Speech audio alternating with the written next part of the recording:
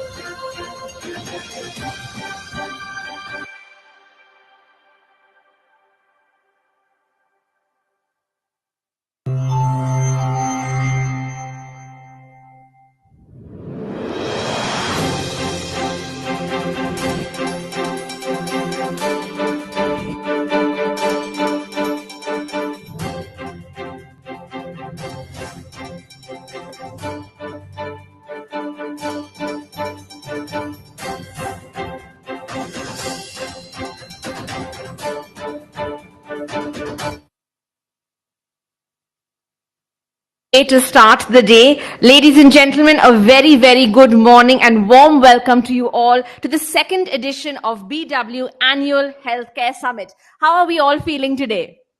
Healthy? In the pink of health, I hope? I'm glad someone said wonderful. Can we hear a little more wonderfuls from the audience today, please? And thank you all so much for being here bright and early with your bright smiling faces today. So today we gather here to delve into the fascinating world of healthcare, discuss groundbreaking innovations, and explore the future of this vital industry. My name is Beverly White, and it is my pleasure to be your host today. BW Healthcare World is an exclusive healthcare community of BW Businessworld and is pleased to welcome you all to the second edition of BW Annual Healthcare Summit, where we will honor India's top doctors and healthcare industry leaders who carry the torch of excellence in India's healthcare sector landscape. I think it's time to give all of you a round of applause for being here today and for making such vital changes to us all.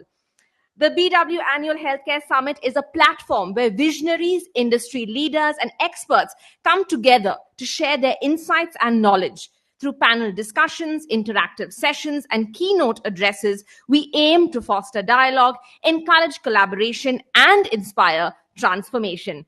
Today, we have an impressive lineup of speakers who will provide us with invaluable perspectives on various aspects of healthcare.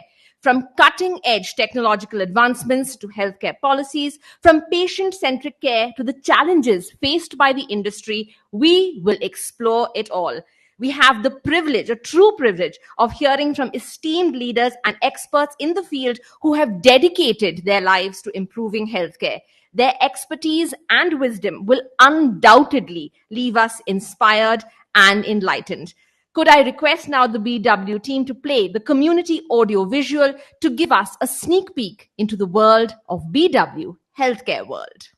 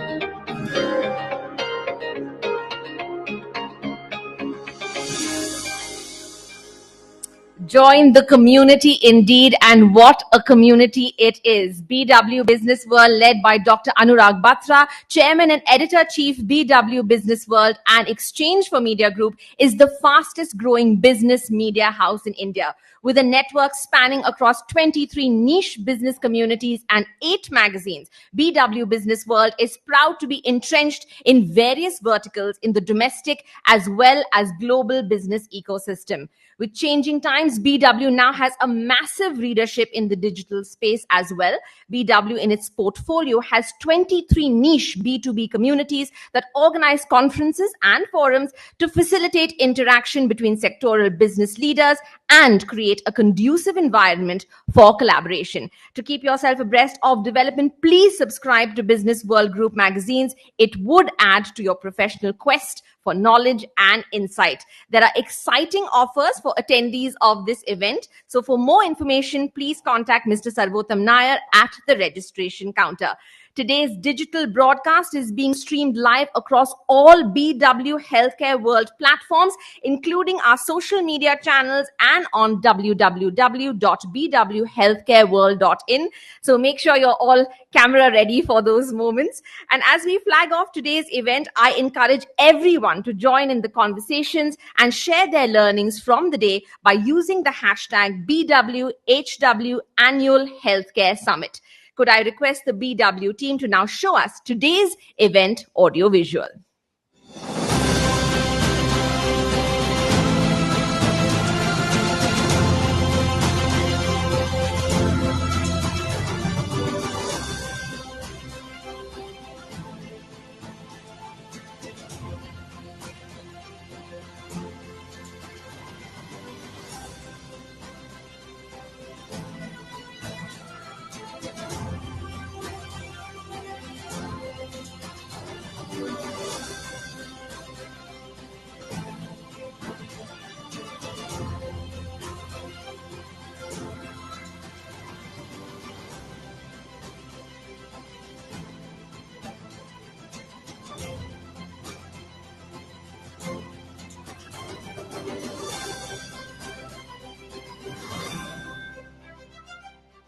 What a power-packed day we have ahead of us with so many powerful speakers in our midst.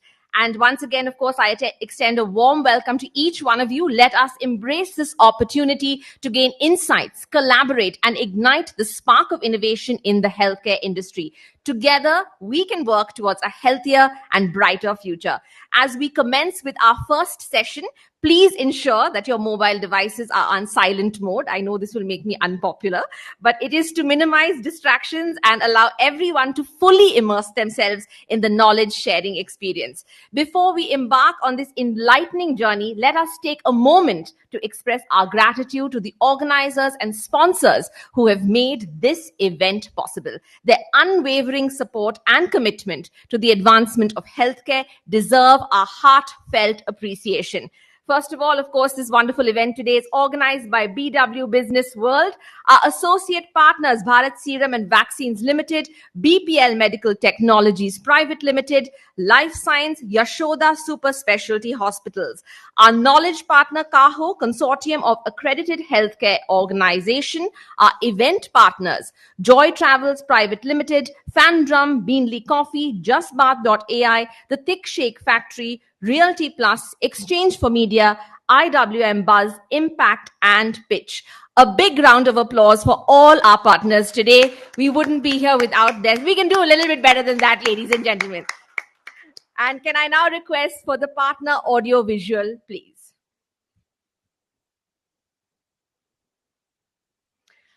Well, without further ado, ladies and gentlemen, let me request for our chairman and editor-in-chief, Dr. Anurag Batra, to please join us on stage for his opening address. Dr. Batra, a big round of applause, and thank you so much for joining us today. Thank you so much. Morning, it's my honor and privilege to be here at the second edition of the Healthcare Summit, BW Healthcare Summit, and in the evening, early evening, we'll be having our second edition of the BW Healthcare World 40 Under 40. It's my honor and privilege also to welcome Dr. Velu Mani, who is the curator of Thyrocare. He was also the chairman of the first jury of the first cohort of the BW Healthcare 40 Under 40. So we are glad that he is here. It's my honor and privilege also to welcome the leaders of healthcare of the Indian industry. And since most of you are under 40, you are definitely the future of healthcare. You will create the healthcare delivery mechanisms. You'll do the new discoveries. You'll build new health tech companies, and you'll be able to contribute to India's growth as a nation. And I don't want to use the word GDP. Not everything is about money, but I leave Dr. Velumani to speak about it. I just want to say that BW Healthcare World is a younger community. It's led by Mr. Harbinder Narula and his team, and they're doing a great job. These are early days for us. I'm not going to talk to all of you about healthcare because you're experts, but I'm a student, so I keep asking questions. I just want to say that India's GDP is about $3.5 trillion. It will become $10 trillion in the next 7 years. It will become. It should have been $5 trillion, but the exchange differential really keeps it at $3.5 trillion.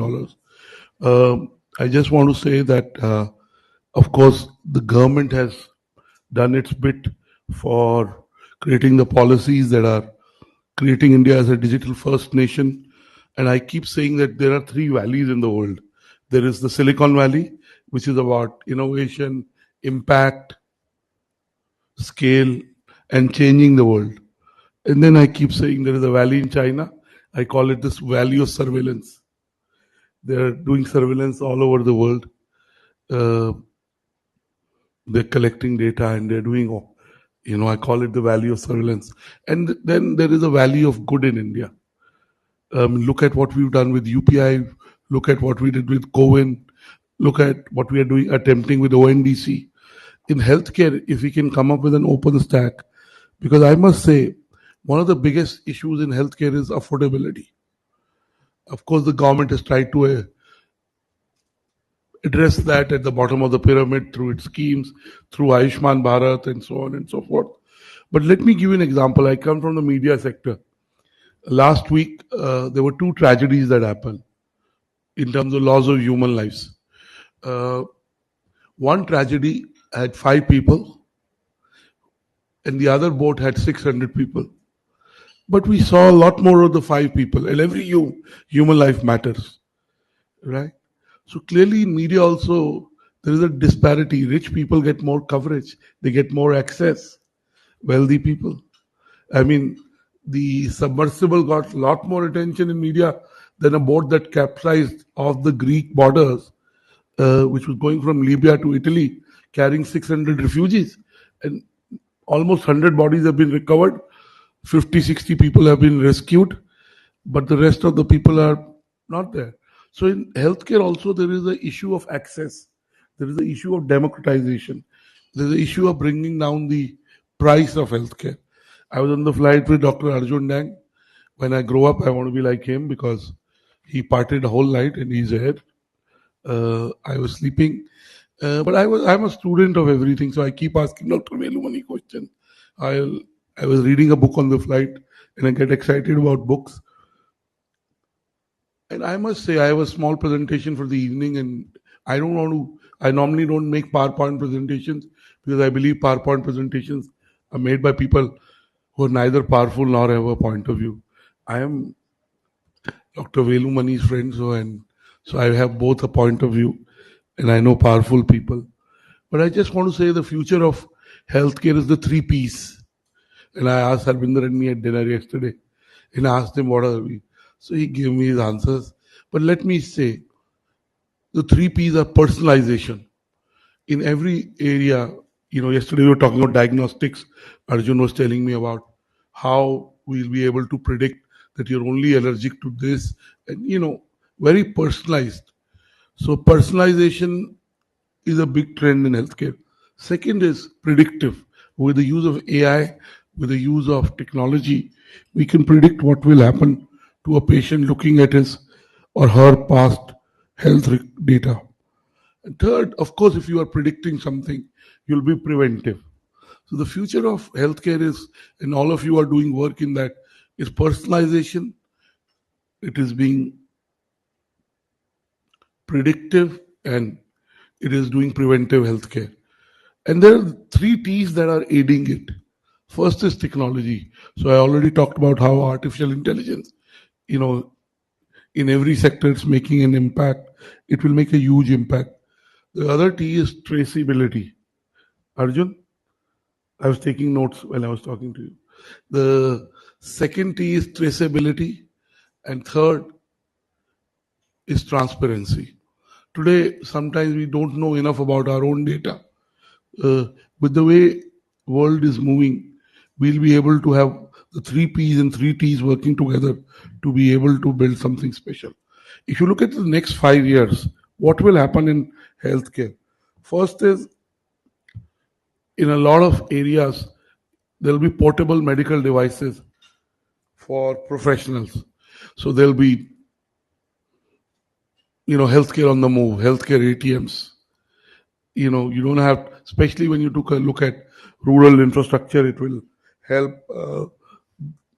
the people in the rural. We were talking of tier 2, tier 3 cities. Now, also there'll be health sensors for consumers, wearable devices, digital tattoos, smart clothes will become part of our living. There'll be IoT. There's already IoT in healthcare, but its immersion will be much more and usage will be more. 3D printing. So 3D printed tissues, skin, blood vessels, bones. In the next 5 years, could be 3. The only thing I can be wrong is on the time, and in the sense it may take lesser time. Genome analysis is already helping all of us have a better life. Robotics, and of course the use of virtual reality in healthcare. It's already happening in surgery for the last few years, but the percentage immersion will grow up. This is 5 years. If I took a 10-year, 15-year horizon, it could be 8. These numbers could be crunched. As we know, we call about singularity was supposed to happen in 2034, where human beings and computers on most of the functions behave similarly. Computers are able to ape the behavior of human beings. It's already happening. We're 10 years ahead on the prediction of singularity.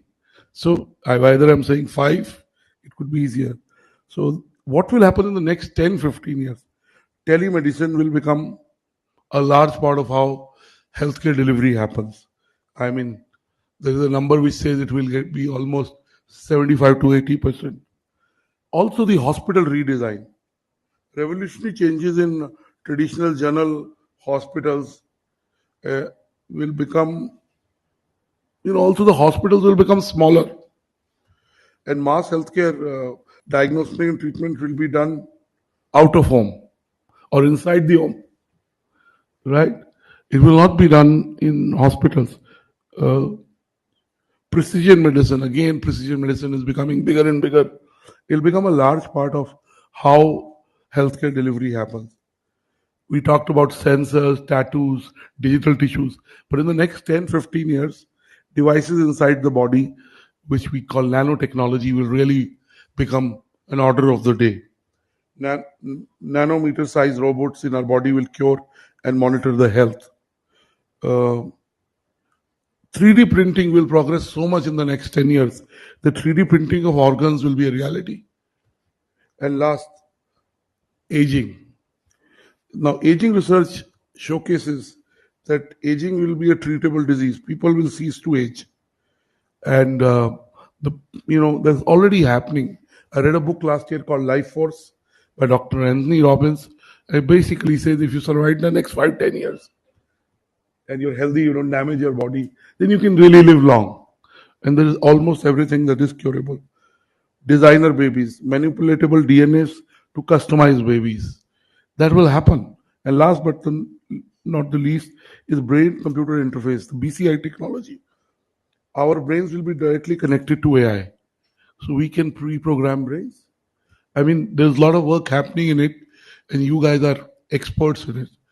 I was reading a book which I'm carrying, and I always, whenever I talk, I recommend books because whatever little I have achieved is by meeting wise people and by reading books and by being in the play. And I must tell you that let me ask you and ask Harvinder last night. We spent 2 hours. We don't get that much time in Delhi. what is the single biggest disease, which will be the biggest disease in 2030 in India or in the world? Because India will be growing in number. Not diabetes. It will be second or third. Mental health, depression and anxiety related disorders will be the single biggest uh, issues in 2030. Do we have enough mental health care professionals? Do we have enough, healthcare professionals that are looking at the mental health area and holistically aligning it? Because mental health has multiple components. When you go into homeopathy, they look at your emotions, they look at all, your lifestyle. So really being able to do integrative healthcare, which cures the mental health issues, it will become the single largest, the way numbers are growing in the prediction. Second is, what is the thing that, you know, we need most? What is the single big? Have you heard of a guy called Matthew Walker?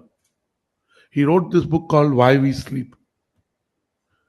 And I think the single biggest thing, anyone who works with me knows my life revolves around my sleep.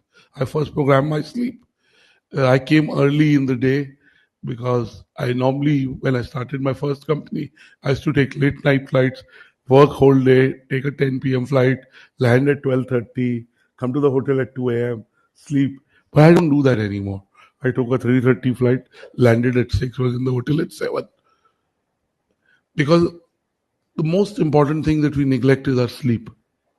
And 90% of ailments, apart from what you consume, food is a big issue, weight. I was telling Arjun, and of course he's an expert, I told my parents about gluten free and all. I have Punjabi parents, and they said, basically told me, you've gone mad, don't lecture us. And these are fads, they keep coming and going. They didn't listen to me because the quality of our grain is. But sleep is the single most thing that impacts our health. And we are not sleeping enough as a country. As a race, we are not sleeping enough. We are not resting enough. We are not resting at the right time. So really, I want to recommend these two books. The first book is called Utopia for Realists. It's written by an author called Rutger Bergman. Prashant, can we? And the second book is called, which is what I read first. It's called Humankind by Rutger Bergman. And basically it says that humans are very, very kind people. There's been a lot of book written by people, historians, philosophers, that human beings, if left alone, they'll be sloths, they'll kill each other. And there's lots of literature which says over the last few centuries, humans haven't been good. I promise you, this book will make you more hopeful about the future. Because being hopeful is the single, being cheerful. If you're hopeful and cheerful, you can find solution to anything. You can achieve whatever you want to. So I know all of your building companies are very driven. My own resolution is improving my own health. I have turned a vegetarian.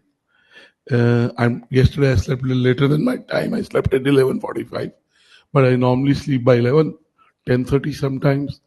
I am trying to eat better. I'm trying to do exercise, I'm trying to do walking, I'm trying to do yoga. So really, I just want to say, while we are looking after the health of everybody else, contributing by building the companies that we are building, by running the healthcare delivery mechanisms, we must look after our health. And I must tell you, I have nothing against alcohol. I drank a lot of it in my younger days, but alcohol is carcinogenic. It is carcinogenic. And I drank a lot of it in my younger days, but I don't drink anymore for many years. I mean, I haven't had a drop this year. I had 3 drinks last year. And I do 300 events and I have a social life. Stop drinking. I've done it. So I'm just saying that rest. I'm a Hindu. I believe in prarabdha. I believe life is preordained. Whatever will happen, will happen. But I think either you can leave life to chance or you can make the right choices. And that's why we go to experts and specialists to make the right choices. I want to end by saying that at BW Healthcare World, whatever we do it through a jury process. Today's awards, the BW for Healthcare 40 under 40. I saw the list today morning. It's an outstanding quality of professionals there.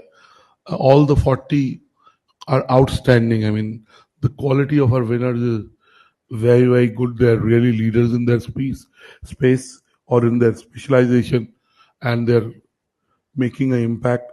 We have 39 new, and we have one person who we could have more women in the list. We have enough, but like we try doing in all our initiatives, whether it's the juries or we try and get to at least 50-50, but I'm sure as we progress, we will have more women in our cohort. I also want to say that we are not in the business of magazines, websites, events, digital content. We're in the business of building a community of healthcare professionals. These are early days. You'll see more and more initiatives from Mr. Narula and his team. So thank you for being part of the initial days, and I look forward to celebrating your success in the afternoon. I was coming to Bangalore last evening, and of course, I texted a friend of mine. He used to work in media. He used to be the CEO of a large radio company, and he said for the last 2-3 years he's devoted himself to organ donation. So my friend Anil will come and also talk to you about organ donation at about 1:15. He's not in the agenda because he called me yesterday and said, could I get 3 to 5 minutes? And I believe where there is a will, there is a way. So I requested Arvinder to give him some time. So just before lunch, we'll hear Anil. That's what I want to say. And, Arjun is a witness. I was reading the book, taking notes. I get excited when I read books. And I used to gift single malt and wine and stuff. I only gift books these days. If you're too disappointed, sorry for that, but that's what I do. So I encourage you to read books. The book that I read last year that had the most impact on me, has not still followed, is this book called Life Force by Anthony Robbins. And these I read Humankind and Utopia for Realists. These are two books this year that until now I've really thoroughly enjoyed reading, and I hope I can implement and stay cheerful and hopeful about the future. And I'm sure looking at the kind of winners and the leaders we have in healthcare and every part of what is happening in India, I am more hopeful of the future. And we'll continue to tell stories of corporates, of startups. We built 24 communities. The script is old. We have the number one community in healthcare, number one community in legal, and all other our communities are also growing in education, in HR, in police. We have a community for police. It's called Police World, and it's the number one community. So we'll continue. This is our healthcare product, and there is a lot. This is the 43rd year of this. This is the third year of this. So there is a long way to go. But with your patronage, and of course you cannot not be digital, but I believe magazines are here to stay because there is a certain lean-in experience of reading a magazine. There is a certain serendipity in the way you can interact with a product which is in your hand, and when you're reading it on the phone, you get alerts. And I do a fair bit. And we are in the business of content and brand. Where you consume that content, what kind of format is really up to you. So thank you for being here. Please, uh, continue to do the work, because healthcare is possibly after COVID, even if we don't realize that we are blessed to have the kind of healthcare delivery we have. Uh, and we will need to lead the world in healthcare delivery as we move forward and bring down the cost of healthcare in India. Thank you.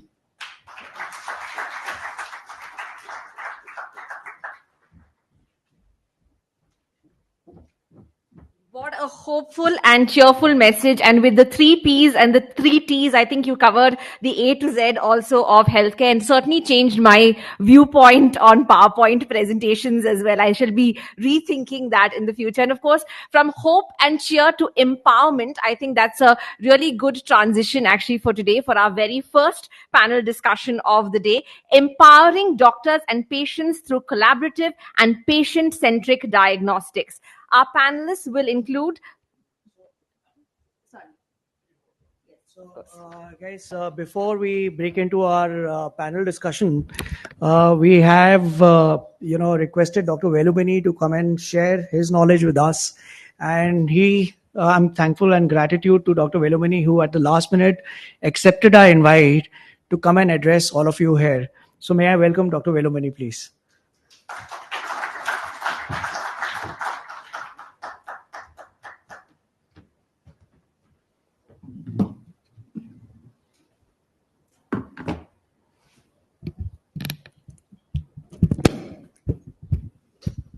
Good morning. Namaskar. Thank you, Anurag. Thank you, Business World community, healthcare, vertical neurology, for giving me an opportunity to catch the attention early in the morning. I'm good at when it is first 15 minutes of the day or the last 30 minutes of the day. And today I'm starting it. I wish you all a wonderful learning. I wish to congratulate Dr. Anurag Badra, who has seen the potential healthcare as a business in the next 25-30 years, and he has started this vertical. It deserves certainly a good magazine. Business, many industries, many do excellent, but in healthcare, it's still not a proper business. People are struggling, and I think this magazine will do a lot good by making people to understand how to do business in healthcare. I am getting an opportunity to talk today morning here because of the journey I undertook. I'm seeing myself as the oldest man in this crowd, and I have had a great journey of Coimbatore, South India, to Mumbai, and then building a national brand in diagnostics. A mathematician disrupting in pathology industry. A farmer's son becoming a powerful unicorns creator, and a scientist becoming an entrepreneur, a government officer for 15 years having his own journey in the business, created an organization without investing any money into business. None of the money of either mine or investors have gone into the business. Created and ran a business without borrowing a single rupee from the bank. Created a business by only employing freshers for 25 years. And running a company for 25 years with a 25% CAGR, compounded annual growth rate, for 25 years. And also in healthcare, India is cheapest, and in entire India, I had run a cheapest operation, and I had 40% EBITDA, which is obscenely high profits. So I also today known as a man who came in, disrupted, and who exited. Probably that makes me much more recognized, because exiting is not an easy thing, especially exiting when everything is going on well is not at all imaginable. I have done that. So my story normally goes 45 minutes and I entertain people. And today I feel I should use some 15 minutes to tell some messages of my journey. And the first one is my success is not my success. My success is the success of computers. I think all people who are above the age of 50 know that there was only SMS, there was only pager in 1990s. I think from there, the computers have come every 2-3 years, bringing in lot more innovations. There has not been many innovations in the industries. In all industries where we saw innovations were all brought in by computers. Internet. You can sit here and operate a laboratory in Riyadh for its quality as well as efficiency, which means computers, internet, and the IT. I don't think today IT is separate industry. I don't think any industry exists today without an IT. Without an IT, you are completely gone. So I think computers, internet, and IT made me successful. So if at all you are not truly finding comfort in running your business, either comfortably or profitably, there is a possibility your IT embracing is not adequate. I think IT, HR, logistics are the three things which made the journey. One is IT, I explained what it is, and HR, I think people is everything, team is everything. To have a successful business, you need to have first a dream, then a team, and the team should have steam. These three things put together, you will become a very powerful man, very powerful businessman. Logistics. I must tell you, I was a king of logistics, because from 40 airport connected locations in the country, every night, same night, before midnight, and only in night, I used to get my consignments. So logistics played a very huge role. I don't know how I mastered it very early. So it was very, very powerful, a combination of IT, HR, and logistics. Disruptions will continue to happen. Whose industry? Which year? How many industries in a decade? It all will get disrupted because we are evolving. एक जमाना था 2 minutes Bangalore to Delhi was costing 100 rupees to talk in a telephone. I think people will not forget how fast it became, literally voice free, roaming free. Literally everything has become now different. I believe like that every industry will undergo. All industries, all businesses are overpriced. Wherever overpriced, it will undergo a disruption. Disruption is not, innovation is different, disruption is different. Innovation is making things better, easier, faster. Disruption is making things cheaper without compromising on the deliverables. I am known for telling punchlines, and recently I have understood this punchline well. Scale nahi to kale nahi. You have to create an impact, means you need to have a scale. And when you have scale, I think Anurag reminded me of 3 P's. Not his 3 P's are not my 3 P's. I have 3 different pieces. P's. Scale when you get, volumes when you get, you have the power of 3 P's. One is purchase power. You can purchase volumes. Walmart is business only because it has a purchase power. Second one is people power. When you are very powerful organization, huge volume operation, become big brand, you people will come and stand in line to work with you. So you have a people power. The next one is pricing power. आप जो रखते हैं वही price होता है industry का. That's the volume. So P, if you want, you need to have volumes, and scale is everything in business. There are 2 markets. One is pure quality market. Another is pure cost market. I think fortunately, everything is a pyramid in this world. Economy is a pyramid. Intellect is a pyramid. Quality is a pyramid. Everything is a pyramid. And a pyramid of 10 slices if you make, as a businessman, you can never address more than 3 consecutive slices. If you are in the top, you miss the bottom. And if you are in the bottom, you don't know what to stop. So you need to choose, where am I focusing? And all cannot focus same place. Every slice in the pyramid needs solution. So some pure quality, some pure cost, and if you can afford, if you can give a solution, fair quality at affordable cost, you will be the most powerful brand. So cost is very, very important. Profits and valuations are totally different. You run a small business. Let me tell you, I have run pathology. And in pathology, there are two segments of people who are extremely happy. One is only having 5 crore turnover. That's a small operation in a 20-kilometer radius. It's done without much of magics.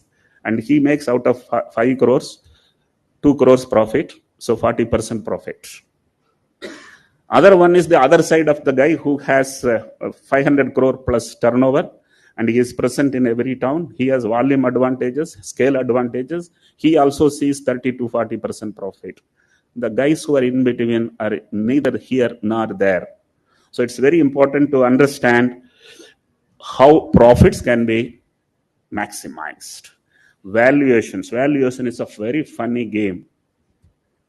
An edutech company which was valued at $12 billion is today struggling for a $2 billion valuation. So are many companies who burnt money off the investors have not understood.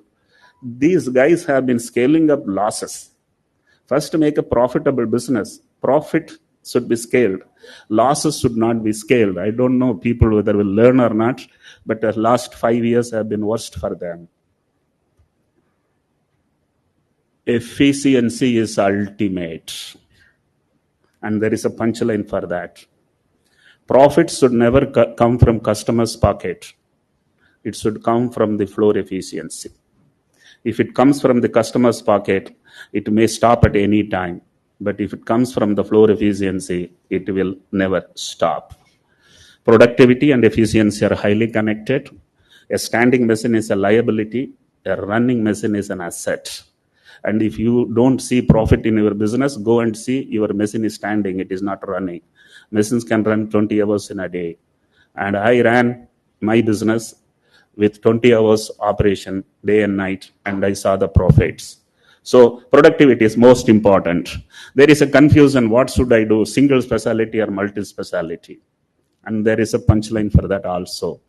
Single specialty is, okay, let me tell multi-specialty. Multi-specialty is a short-term security. Single specialty is a long-term prosperity. So single specialty will take like a coconut, pota bhi kayega. Otherwise, it's a banana tree. You will have fruits and you will enjoy. So these two are totally different. I am for focus. I am for single specialty. In a 15-gram gland in a 100-kilogram body, I created $1 billion market cap company. Which means what? Focus, single specialty works very well. I am very positive thinking man. When Mr. Modi was in US 3 days back, he said, I came as a first prime minister to this country. When that time India was 10th largest economy. Today India is 3rd largest economy. That says another 10 years where we will be. But I'm certain by year 2050, India will be the single largest economy in the world. Koi rok nahi sakega. Not because of the political pressure or politicians' magic. Ye to jarur hone hi wala hai, and I will be very happy to see some of you being leaders in healthcare industry when India is the leader in the entire world. Dunia hamare yahan aayega, apna time aayega. Right. So that means a huge opportunity. We are a 1.3 billion population. Last year or so, we have become the largest populated country. So don't look at competition. Again, there is a punchline. There are only two kinds of people. One who sees only opportunity, other who sees only the challenges. भगवान दिखता है तो उसमें पत्थर नहीं दिखाई देगा. अगर उसमें पत्थर दिखाई दिया तो भगवान नहीं दिखाई देगा. So it's up to you where you look at. Look positive, very positive.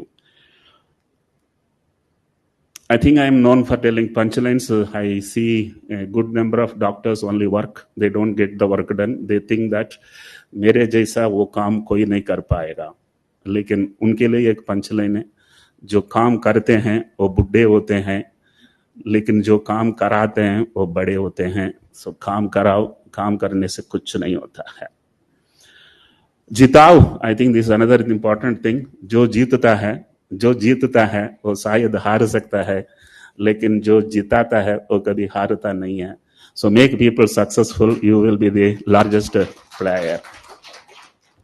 And one more punch line of it mine is, जो कोना चाहता है वो कभी खोता नहीं है, जो कोने से डरता है वो कभी पाता नहीं है. You need to have courage and take risk and price it low. Price it low. There is no company in this earth closed down because they have priced it low. All companies closed down. They priced it high, but still they could not make profits out of it. So price it low. That is why I said plan to lose. I was a very strong player in healthcare industry, and I exited. And I exited when I reached $1 billion market cap, and I kept that as a goal. जिस दिन $1 billion आएगा उस दिन निकल जाएगा. It's like जिस captain of a cricket team thinking that जब भी मैं 2-3 century मारूंगा तभी निकल जाऊंगा. And I was an active player, and my non-compete clause says I can't be a coach. I can only be a commentator. So I've been commenting, and probably I will come back in healthcare industry as a coach after some time. And I was doing business in diagnostics. After exiting, I realized I can diagnose businesses. So I have been now diagnosing businesses which are not healthcare related in other areas. And I feel it's very highly motivating, encouraging, because वही mistake करते हैं जो लगभग 90% repeat करते हैं. So it's like a diagnosis. Again, you have an X-ray, CT, MRI, ultrasound at a laboratory, and you can diagnose any human problem. Similar problems you can diagnose in business also. So I'm actively involved in that. And there are 3 T's Anurag told. While he was talking 3 P's, I was remembering 3 P's. 3 T's he was talking. My 3 T's are, if there is truth, first T is truth. If there is no truth, there can't be transparency. So the second T is transparency. So truth, transparency. If both are not there, there is no trust.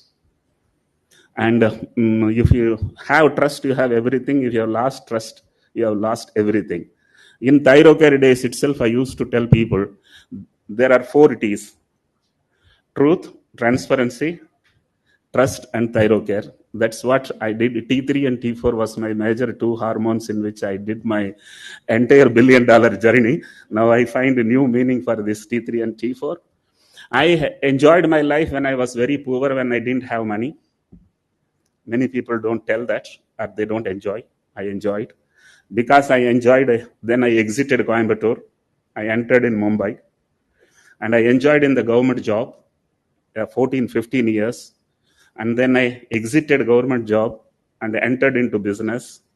I enjoyed for 27 years, and I exited. And trust me, I am enjoying the most after exiting Thyrocare. And only when you stand aside and see, you will know what was the game you played, what are the games others are playing, how much fun it is to watch, especially without any pressure. And I am doing that. And I wish all of you a wonderful day, learning day. I wish Businessworld event a very big successful. And yes, Anurag, you need to come to Bengaluru more often. India is made up of 2 countries.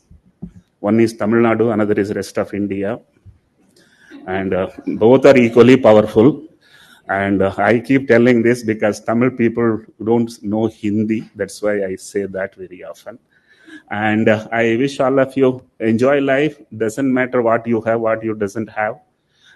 He said cheerful, and have a great life. Look positive. Everything around will be happy and happening. Let me tell you, the best thing on this earth to enjoy is not at all costly. That's nature.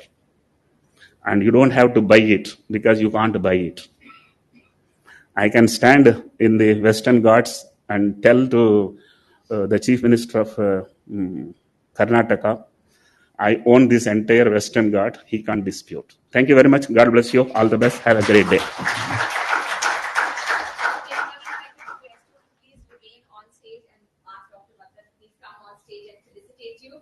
What a powerful message and so many positive punchlines. I wish we could all be coached by you through our entire life, as you said. A big round of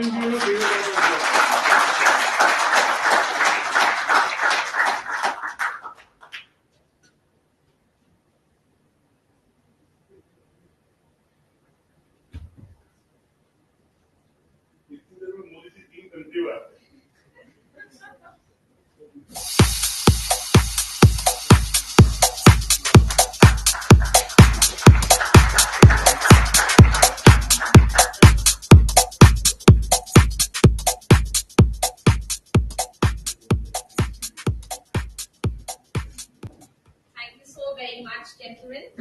That was really, I learned so much from your speech today, Dr. Velumani, and I'm sure I say that for everyone in the audience today. And the learnings will just continue. Of course, today it's our first panel discussion of the day, empowering doctors and patients through collaborative and patient-centric diagnostics. Our panelists include Dr. Akar Kapoor, founder and partner CICL and Chief of Radiology CXR, Mr. Kabir Mahajan, Associate Director, Mahajan Imaging, Ms. Amira Shah, MD, Metropolis Healthcare, Mr. Dilip Mangsuli, Head of Development Center, Siemens Healthineers, Ms. Zoya Brar, Founder, Core Diagnostics, Mr. Raghavendra Gaudwagu, Global CEO, MP Diagnostics, and the session will be moderated by Dr. Arjun Dang, who, of course, Dr. Anurag wants to grow up to be, and I think all of us have heard a lot about you already today, who will be moderating the session. Please do join us on stage, all our panelists, for our very first panel discussion of the day. A bigger round of applause, our first panel discussion. Over to you, Dr. Arjun.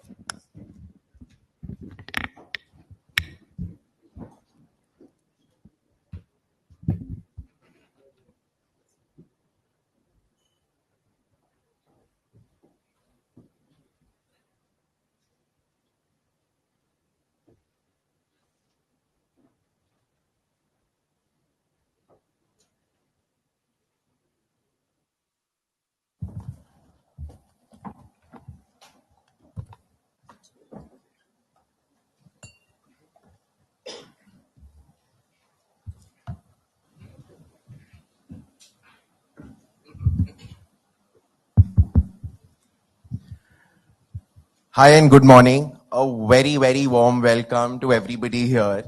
And I know all of us have been super excited for the BW Annual Healthcare Summit. And D-Day is there and apna number aa gaya hai. And like Sir said, so starting today with a cheer and with a very exciting panel discussion to kick off things.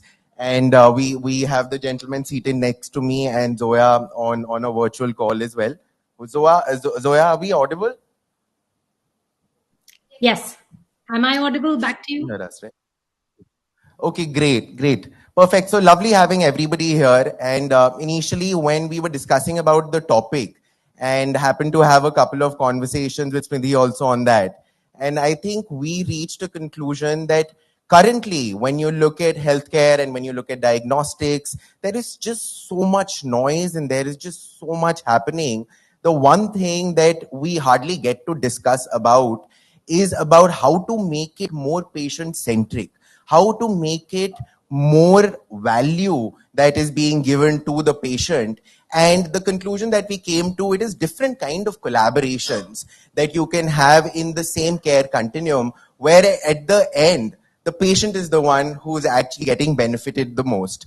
So on that note, and without further ado, let us start today's session, which will aim to explore the transformative potential of the evolving relationship between diagnostic laboratories and doctors in India, focusing on aspects such as quality of care, patient centricity, and the utilization of technology.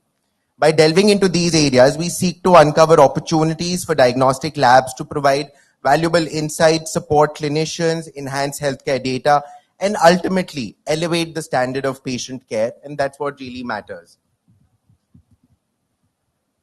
So my first question is to Akar, and it's more about what you do day in and day out, and that is something that we all call as integrated care. And initially, when we had pathology labs and radiology setups that were different, and slowly, like, people have started getting it under the same roof as well.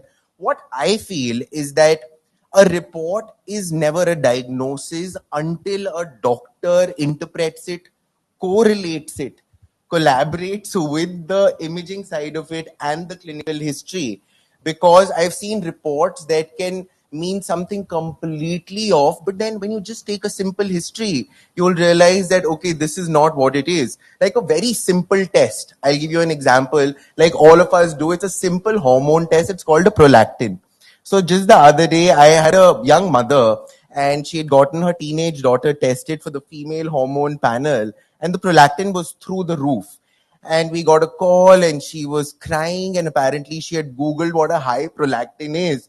And Google ne seedha bola brain tumor. So obviously you can understand the mother's anxiety. But then when I spoke to her and I took the history, apparently the phlebotomist had taken the sample of the girl when she was asleep and not even fully woken up. And prolactin is one hormone that is secreted the most when you're sleeping. So then I told her, relax. Why don't you come by, give a sample during the day? And then she gave a sample, value was 15. And she was like, wow, Dr. Dang, how did you come to know? I was like, see, that's the difference between a brain tumor and discussing with the doctor. So you do this day in and day out, your insights, experience, and your comments. So firstly, thank you BW Healthcare for having me here. Thank you Anurag sir and Harbinder sir. So one thing that my guide during my post-graduation days taught me was that I'm a radiologist by profession. So he taught me that you're not a radiologist only, you're a clinical radiologist. We need to understand the requirement of the patient, the symptoms that which the patient is suffering from, and to take a detailed evaluation so that you can comprehensively understand what needs to be done, what investigations need to be done for the patient. So I truly feel that although as Velumani sir emphasized that single speciality is also is a profitable way to go forward, but I feel that personalization in healthcare and me being a diagnostician with an organization with radiology, pathology, cardiology, neurology, as well as nuclear medicine of the highest standards, I feel that I can understand the needs of the patient at a very micro level. There's a patient who walks in with a fever under evaluation, probably fever since 20 days, and fever is not coming down. I know exactly what all investigations need to be done. A chest x-ray, an ultrasound whole abdomen, along with a fever panel for a blood test. So I can exactly evaluate for the patient, and in case suppose I find a positive finding like a lymph node, I can go in and do an FNSE or an invasive procedure. So the patient walks out of the center with a complete holistic diagnosis. The patient does not have to go from door to door, multiple pricks, and does not have to visit his clinician multiple times. So it definitely helps the patient in a big way if the clinical radiologist or the diagnostician understands what the patient is suffering from. Even a lot of corporates who have these pre-employment checks as well as annual health checks, radiology is also forming a very important part of their these health checks. For example, the calcium scoring and ultrasound of the abdomen. The other day, we were doing an exam for a cabin crew, and there were many incidental findings like a stone in the gallbladder. So she was her flying was she was not deemed fit for flying because these are medical emergencies. So radiology definitely forms a very important part in in a patient's or a person's life. And also, like many times we do ultrasounds. I specialize in doing fetal medicine ultrasounds, and we find these anomalies in the fetus. We go ahead with the fetal MRI and eventually do an amniocentesis. We speak to the clinician, convert it to an amniocentesis, do a microarray, and eventually we'll even go ahead with the fetal biopsies or fetal autopsies and the placental biopsies. So patient gets a whole one-stop shop solution to all their requirements. So it definitely helps the patient. Secondly, even for the clinician, it's very easy and convenient for the clinician if the proper diagnosis or the proper finding that we find can be communicated with the clinician, it becomes very easy for them as well. So I feel there's a big role, and it's the need of the hour for the patient to have a comprehensive diagnostic solution all under one roof. Many times a radiologist, for a simple example, we find a coarse ecotexture in liver on doing an ultrasound. So if we just mention that, the patient goes to his clinician, they might add few tests. We'll speak to the patients, to the clinician, and just add a fibroscan or a liver function test and evaluate the patient and make a complete diagnosis of a cirrhosis of liver. So we'll really fast track the disease process and the way in which the patient can be managed. And making the right diagnosis timely is essential in the course of the disease for the patient. Thank you, Akar. Always very insightful thoughts. And I'll go on to my next question to Dilip ji. And so when we speak about research, and especially when I look at it from a pathologist or a lab perspective, there's one saying my late Dadaji used to say, that a doctor is a doctor until he's a student. So that's why research in today's world is indispensable when you look at the larger picture. And my question to you would be about the synergy between a lab and data-driven decisions based on a lot of research. And so your thoughts on what collaborative frameworks, data sharing agreements, and research partnerships, more importantly, can be established to support clinical trials, studies, and the development of new diagnostic techniques or treatments? Thanks for that great question. If I think about a doctor and a patient, one thing that actually connects them always, whenever I look at a picture, it's very fascinating for me. I grew up in a hospital compound, and till I went to college, I was in a hospital compound. I used to watch doctors treat patients. The connect between a patient and doctor has been always a stethoscope, which represents technology. Symbolically, and today if you look at it, the technology is playing such a huge role. And post-COVID, as Dr. Anurag mentioned about the advances and the innovations that are taking, which are going to make the world so different. The expectation that this will really transform to really give them the biggest of the tools to manage patient health, but there needs to be a lot more that need to happen. As a good thing that's happening is probably India is one country where this is more likely to happen with the NDHM, National Digital Health Mission. If you look at it, it is always very important for anyone to know. You also mentioned earlier about knowing exactly what is happening. Event of a particular test that is taken, like you talked about the hormone test, right? If you look at it, you may immediately make a decision that this is what it is. But if you understand the context, if you understand the history, then it's a totally different game. The ability of someone to know about the disease pattern and how it can be treated, or is it really need to be worried? Now that historic perspective is what is needed. And here is where I think the game of connecting the lab diagnostic centers, the patients, the doctors, technologists, industry, universities, the government plays such a huge role. To me, what is going to be a big differentiator is going to be about the verticalization of patient data. Once this is done, I think ability of any doctor to look at the patient and be more conclusive about what is likely to be a problem with that patient. Always, this is an example I always give about family doctor that we were all so fascinated about. Family doctor was one who was considered the best for that particular family because he knew history of the family. He knew what worked, what did not work, what is allergic, what is not allergic. And because of that, they were able to treat the patient better, despite not having the best of the technology tools. Now, the best of the technology tools are going to create that. Now, the first of the things that need to happen to make this work is how do we get the data that is coming from patient from wherever, whether it is lab diagnostics or any clinician in a hospital, in a village or a big city or anywhere, it should congregate to really create a vertical data that is available for patient to carry wherever he goes. Second, in terms of creating insights with this data, creating insight was considered some of the toughest challenge in the past.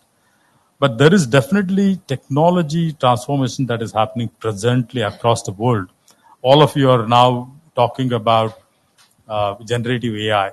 This is one technology which moved from 1 million users to 100 million users within days. There's no other technology which has taken that fast a growth in terms of moving from 1 million to 100 million. It is something going to be a boon, but it can also be scary because the data needs to be absolutely right for it to make right judgment. Today, the data that is available in public domain can be of any nature. As all of you know, WhatsApp industry generates so much of fake data, and fake data can really lead to a lot of fake conclusions on many things. So how do you create these data, which is going to be the ground truth for any of the decision making? I think those will be the future ones which will really create some impactful solutions. Having the platforms which industry will come and work with the government in making sure the transportability of data from one industry to another industry, clinician to any other thing will become a game-changing thing. I take the example of, clinicians become the nodal points of data creation as well as data insight users. A clinician, when he finds some impactful decision or a solution, needs to become an impactful input for other clinicians. It's like a Tesla car. Tesla car, when it is taking a turn on one of the toughest terrain somewhere in any road, when it learns what it learns on that day, it gets, again fed to all other Tesla cars. And other Tesla cars, when they go through that terrain, they exactly behave after having learned from what the first Tesla did. I think for that to happen, the transformation has to happen through platforming, through connecting through multiple platforms across the world. And I'm pretty sure India is going to take a huge lead in this. Thank you. Thank you. That's very interesting. And I think this topic, I am coming to Kabir next. And Kabir, thanks for being here. And again, your expertise and the world of AI and data analytics is something that I'd like to discuss with you in continuation with what we were discussing. And what do you think and how do you think integration of advanced technologies and data analytics empower this transformation of reaching towards personalized and patient-centric care that enables doctors to make more informed decisions and further elevate the care that they're giving to the patient? Thanks, Arjun, and thanks, Anurag sir, Harbinder sir, for having me. Great question, and I think Akar, Dilip sir put it so beautifully.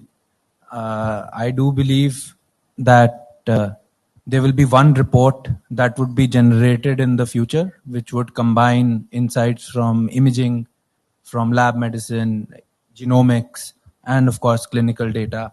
And there would be a specialty called integrated diagnostician, which we believe would be generating that one report, and that would be the focal point on which decisions would be made by the clinicians. And as Akar also said, the great work they are doing as a one-stop shop solution, I think that is the future. In terms of technology, while it sounds great, bringing together everything on one platform, operationally it's not as easy. There are ethical challenges, legal challenges. Patients are not always comfortable in sharing their or putting their data on the cloud, even though in today's day and age anything and everything is on Instagram, Facebook, but somehow that X-ray or MRI along with their lab data, they don't want it online. So we have to factor all of those concerns. In terms of technology, artificial intelligence will play a huge role in this. There is such huge amounts of data that is being generated. All of that will be collated through artificial intelligence to give insights into the whole personalized and predictive medicine space. So we do believe that treatments will be more and more targeted. Already, there are enough and more examples of this. We believe even daily matters such as health checks should be personalized. Everyone has a different history, a different status, and therefore even simple things like health checks should be personalized using such technologies. And there are now technologies emerging which enable us to interact more frequently with the clinicians. I mean, as a radiology and now diagnostics group, we are constantly encouraging our radiologists and doctors to interact with the clinicians. We've seen, I mean, you don't really need a technology apart from a mobile phone or a landline to interact with clinicians, and that we've seen has such huge impact on the quality of diagnosis that you're generating. And it really, not everything requires very fancy technology. It's just that will and the push that's needed. The other impact such things and such ethos has is that for the patients, they feel so comfortable the moment you tell them that, okay, everything is okay, I've spoken to your clinician. They are not then bothering you for that fast report or that urgent report. So that operationally reduces pressure on your radiologists or doctors as well.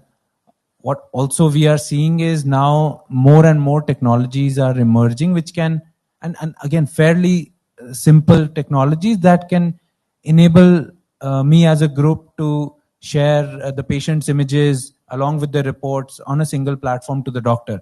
So using PACS, we have that advantage, at least in the world of radiology, that the images can be transferred to whosoever the patient consents. So we are seeing more and more adoption of that. Even in health checks with corporates, we are seeing corporates are pushing us to share the imaging results and the lab medicine results with their their empaneled doctor. So I mean, such simple technologies are also there which can do a lot of what we are talking about. And certainly this is one way in which we see more and more interaction with the clinicians.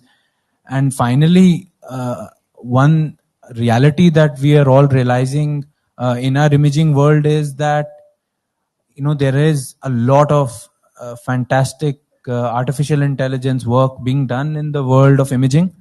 And as Akar might be experiencing it, young radiologists are not willing to work post 5 p.m. or 6 p.m. So in that 6 p.m. to 8 a.m. time period, when there is no radiologist, artificial intelligence will play a huge role, where the role of a radiologist might even be reduced, because if 80% of the diagnostics can be done by the AI technology, the doctor has the advantage of the clinical history and the status of the patient. So maybe Akar,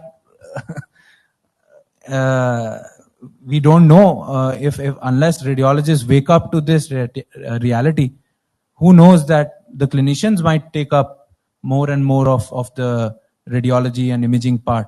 So there are enough and more technologies emerging that enable us to interact more frequently with the patients, interact more frequently with the clinicians to ultimately give the best possible diagnosis for the patient. Thank you. Thank you, Kabir. Always a delight listening to you. But just to clarify, Akar works till 11 p.m. daily. So don't say he doesn't work after 6 p.m. And we are very hardworking young lab medicine specialists and radiologists. And so I completely agree. This collaboration that we are talking about, Kabir, also I think has to translate from the doctor to the patient. And the magic and the power of that history taking is phenomenal. It was only a few days back, this young boy presented to me. He's a national swimmer. And his mother was very concerned. He's been having some breathlessness. He's gone to ENTs, pediatrics, pulmonologists. No one can figure out what the issue is. But when I sat down, spoke to his mother, and as soon as she told me that, okay, he's a swimmer and all of that, the first thing I asked her was, have you gotten him tested for a mold allergy?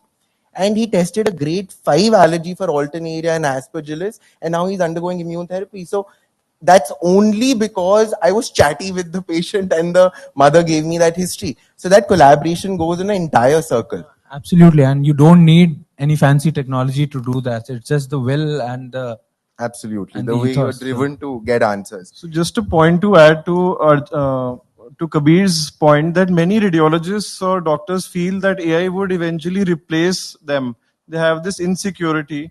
But I feel that AI with radiology or AI with doctors makes the best combination. And the radiologist, if I speak about imaging, if the AI in future, I feel that AI can take out the negative or the normal cases, and the radiologist could spend more time in evaluating the positive cases. There can be specialized reporting for all the positive cases, proper grading can be done, and rather than spending time on reporting normal cases. So in that way, AI can be used in a very nice way in the future. Absolutely. Triaging the cases in a country like India so that the radiologist can focus on the one that matters. So quickly going to Zoya for my next question. And Zoya, this is a small anecdote that was pre-COVID about 5-6 years back. And I had a patient in Delhi and they had a very super specialized esoteric test that they were searching, and their US doctor had told them to do. And they came to us. I said, I'm sorry, we don't do this in-house. And then we checked all the labs in Delhi for him, and your enterprise code was the one that was doing it. And hats off, and the kind of system that you created and how you fostered these esoteric tests even close to 7-8 years back, or as far back as I can remember. I think that is something that is again the need of the hour in India. And when I look at the functional medicine space as well, in the US, there are so many tests, and the list is so long for the tests to be started up in India. And the most important is that we continue to foster that collaboration between labs in India and the West, so that the physicians here see the same reports, get acclimatized and understand what these functional medicine tests are, or these esoteric tests, or the genetic tests. And then slowly that awareness increases, and then we start performing them here because that's more viable. So tell us a little bit about your journey when keeping in mind these esoteric testing and the specialized tests, the awareness that you see in the country and in the years to come. Thank you, Arjun. And I must start by saying it is 11 p.m. Or she needs to be unmuted. I'm not on mute, so somebody needs to unmute me. Just a second.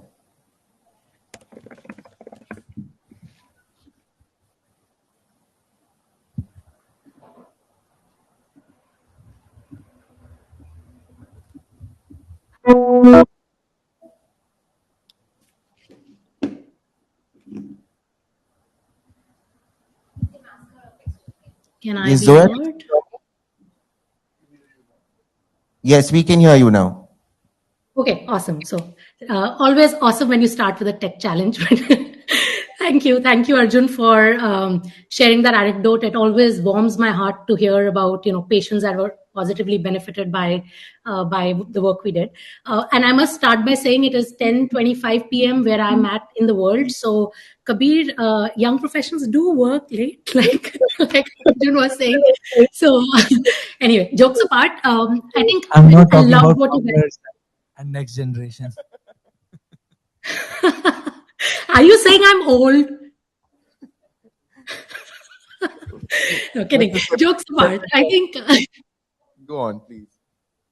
So I loved what you guys have said so far. I think, first of all, what you said, Arjun, a report is truly not a report till it is correlated, or in your words, a brain tumor stays cancerous till you discuss it with a doctor. And I think what Kabir said, we will have one report in the future. I truly believe that. I think here is the problem that stops us from getting to that reality that all of you have envisioned so far.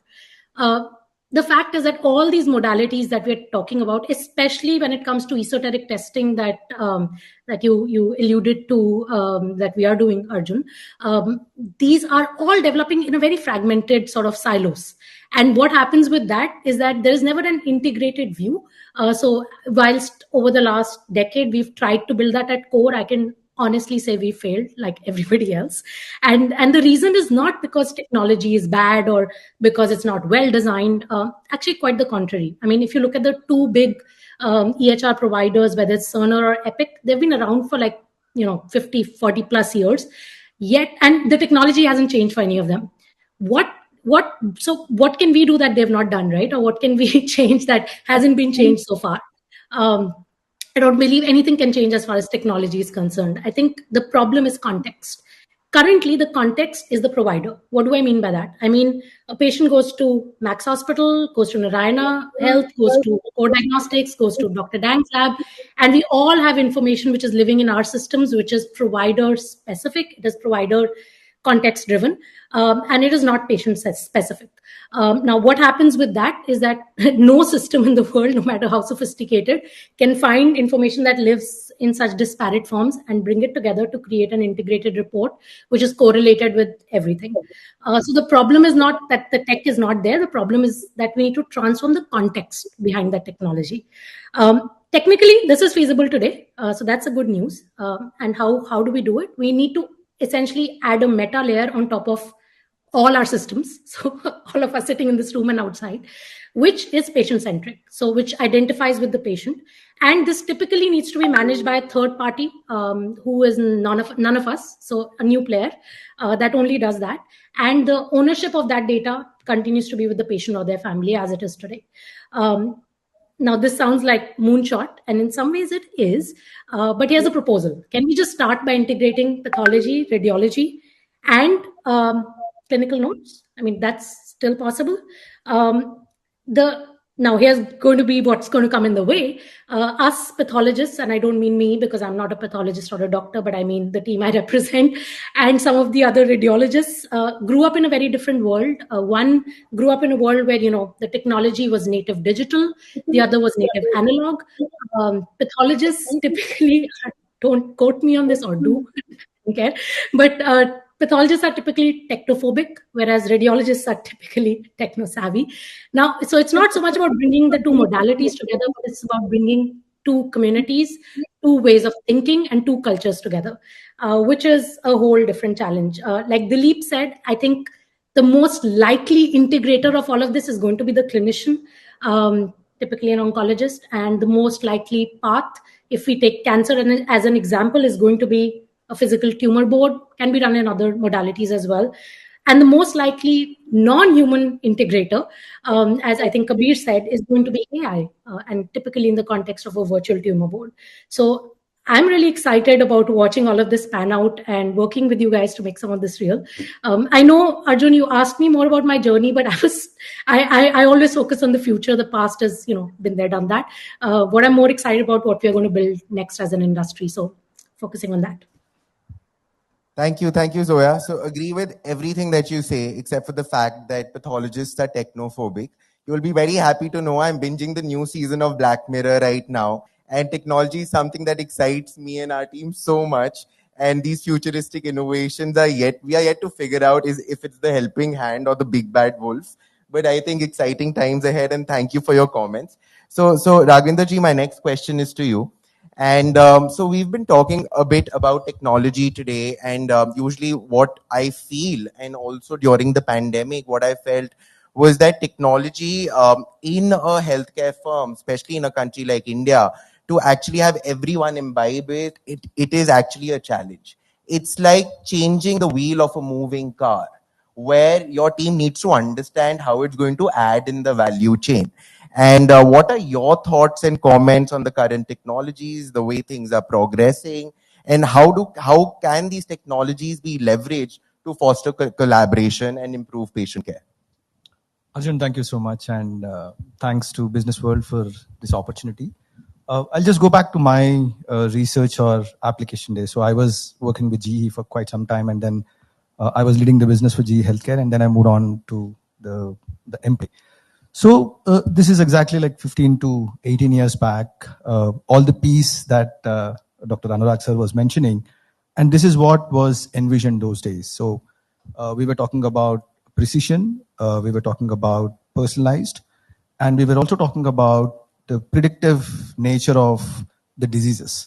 So that's when the program called as Microarray Technology Access Program, which GE pioneered, was introduced in India.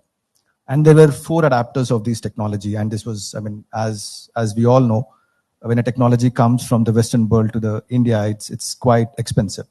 So there were two research institutes who have adapted this technology, which was CCMB, and then the other one was CDRI. Two private institutes or private companies, one was Dr. Reddy's and then the other one was AstraZeneca. These were the two that have adapted these technologies, and then they started working on the microarray based precision, predictive, and kind of thing. Now, if you look at this, since the one of the drawbacks that technology had those days was, what the speciality today we have, there's so much of data that gets generated, data collation, data mining, and getting a meaningful data out of that was very difficult. So this got shelved, and you don't see, there was a phase, then there's nobody talked about it. Now, over last couple of, I would say, I wouldn't say a couple of years, but then few months, or at least about like 12, 13 months, you've seen that there is a huge rush towards the precision side of it, or, the genomics has taken over. So you see the genomics, the similar thing, instead of a microarray, if it becomes through genomics, because the genomics, the sequencing of the whatever you want to sequence has become very economical, and that's how the things are moving. Now, if you see, going forward, these three things will become very, very, you'll be hearing a lot about precision, personalized, and predictive. And I'll give you some of the examples where, we are working on. For example, the company that I work for, today we've brought in the precision of a PCR and a readable format of a rapid on a TB diagnosis, which is MTB, and you have the rifampicin and as well as isoniazid on it. So it's more like a POC, point of care kind of a thing. That's where we say a clinician on the spot can actually look at it, and then you can start prescribing the medicines, because he knows he's positive, he knows he's a resistant to so and so drug, and then those drug doesn't work, he would move on. Now look at the collaboration here. The collaboration is you're bringing in the precision of a PCR and more a personalized treatment there, right? You're actually giving him a drug which he's not resistant to. That's on one side. Now look at the power of the genomics that today it's bringing in. I'll quote a few of the examples what we have been doing in one of our companies, where the phenotypic outcome, or from a clinician standpoint, when someone does a blood test for a diabetes, anything above 160 is treated as, we all know he's with diabetes. There are two patients who come with the same report to the same doctor. Now, how will he differentiate what is the underlying cause of the diabetes? Because if there is a mutation in HNF4, this gentleman, so I'll give the other example. If there's a mutation in GCK gene, this gentleman wouldn't need any medicine at all. He just needs a diet control. If there is a mutation in KCNH2 gene, this gentleman would need only insulin. No other drug would work on him. Now, a diabetologist, how would he differentiate when someone comes with a report which says, above 160, he's diabetic, right? But that is exactly what the precision is, and the personalized treatment is all about, right? And that's what the technology is going to be. And similarly, there are a lot of examples. So for example, from you see a similar kind of a thing for the heart diseases as well. If there's a mutation in one of these, then, you don't need this, but you can actually use these drugs. From a predictive standpoint, so you are bringing in a precision of the precision in the diagnosis leading to the personalized treatment. So a particular patient where there is this particular mutation, he wouldn't need any treatment at all. He just needs a diet control, right? And how many of us know that, right? As soon as you go to the diabetologist with the 160 or 170, he will start prescribing the medicines. And obviously today, most of the panel members were speaking, it's young generation who are very, very, especially the clinicians understand, all the data-driven kind of an approaches. And they are very eager to know these kind of things, because this is what the underlying reason is. If you're just going by the causes or the effect, they're not going by the effect. They're actually looking at the causes of it. Now, this is how it is going to be, and this is what's going to be the future. And if there is a collaboration between the patient, the clinician, and the data that comes out, I think the beneficiary is the patient, right? He doesn't have to go through the medicine story, or he doesn't have to go through these things. And similarly, from a prediction standpoint, and we have a case where, 2 years back, we had a patient, 2 years back, and he was we've done a whole genome sequence for a particular, and this gentleman happens to be a film star, a top film star, and we have done the whole genome sequence for him. And what we have found is, we have found a mutation in KRAS gene. This means that this gentleman will definitely have colorectal cancer. And then we've suggested him, why can't he do a simple, colonoscopy and then get it that biopsy? And to our prediction, this gentleman was in a very, very, very early stage of the cancer, the colorectal cancer. And now imagine, we always say, right, when a patient comes to a doctor saying, if he had come at a stage 2 or stage 1, the treatment of that patient would have been better. But now I'm saying that I'm coming at a 0 stage, that this gentleman is definitely going to have a particular cancer in future. Change the lifestyle, change the diet pattern, change the stress levels. I think that is what the world is going to move. And when we talk about the longevity, and that's the buzzword these days, and some of these things are definitely going to play a very role, whether it is a nutrigenomics, whether it is a pharmacogenomics, or some of these things. So when you put all these things together, and you get a very meaningful data, and of course regulatory certified data. I would say there's a lot of data that is available, and that data gets generated. But then how meaningful this data is, and how regulatory this is approved for a particular thing, is what we have to look at. So all in all, I would say, if the collaboration is from the diagnostic side, and then the conversations, Arjun, you were talking about the conversations that you had with the patients for getting more and more insights from the patients. And then look at from a clinician standpoint. So if you bring in the collaboration between all these things, ultimately the patient outcome is going to be phenomenal, and the experience of the patient is going to be one of best. And as a doctors, what gives you happiness is if you are able to save that patient from a particular thing, or your treatment is going to have a long lasting effect, is what as doctors you would have learned. And as a researcher, I would say, if you are able to bring in these kind of things, and if you are able to bring in that, the effect of these on this 1.3 billion population, and I think, we have done our job, Arjun and the panel. Thank you. Thank you, Raghindraji. So great words, and I think we are at the end of time for the session. And I just have one quick word, not a line, word from all the panel discussions about what your advice to the future diagnostics or healthcare leaders, what would that one word be that they should imbibe in their daily work? It can be something like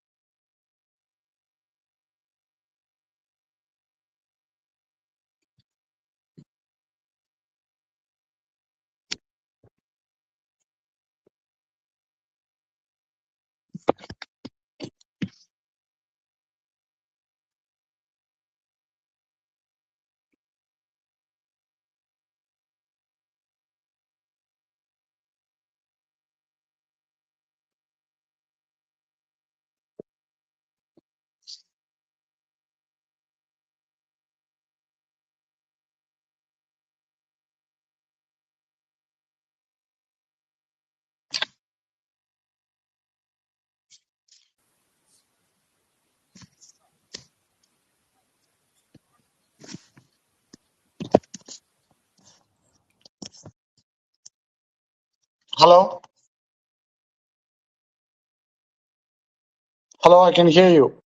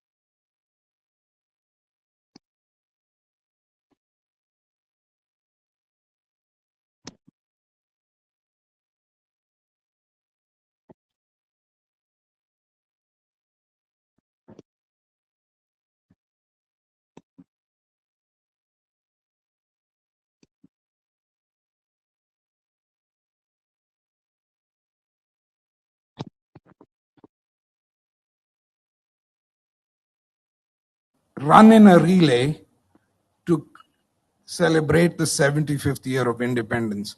I promise you, when they moved into our communities at the age of 60, they never thought they'd be doing it, right?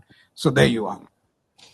So Mohit, you mentioned that, a third of what you do is healthcare. So healthcare is definitely not the core of what you operate at your organization. But since you have senior living community and you said that the graph goes down, it is imperative that you are ready for any healthcare need that is there. How do you create a collaborative environment where you're working with hospitals, where you're working with diagnostic companies, where you're working with out of hospital care? So how do you create that collaborative environment so that you are able to offer the best lifestyle?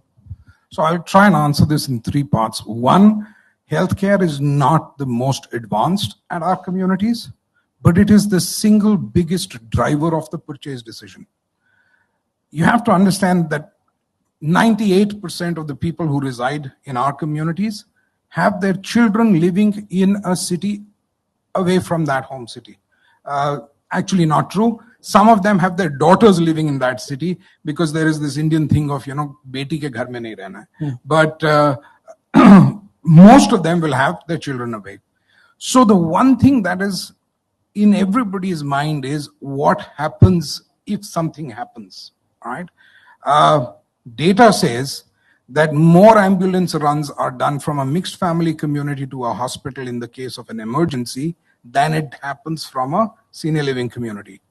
And you'd think that's possibly counterintuitive because this is where the older people are, but it's because they are healthier overall. So the point I'm making is when you have on property nurses 24/7, an ambulance on standby owned by the community on standby 24/7, ambulance drivers 24/7, and a visiting consultant doctor who is very much the family doctor that I heard the previous panel speaking about, you get what is called peace of mind. Peace of mind for the residents, peace of mind for the children living all over the world, and everybody sleeps better at night. And if you sleep better at night, you're normally healthier. So that's the second part of the healthcare solution that gives, you never use it, but you sleep better. The third bit is, when you move into a senior living community, we actually do, as part of the onboarding process, which includes we serve meals from that time, this is when housekeeping will happen, we'll do a full check. And I'll just pick up physical for a moment. We assess physical on strength, stamina, flexibility, and balance. And there is nothing that says that these 4 parameters should actually be better 5 years from now than they are today. It depends on what you do in those 5 years. So that's how we work on that element. But having said that, until the nanobots come in and until we learn cell age reversal, the graph will point downwards.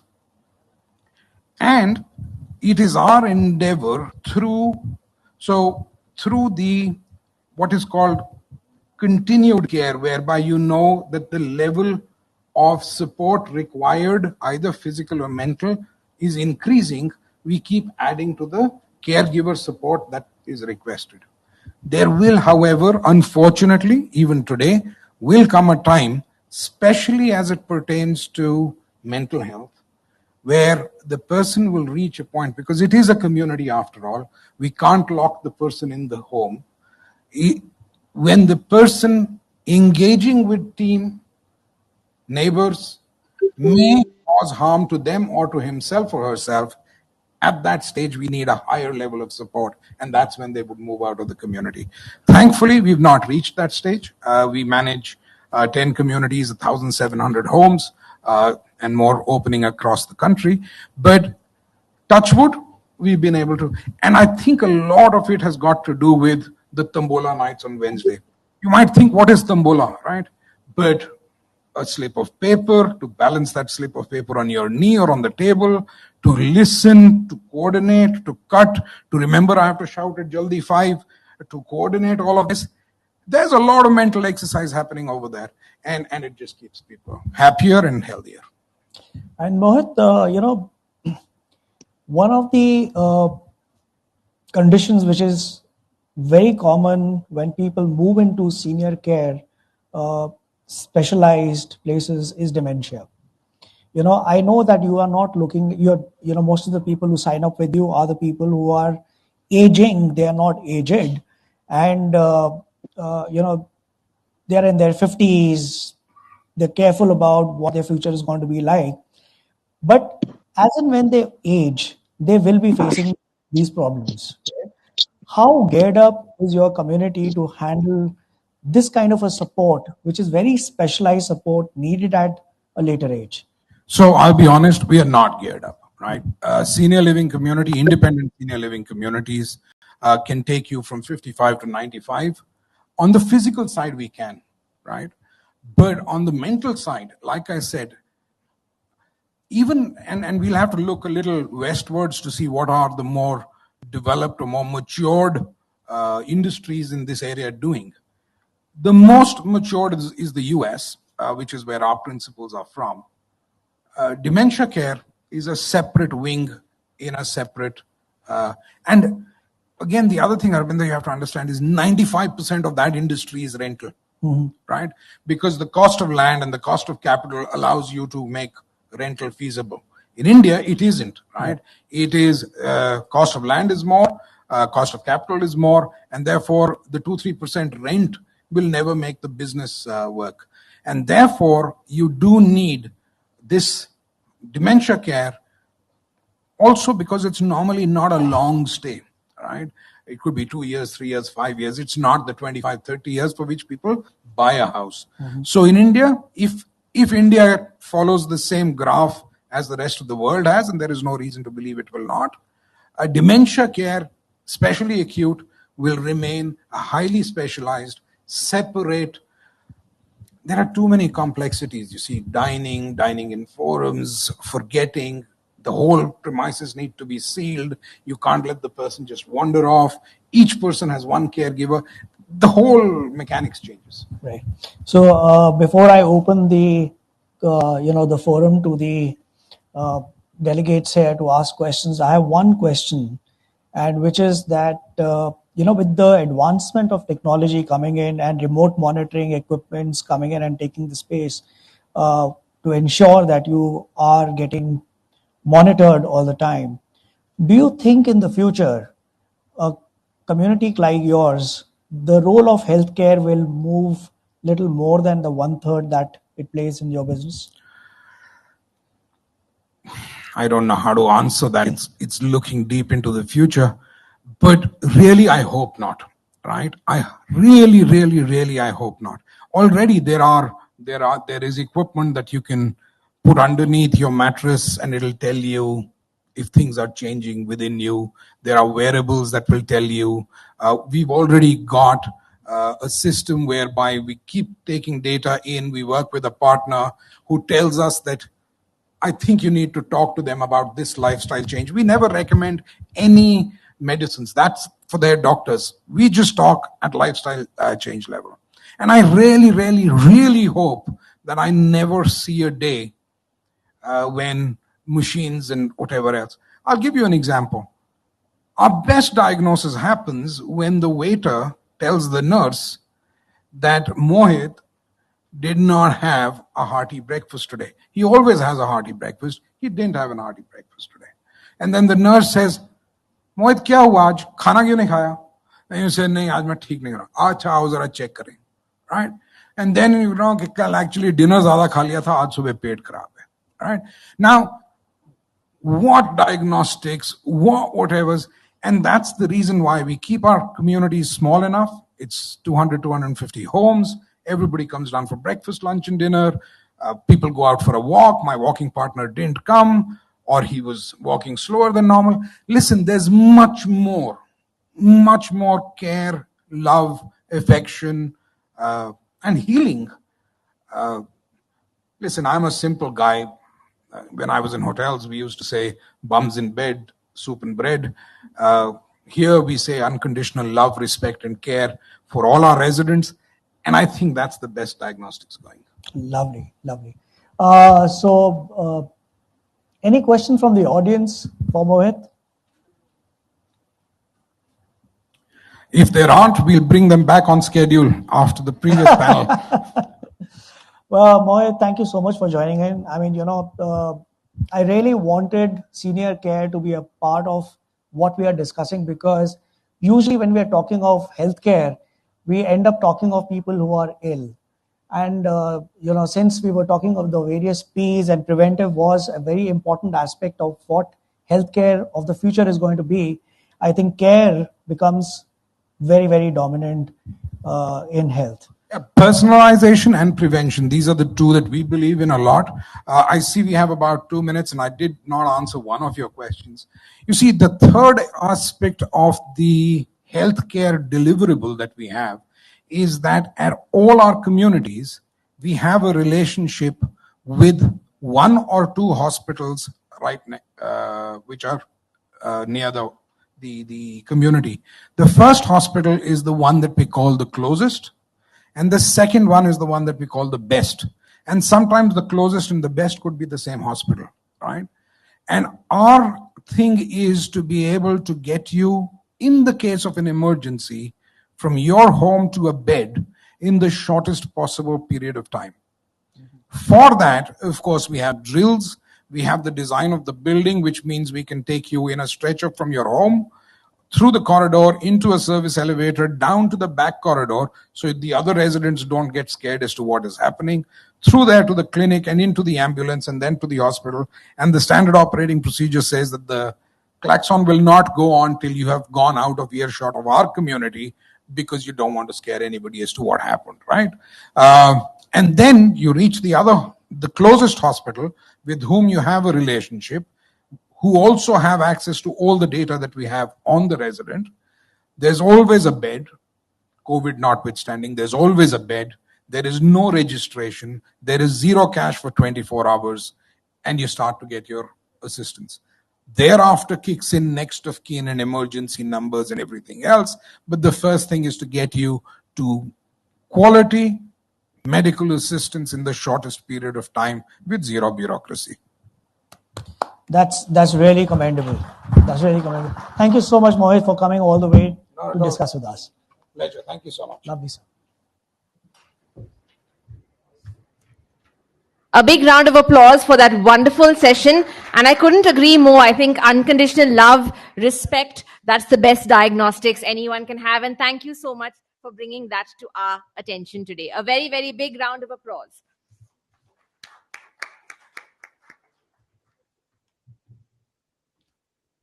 Harbinder sir, if I could request you to remain on stage. I think we have a fireside chat with you next. Up next, a very insightful conversation. What do investors look for while investing in healthcare startups in India? We have Mr. K. Ganesh, serial entrepreneur and partner Growth Story. And of course, Mr. Harbinder Narula, who will be taking care of that discussion. Thank you so much. A very big round of applause. Thank you. Can we have Mr. Ganesh?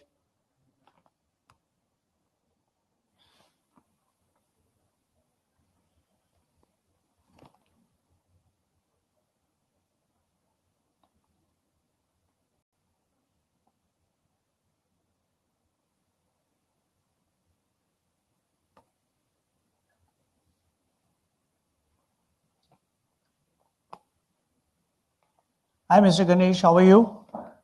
Can you hear me? Very well, very well. I can hear you clearly. A pleasure to be here. I'm sorry I couldn't physically be there because I'm in the Nilgiris down south.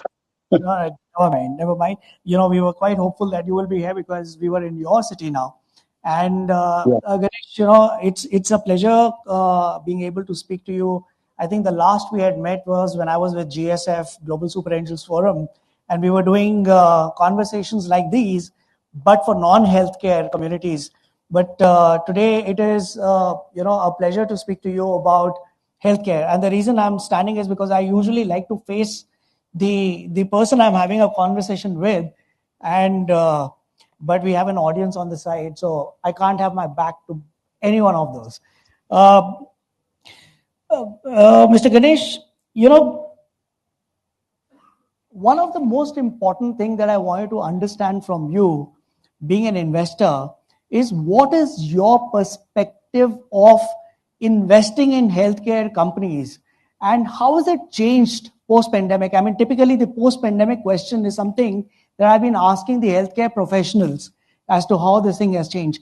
But you know, the acceptability of technology, adaptation of technology has changed in the country. The mindset of self-care and being concerned about your own health has you know, taken importance in the minds of people, which has brought us to see so many more startups in this space happening. But startups need support, both financial as well as mentoring. But what I would want to understand from you today is, from the perspective of the investor community, how has the perspective towards healthcare startups changed post-pandemic? Yeah, so healthcare in India is a huge opportunity. The size of the sector, the challenges in the sector, all of that are quite well known and accepted. I'm sure enough data is available in the public domain for that and the pain point. But as somebody said, healthcare sector from an investment perspective is a mouth-watering opportunity, but would leave you with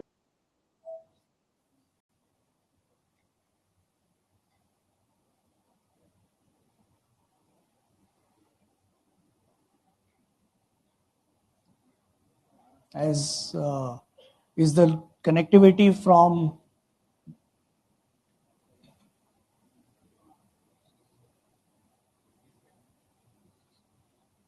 sorry, Mr. Ganesh has got disconnected. Let's hope he is able to join back. I'm back here. Sorry. Yeah. Sorry. So where I got disconnected from my investor perspective, the healthcare sector is a mouth-watering opportunity, but unfortunately, it will leave you with tears in your eyes. It's not my quote; it's somebody else's quote on the healthcare sector that exists. Okay, right? So. It's really the pain point is large. It is recession proof. So, like education, healthcare are two large sectors that are ripe for investment and for making money. But the challenge in India is one of distribution. Okay, right? That's the most significant bottleneck in the adoption of healthcare technology to date. Over the last decade, generations of digital health companies have struggled to reach what we call in the jargon as escape velocity. Not because their product and services were not transformative, but because they have not been able to find an executable path for sustainable distribution and value capture. So what happens is it's cool technology, it is nice, it is disruptive, great for awards, but the moment you talk about size and scale, it fails. Today, 70% of the healthcare sector is really hospitals, brick and mortar hospitals in terms of size. The private equity investment, publicly listed companies, other than pharma, are really in the hospital brick and mortar sector. Okay, right? All the others put together will be a small, minuscule place. So that is what is the status that we have traditionally seen. Two things I think have significantly changed. One you mentioned, which is the pandemic and changes in consumer behavior and acceptance. Other is really the prevalence of mobile health, smartphone technology. So I am very bullish that the future is very promising because of tectonic changes that have taken place. But otherwise, it has been underwhelming in terms of scale from an investment point of view. In anything outside hospital, I'm not taking pharma into account. And Ganesh, what is it that you're looking for when you're considering startups that you might want to invest in? One is a scale, but are there something other aspects that come to your mind when you want to consider a startup? Yeah, no, absolutely. So if I look at the opportunity and the potential that is there in future, clearly you can open a hospital with all the challenges of what is the average cost capacity required per hospital bed, what is the average revenue per operating bed, and all of those. But that is something which has been there and spoken for. We have large chains, listed entities, say Apollo, Manipal, with all its acquisition of scale. We also have specialty chains like Cloud9 and Motherhood and others, which is there. I think that's spoken for. What investors typically look for, what I would look for is there a way today you can create a platform business, not a pipeline business? I mean, let me just de-jargonize this a bit, okay, right? The pipeline business is your traditional business, pharma company or a hospital. You put up the hospital, have a number of beds, hire doctors, and deliver directly. Platform companies is the new buzzword and the new age business model, which are governed by network effects in healthcare. Okay, right? So that is really what we are looking for. Let me talk a bit about it. Okay, right? If you look at what are the 5 major constituents that we are looking at in the pharma industry, you talked about P's. This is also 5 P's, right? You have pharma companies and life science companies, which are the companies that are building products. You have pharmacies, which are taking care of the supply chain. You obviously have the patients. You have the providers, which could be the doctors, hospitals, diagnostic companies, or clinics. And the final P is the payers, whether the insurance company or it's the government or it's the corporate, or increasingly in India, substantially the patient individuals. So where the investment opportunities is, often these 5 P's struggle to connect and transact seamlessly. And that's exactly the problem which, say, a two-sided network effect will actually solve. Okay, right? And startups that are tackling this are really valuable. Okay? And I see that today, as we speak now, this platform two-sided network healthcare business models is ripe to capitalize upon. Why do I see that? There are 3 tailwinds really that are playing in this particular space. One, there is a lot of healthcare data in digital format that's available today, which was unthinkable even 5 years back, right from the where it's being captured, the way it's being stored, the way it's being used. That's one. Second, unlike earlier where the data was available, but it was there in the enterprise servers with individual companies or individual hospitals or individual clinicians, today the data is normally stored in the cloud. Okay, right? Despite primary concerns, okay, right? People are storing health in Amazon or Google. They're storing in the cloud. So data is available in the cloud. And third, equally importantly, the tools and capabilities to process, transform, and analyze this data has also significantly improved. So all these 3 makes it possible for us to do a platform, two-sided network play in this. And that is where really the opportunity is there. That can be investment opportunity is there. These two-sided networks are complex to execute. Okay, right? Mm-hmm. But moment you start executing it, the startup and entrepreneurs start getting this right, I think they can create incredible value and wealth. And again, today, there is huge amount of broken data flows between the 2 sides of the network. Okay, right? Therefore, there's a possibility to build a platform to be able to do this. People want to collaborate. You need a connecting bridge, for example, between healthcare provider and pharma companies. That's another reason why it's there. There is also a huge fragmentation in the market. If you look at why OYO or Airbnb succeeded, it's because of fragmentation in the market. Same thing exists here. So I think almost all the ducks are aligned to capitalize on platform play in healthcare and move away from the traditional hospital. That is for private equity play that will continue to exist. But I think that is a huge potential opportunity. And the reason I'm very bullish on it, not just as an investor, even as an Indian and a consumer and a person who lives in India, is that this can help us leapfrog the healthcare problem we all have been talking at various forums for decades now. One way is to create more hospital beds, more doctors, and go to rural areas and create more capacity. That, I would say, is the traditional pipeline way of solving the problem. But today, with whatever advancements that we have in technology, internet, speed, data, point-of-care devices, IoTs, what we need to do is to leapfrog. Leapfrog is platform way of leapfrog. And what do we do in leapfrog? Not just increase the beds, hospital beds by any way and create access. That anyway is there. That is fine.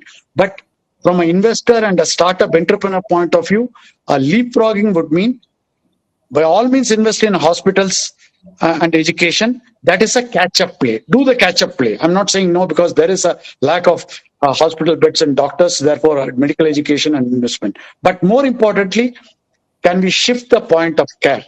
Instead of bringing everybody to hospital, using remote ICUs, using out-of-hospital care, using home health care, all of this, and point-of-care devices, self-monitoring, mobile phones, Halter devices, can I shift the point of care? That is 2. Third, you mentioned about it earlier, the thing, can we do preventative care? Because once you have to rush to a hospital, there will always be a challenge. 3.5 million beds, 3 million doctors, whatever is the numbers that we require, will always be a challenge. Preventive care, can we prevent people from going forth? And fourth is the mobile health, entire mobile health concept. I think catch up through investing in hospital education, shifting the point of care to outside of hospital, preventive care, and mobile health. All the four will help us leapfrog and solve in the next 10 years this vexatious healthcare problem. And last point to what you mentioned, fortunately, the COVID has taught us the reason and the need to take more care of ourselves, take supplements, take vitamins, fortify ourselves, and take care of our health, do everything so that you don't fall sick. And that mentality has come down, because unfortunate fatalities that have happened even among people who are healthy has shown that we need to really take care of.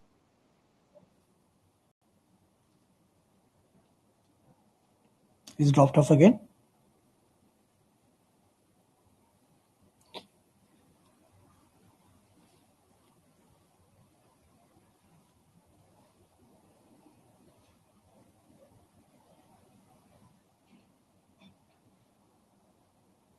I am back here. Yeah. So Ganesh, I have one question based on my interaction with investors in the last decade. Whenever we were presenting any startup and to an investor, the focus always came to the founding team. So most of the investors have told us that they focus on the person running the business or the founder for them to identify whether or not they would want to consider that particular startup. Now, when it comes to healthcare, how important as a investor is it for you to see somebody from the medical fraternity a part of the founding team? Do you have more confidence when the founding team has a doctor on board? Or that is not of concern, since we are talking of technology bringing the change in the healthcare? Yeah, no, that is a great question, and there is no one universal answer, because as you have alluded to, it depends on the kind of health tech or healthcare model that you're talking about. Okay, right? Let me give an explanation. There's a company called 5C Networks, you might have heard of, which is into teleradiology. It is started by computer science engineer because they use AI and ML to make radiology, to address the problem of lack of radiologists or less supply of radiologists in the country. So there, the AI ML part of it is key. Okay, right? So here I would not worry about that much about having a doctor as a part of the founding team, as long as, because the key right to win, secret sauce, the most critical thing that can make it succeed or fail is the ability to use AI, ML, data to be able to do that. And that is a computer science background than a medical background. Obviously, not to undermine this. Similarly, if you're talking about a specialty hospital, okay, right, going set up, and I'm looking at funding a specialty hospital, definitely a doctor as a part of the founding team, as one of the co-founders or the co-founder, is extremely important. So in short, look at the business model, identify which is the key secret sauce or right to win, without which the model is at risk. That has to be in the founding team. Obviously, if there's co-founders and more than one, it is fine. But most important is whatever is the core that needs to be met. So if it's a data analytics startup, then it needs to have a data scientist as much as a doctor or more than a doctor that exists. So that is the way I would look at it. Depends on model to model to model. Some of it can be acquired by having the first thing. For example, Portia Medical and Home Healthcare Company, it was not founded by a doctor per se, but it had a lot of logistics. The core competency was the ability to hire, train, deploy, monitor, quality control a large number of people across country remotely. So that skill set is something which is there. But still, the number one employee was the medical director or the doctor. But the skill set is slightly different. Whereas had it been a cancer super specialty hospital, it would have been the other way around. All the things that I mentioned as core skills for a home healthcare company does not apply there. So that is the way I would differentiate. And Mr. Ganesh, my last question to you for this discussion is on innovation. You know, we are a country where two sets of talents we are known for. One is the medical professionals, the doctors. We are known to have some of the best doctors coming from India. And we also are very proud of the engineering skills that we have produced as a nation. Now, but if you look at the innovation that has happened, we are known for frugal innovation, and we've seen examples of that during the pandemic as well. But when you look at core innovations happening where we have created the world's first, we are not a nation that comes to the top of the mind. What is it that we need to do as a nation to be able to foster this growth for innovation or creating the world's first coming from our country for the world? What are your views on this? No, that's a great question. So firstly, I think you're absolutely right on the problem. We require a huge amount of R&D budget, research budget that has to come from government, private sector, philanthropists, or a combination of these to be able to create that. That is sorely lacking. I mean, including people like me, we are more interested in business models that work and valuations that will create wealth for investors and for founders. But we are not doing core R&D or research. And that, I think, is absolute key. That is one. But it is changing. If you look at people like Chris Gopalakrishnan, for example, the close to 800 or 900 crores as per publicly available information at the Center of Brain Research at Indian Institute of Science, Bangalore, and in IIT Madras, which is his alumni that he has put in, is phenomenal. Other people have contributed to fundamental research, entrepreneurs who have monetized and who have done that. I think that is coming. Government also needs to contribute substantially more and set up. I think using top institutions that already exist, putting money there from private and public and in a joint partnership to be able to fund the research and getting global best talent to come into India at these centers of excellence, like is happening in IISc and IIT Madras, I think is one important element. The second element is there is a lot of interdisciplinary approach between engineering, between biology, between medicine, between data sciences that needs to work together. We unfortunately in India, the academics are very, very siloed. Again, it is changing. IIT Madras has just launched a medicine plus engineering course, which is there. So if you are able to get AIIMS and IITs, triple ITs together to launch interdisciplinary, because all of this that we talked about basic research requires interdisciplinary approach. That's very important. That's the second thing. And the third is it is a 10 to 20 year horizon. We need to have a 20-year plan, how we are going to make a Stanford or a MIT or a Harvard kind of thing for in India for fundamental medical healthcare research. I think if you are able to take a clue from what is happening, the 2 or 3 things I mentioned, and double down, triple down on it between philanthropists, entrepreneurs, and government, I think we will. This question you will not ask me 10 years later if we are having the same conversation. Mr. Ganesh, thank you so much for joining us today.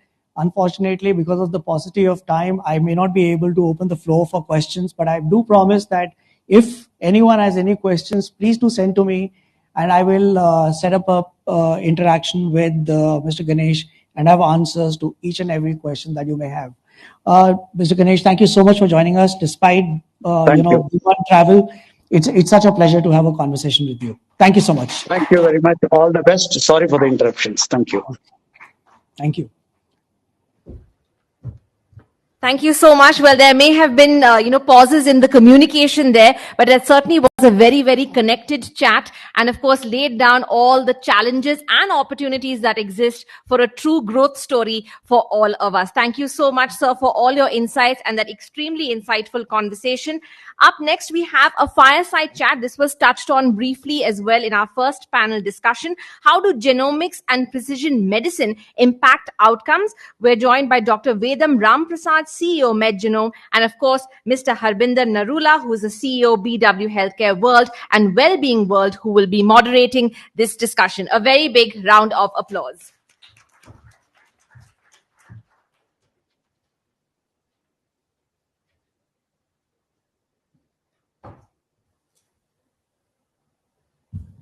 I hope you guys are not sick and tired of looking at me.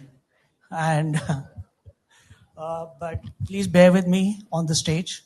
And the only thing is that we have wonderful lineup of speakers. I'm sure you would agree for that, and who make it worthwhile for me sitting here. Dr. Ram, all of the people that I'm talking with are so technical in their own spaces that I have to keep my paper handy so that I don't go wrong and make a fool of myself. But Dr. Ram, before I begin this conversation with you, thank you so much for taking out time to be with us today. You typically come from a genomics background, and you come from an academic background, and then you made a transition towards a business side. How has this transition been for someone who's been an academician to run a business now? The good, bad, and the ugly. I wish I had some punchlines like Dr. Velumani had. So the good thing is, in fact, the academic pursuit has really helped me personally and also to the company in long way. Just to give you an example, when you get trained academically, when you're part of the graduation, you do postdoc and everything, there is a scientific vigor that comes up, right? And you have hypotheses, you see evidence in everything that you do. You don't get inclined purely overtly commercial. You always think that there has to be an ethical, scientific way of working things. And every approach that we followed in the last decade at MedGenome, 70% of our team came from an academic background and who have done at least 4 to 5 years of postdoc abroad or some major university. So the debates, the questions that we have been very scientific, and it helped company a lot in terms of what we do. The bad side of it is, when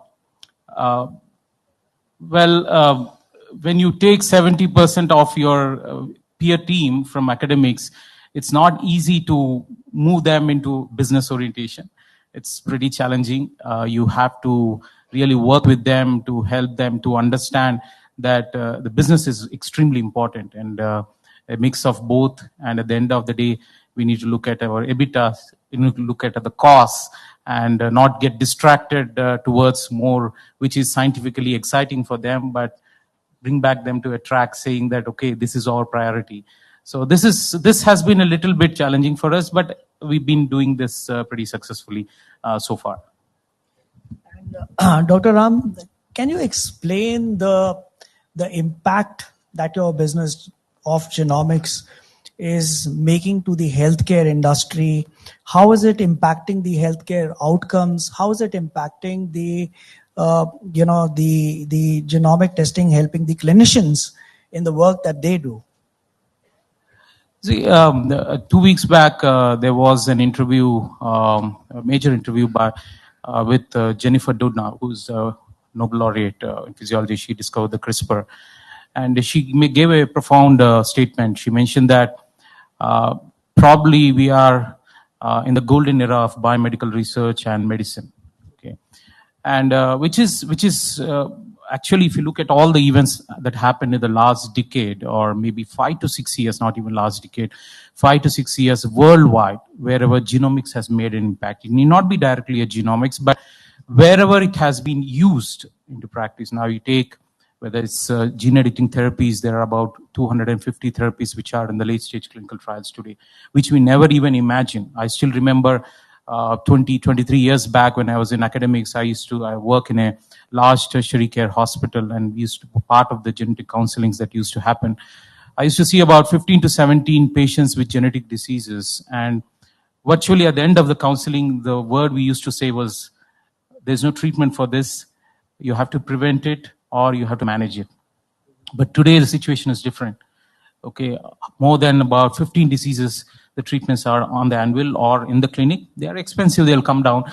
But that's a remarkable progress that has happened in the last 7 years. You take gene-based therapies, you just imagine the live example of how the mRNA COVID vaccine was done. The timelines that has happened for regular vaccines, how it happened for mRNA vaccine, just in less than a year, about 7 months from the time the sequence information was passed from Beijing to Boston, and how the vaccine sequence was created, clinical trials expedited. Well, there is a little bit of controversy on the other side, but still the good thing that has happened was within few months' time you have a vaccine, which was unheard in the vaccine world. And now it's been extended to a great deal of other diseases, not only infectious, cancer, multiple sclerosis, many other things. And you will see this path-breaking work, which will continue to happen in the next few months, next few years to happen. So the incredible pace with which these discoveries happen, you take immunotherapies, you take cell therapies that are coming up, you take CAR-T, the impact the CAR-T has given, this all happened in the last 10 years. So this is the impact that's going to happen, and it's astonishing. That's what I can say. And Dr. Ram, there has always been a question on the acceptance of genomic testing. It is expensive. People did not know whether it was something which was, something which was very real. How has this changed the acceptance of genomic testing, both from the medical community as well as from the patient's point of view? Illness is controlled by doctors, and we are talking of prevention. That has been the buzzword since morning that I'm hearing. And since prevention needs to take off, how is the medical community accepting genomic testing in today's world compared to what it was about 5 or 10 years ago? It's actually changed a lot. I would say 2017. From when we started 2013 to 16, we literally struggled. I used to virtually travel 4 days a week, meeting only clinicians, because it's very important to understand what they want and what is actually meeting the clinical utility, and also trying to understand. So the feedbacks were not always positive. It's been pretty negative. It's expensive. So what? If I know there's a mutation, what do I do? There's no treatment. But we continued. There have been some torchbearers in the whole medical industry, both on the rare disease side and oncology. Many of them were optimistic about it. But 2017, I would say, was a complete change in the perception, in the way they took the whole of genomic medicine. And 2019 COVID was completely different. Post-COVID, irrespective of whether it is rare disease or oncology or infectious, almost all medical fraternity today accept it. Some with a bit of a suspicion, still with a doubt, with a pessimism, but majority of the clinicians, especially in the tertiary setup, large healthcare providers completely accept that you like it or don't like it, it's creeping into the medicine, so they have to embrace it. And I would say this is, we are still scratching the surface. There's a huge amount of impact that's going to come up. Genomics business is growing. I mean, you yourself accepted that, it has changed from where you were in 2016. But are you excited with the pace at which it is growing? And what do you think needs to happen to make it grow much faster? 3 things. I always tell this one. The pace at which it's happening in West and US and even Western Europe it's going at a pace that it really needs it. Okay, in India it's good, it's positive, but still considering the demography we are in, 1.4 billion population, 30 million babies are born every year. We have largest diabetics. We are the cancer that's going. So the amount of investments needed, the amount of resources needed, whether it's a private sector, government, or NGO, anything, I would say it's still not up to the mark. We have huge potential. Look at the skill set. Today, it's not wet lab anymore. Our dry labs are expanding. We increased our dry labs by about 6x compared to wet lab by about 2x. Okay, so it's all about data, harnessing the data. So we have the largest skill set anywhere in the world to crunch the data. Okay, so if we have to see, considering the largest population with the highest burden, with the biggest unmet need that is needed here, and the skill set that we have, I think a lot more needs to be done by every stakeholder without naming every specific one. But I think to be very specific, the healthcare practitioners have a big role to play. So this is one point. Second, I think insurance sector has to open up in this field, because today an average price of any genomic test on the illness side is roughly about 10 to 15,000 rupees, or a little higher also. So it's not possible for every Indian to bear this. So there has to be some kind of provisions that need to come in for insurance to get into this sector. This will really boost a lot. And third is, there is always a spurious component of what any industry does, and especially in India, it's always like a what you call ban for all or free for all kind of stuff. So the regulation has to come in a very balanced way. Who does what? Is there really science behind it? When it goes into the market, are we responsible when we commercialize things? So I think a balance of these three is needed to really make an impact and increase the pace at which we are doing things. Now, we've been talking of personalization, prevention, and how does genomics impact these two things when it comes to cancer treatment, oncology space? It's a very broad word. Personalization is a very broad word. There are many ways you can personalize. But in oncology segment, I think today you talk about majority of the cancers starting from lung, which is the biggest in men, take ovarian, breast, including cervical. Many of the cancers, unfortunately, they are detected at late stages, stage 3, stage 4, not in the early stage. And today, while time will decide whether it's a good thing or bad, majority of the pharma, global pharma, I'm talking about the large pharma, have moved their R&D budgets, R&D efforts, 70 to 80% in oncology towards targeted therapies. Now, a segment of oncologists have a doubt on that, but majority of them accept that targeted therapies are, and there is enough evidence to show targeted therapies are much better in terms of survival rates, in terms of progression-free survivals, in terms of better lifestyle, better standards of living, and also preventing deaths and burden. So all these targeted therapies work on one aspect, identifying a biomarker in that individual. So it could be a genomic biomarker, it could be a proteomic biomarker. For immunotherapy today, you would have seen in recent news, some of the rectal cancers, a group of people just vanished with an immunotherapy. There is an immunotherapy called pembrolizumab, which is given for those patients who have high number of mutations in the tumors. This is a very personalized. The individual who doesn't have high mutation burden, you don't give pembrolizumab, or you don't give immunotherapy, or it doesn't work as well as it works in other patients. So this is the personalization. It's happening, and that's the way it is happening because the discoveries of the drugs are being done in that way. So it's high amount of personalization today. Lung, colorectal, breast, ovarian, you name a cancer. Even the diagnosis of the diseases, you take today, glioblastomas are not diagnosed or not classified. How it used to be classified earlier, it's classified on genomic basis.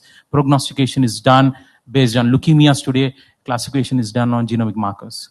It's no more done based on earlier pathological classification. It's a combination of both. And you tell a patient will do well or not by saying, okay, this mutation is there, prognosis is going to be very bad. So it's a high amount of personalization that's happening. And Dr. Ram, one is about illness or somebody is unwell, but biohacking seems to be the buzzword of where the industry is taking off today. How is genomics impacting biohacking? What is the role of genomics in biohacking? If I'm right, you're trying to understand on the wellness side, yes, getting the control on the consumers. Absolutely. And how it is. I've tried to put this in a very, it's a little bit, what to say, we are overhyping things at this point of time. There is good amount of evidence to say that some of these tests that are done or the services that are done to ensure consumers take directly control of their health benefits, but there is a great deal of more science that needs to come in. See, biology is very complex. Okay, you take a microbiome. You just imagine. I was reading a paper last week. You bathe with one soap. After 2 days, you bathe with another soap. Your 90% of your microbiome on the skin alters. So that's the kind of a dynamics you are looking at. You can't say just by sequencing a microbiome, a stool microbiome, and say that you can take this nutrition. Yes, there is science, but it still has to mature. It's very complex. There are certain simple things which are there, which can be monitored. There is a science called polygenic risk scores that is coming up, which is again not as good, as thick as what we are following today, but they can give you with a great confidence a propensity for an individual whether he will get a premature heart attack. And we do it, but we don't commercialize too much because we've been a little bit cautiously optimistic on that one. But still, science is maturing, but it's growing fast. But we need to be a little bit careful on what we do on those things. And our genomic companies like yours, are we profitable, or we are on the path? EBITDA levels, yes, but on the PAT or something that takes some time. So as Ganesh has mentioned, I have always say one statement especially on the diagnostic side. It's like cocaine. It's bad for you. Diagnostics is like that, especially on the tertiary, what we work on. It looks very, very attractive, very lucrative. You get addicted, you keep killing yourself. So you have to be very careful on the play, how you do. You can't burn too much, but at the same time, you can't be conservative. Okay, right. You have to innovate. You have to spend your resources. You have to drive the science. You have to create the market. Okay, there are many things, but we have to do very judiciously. So since you brought this word up, judicious, I want to ask you one last question. And that is that, genomics organizations, the companies that are into genomic testing are collecting loads of data. The amount of data you guys are collecting is humongous. And with the advent of AI and the advancement that AI brings in terms of analyzing that data, how powerful or dangerous would these genomic companies could be in the future? If you ask me in the scale of 1 to 10, how powerful they will be, I would say somewhere around 6 to 7. Okay. Data is very, very critical, but it needs to be well qualified data. Okay. Last week we've been having a discussion on our predictive scores of coronary artery disease, and our data team said that we want to apply some of the deep learning methods. The problem there was we don't have data at individual patient level. We have aggregate. And when in that particular case, aggregate level data will not really give a much difference when you are applying deep learning methods. When you have an individual level data, it makes a lot of difference. So how you approach data is huge. Data is very valuable, and you can do a lot of things. And even today, if you have seen almost every quarter, some of the large pharma companies are moving towards AI-based drug discovery approaches.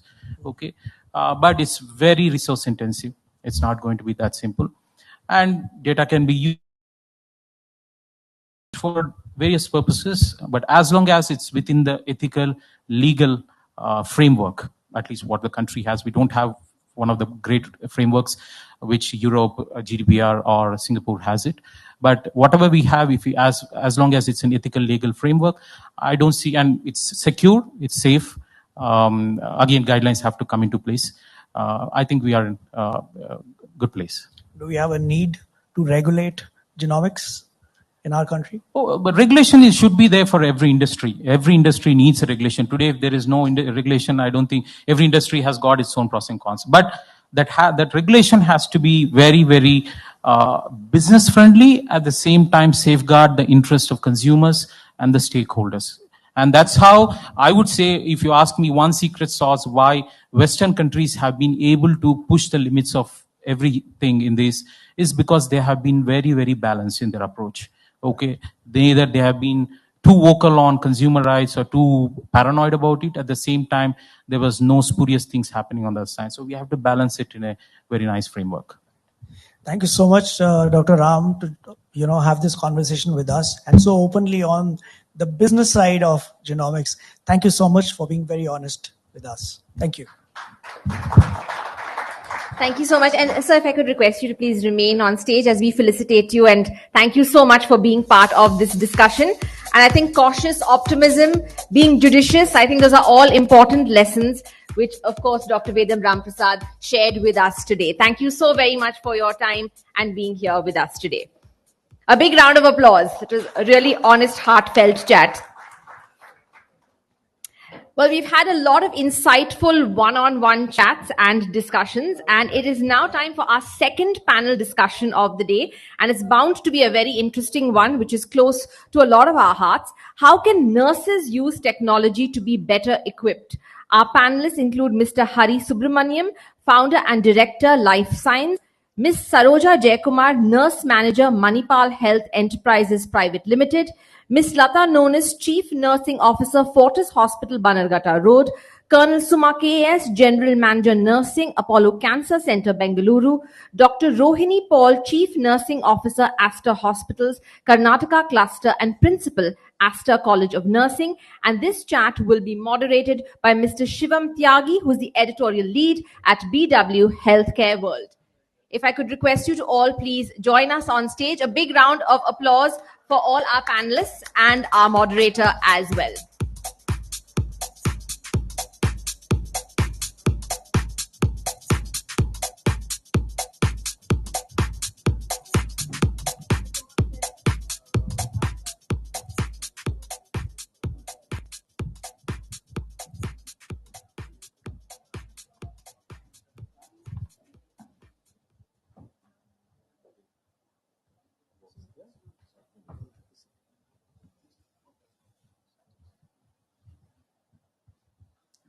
Well, thank you so much for joining us on this session. We are talking about nursing in India, and we know that there is a perennial shortage of nurses in India. WHO says we need 1.37 million more nurses. So we have a challenge, which is the shortage of nurses. And there are another challenges emerging when we talk about nursing. One of those is technology. As the splurge in healthcare operations, in hospitals, technology is taking the center stage, but the appliers of those technologies, the end users, are nurses, who are doctors, are mostly the verifiers who see the reports. But it's the nurses who do these tests, who are taking on these technologies. One of those is remote patient monitoring, and there are many which are coming in the space.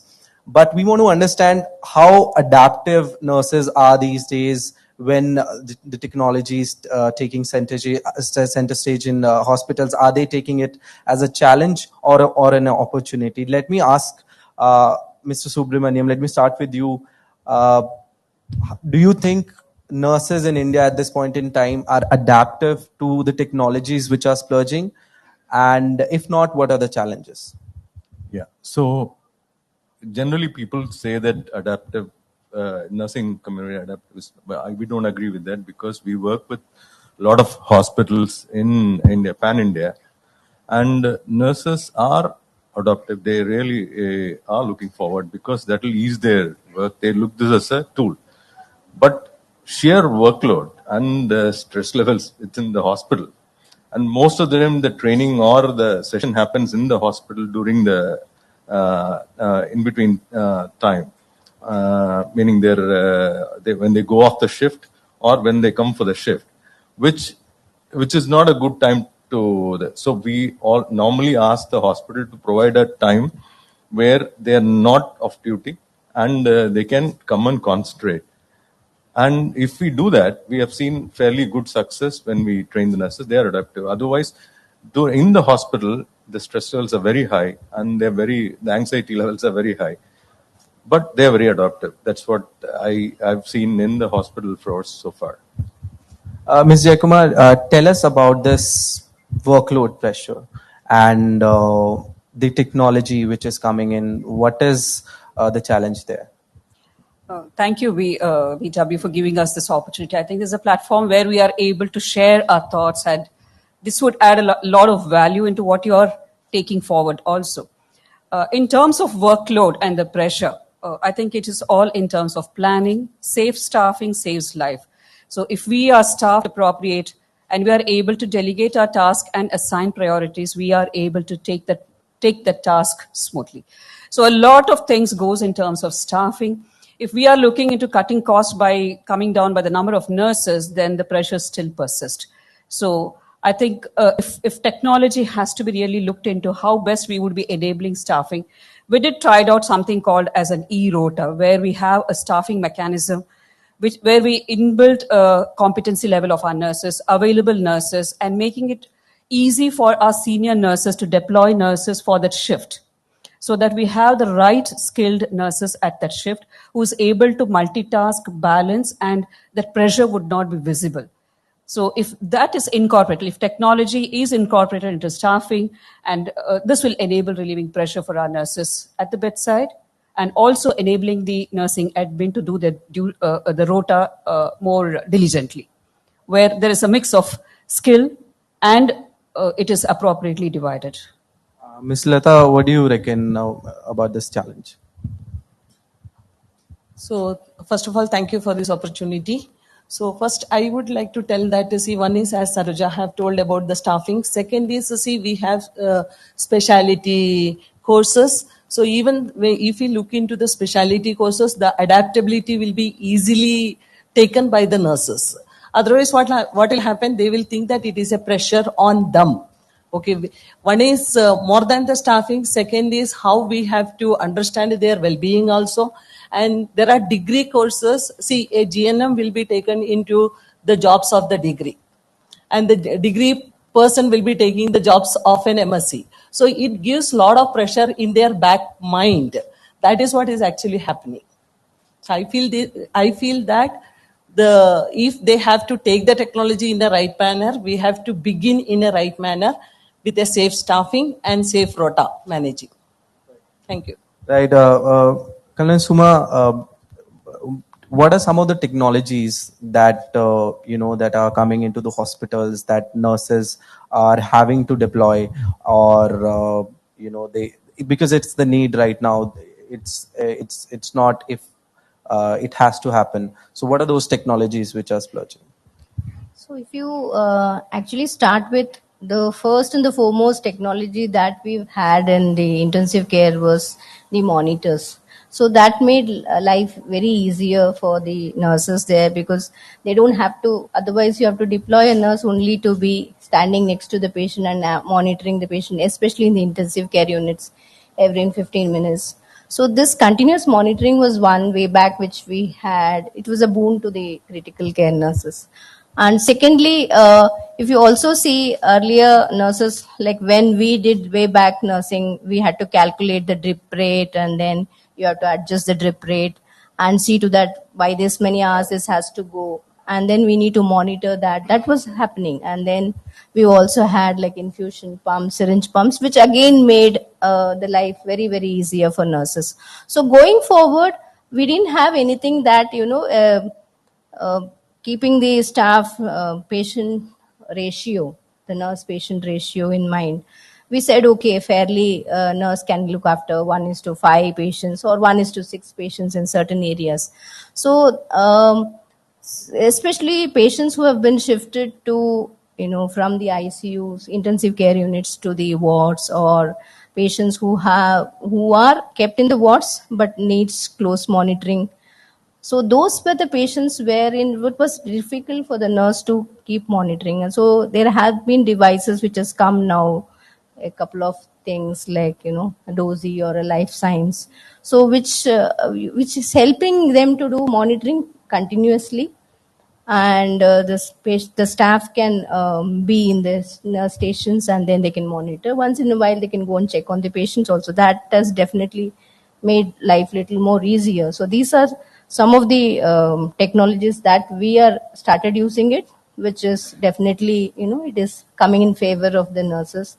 And the nurses are also able to, give more attention, to the other tasks also, apart from only monitoring the patients. Okay. Dr. Paul, what are some of these technologies that you are using at Aster? Thank you very much for giving this opportunity. Definitely with the number of manpower reduction and also the new nurses who come to us from nursing colleges, the kind of training they undergo, it's a big challenge for us now. So technology is the only thing which help us. Like, for example, now we are starting a tele-ICU, where there's one experienced qualified nurse could take care of 4 ICU patients on ventilator, because the monitoring is going to be done by another qualified doctor or an experienced nurse. And with some help like critical care assistants, we are able to manage. And moreover, entire documentation is coming online now. So we don't need to go with every paper. Like, for example, if I check blood pressure once and I write the same blood pressure in 4 places, my time is saved by just entering once, and it is going into all the different areas. Like, for example, if the patient is critically ill, we call it a muse and fuse. That's a monitoring skill. It's pop up, and then I'm able to identify. There's all the technologies, and we can keep talking about it so much. And it's definitely making our nurses' life easy. And also, it's an individual documentation. When it comes to this kind of new technology, we can find a lot of perfection. That is also, and there's so many other things also. Right. Mrs. Subramaniam, on what Dr. Paul said here, that one nurse can, probably look at 4 tele-ICU monitors. Here comes the challenge, which nurses think with multiple parameter patient monitoring, that, it will come as a threat to their jobs. Do you think that question is right, or will it ease their work? So the question is not right, but the question is there. So most of the nurses, when we go to the hospital, that's the first thing is they feel that we have come to replace them. But definitely we cannot replace nurses. We first training itself, when we start, we say that we have come to help. You treat us as your friend, meaning our solution or device, you treat them as your friends. It's basically a tool which can make your life much easier, like what all they say. One, as she was pointing out, you don't have to write data. Not even once you have to write. Automatically it captures, it sends the data. That is one big. And when they start using it and they experience the convenience and the efficiency, and they're able to manage much better, so then the adoption is easier. Initially there is some resistance, but it's everywhere, right? When we first started using GPay, even simple GPay, we had that resistance, so it will be there. But we start our training with educating them that it's not going to be a threat, it's more of a tool to use. Pandemic has helped us in that way. So, for example, in one of our government hospitals, we have managed there were only limited nurses, about 12 nurses managed 280 patients at one point of time, because there are no available nurses. But with technology, with our solution, 12 nurses managed about 285 beds in one point of time. So these kind of experiences, when it comes out, so they will understand it's more to help you, not to replace you. Absolutely. The shortage is as such that there will be no job reductions. Yeah. Ms. Jayakumar, tell us about the training programs that are needed and how frequent they should be when it comes to new technologies coming in the space. Let us all agree that there's a wide gap between what nurses get trained in the schools and colleges of nursing and what we are expecting them to be providing at the bedside. There's a wide gap. If we have to fill that gap, then the training is necessary in the ongoing training. Then when do we provide it? As Sir was already trying to say that, they are already with that kind of hours of shift that they have to be, it would be a 6 and 12-hour shift. So when do we incorporate training for them? So there is something called as, there is a departmental training which is job specific. There is a common training that we call it as a continuing nursing education. Then there is a specialty training that we would want them to upskill themselves. Now, how often we would have to do it? The opportunity of training is there always. So what we have worked around is, we know that our nurses coming from the schools and colleges of nursing do not know the protocols that is necessary at the bedside. So we have started off what is called as the mentor or the preceptorship program. A mentor or a preceptor is there working along with the preceptee at the bedside, able to identify what are the skill deficit of a preceptee and trying to mentor and help that person to upskill at the bedside. And there is a briefing and a debriefing that is happening at the job. And then there is also something called as a departmental training that gets summarized. And this is within the job. Now, getting our nurses to be participating in a training other than the kind of work shifts that they're having is always strenuous. It is strenuous. Even we would not. Now, how do we inculcate a self-learning among our nurses? Self-learning is something that we have. The adult learning skills have started off coming into our work culture, where we have brought in a lot of video modules. Young generation is almost taking in a lot of learning, of self-learning through the modules available. It is in their devices. They have an ID and a password. We have got a calendar in which they would have to complete those modules within the set time. There is a pre-test, there is a post-test. So after gaining an essential knowledge, then we take them into a skill lab in a specific calendar time that they are able to demonstrate in the skill lab. So we don't want to risk the learning at the bedside. We would want the safe learning to be happening in the skill lab. We have set up simulation centers where we would be able to build up those skills. The gap that is available in the education is actually bridged in the skill lab, that most of us as hospitals have identified the need of the hour.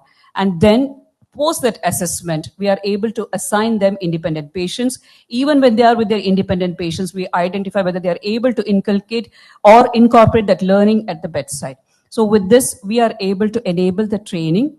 We understand the fact that nurses, they get trained, they be there, and then they leave. We have started living with that kind of a trend. In no way we are able to retain. I think retention would be, the attrition is always a problem that is there. So training and training and training has only been our way of helping our nurses to build up the skills and to safeguard our patient care. Ms. Lata, what do you reckon? What kind of nursing courses are you undertaking in your hospital at this point in time?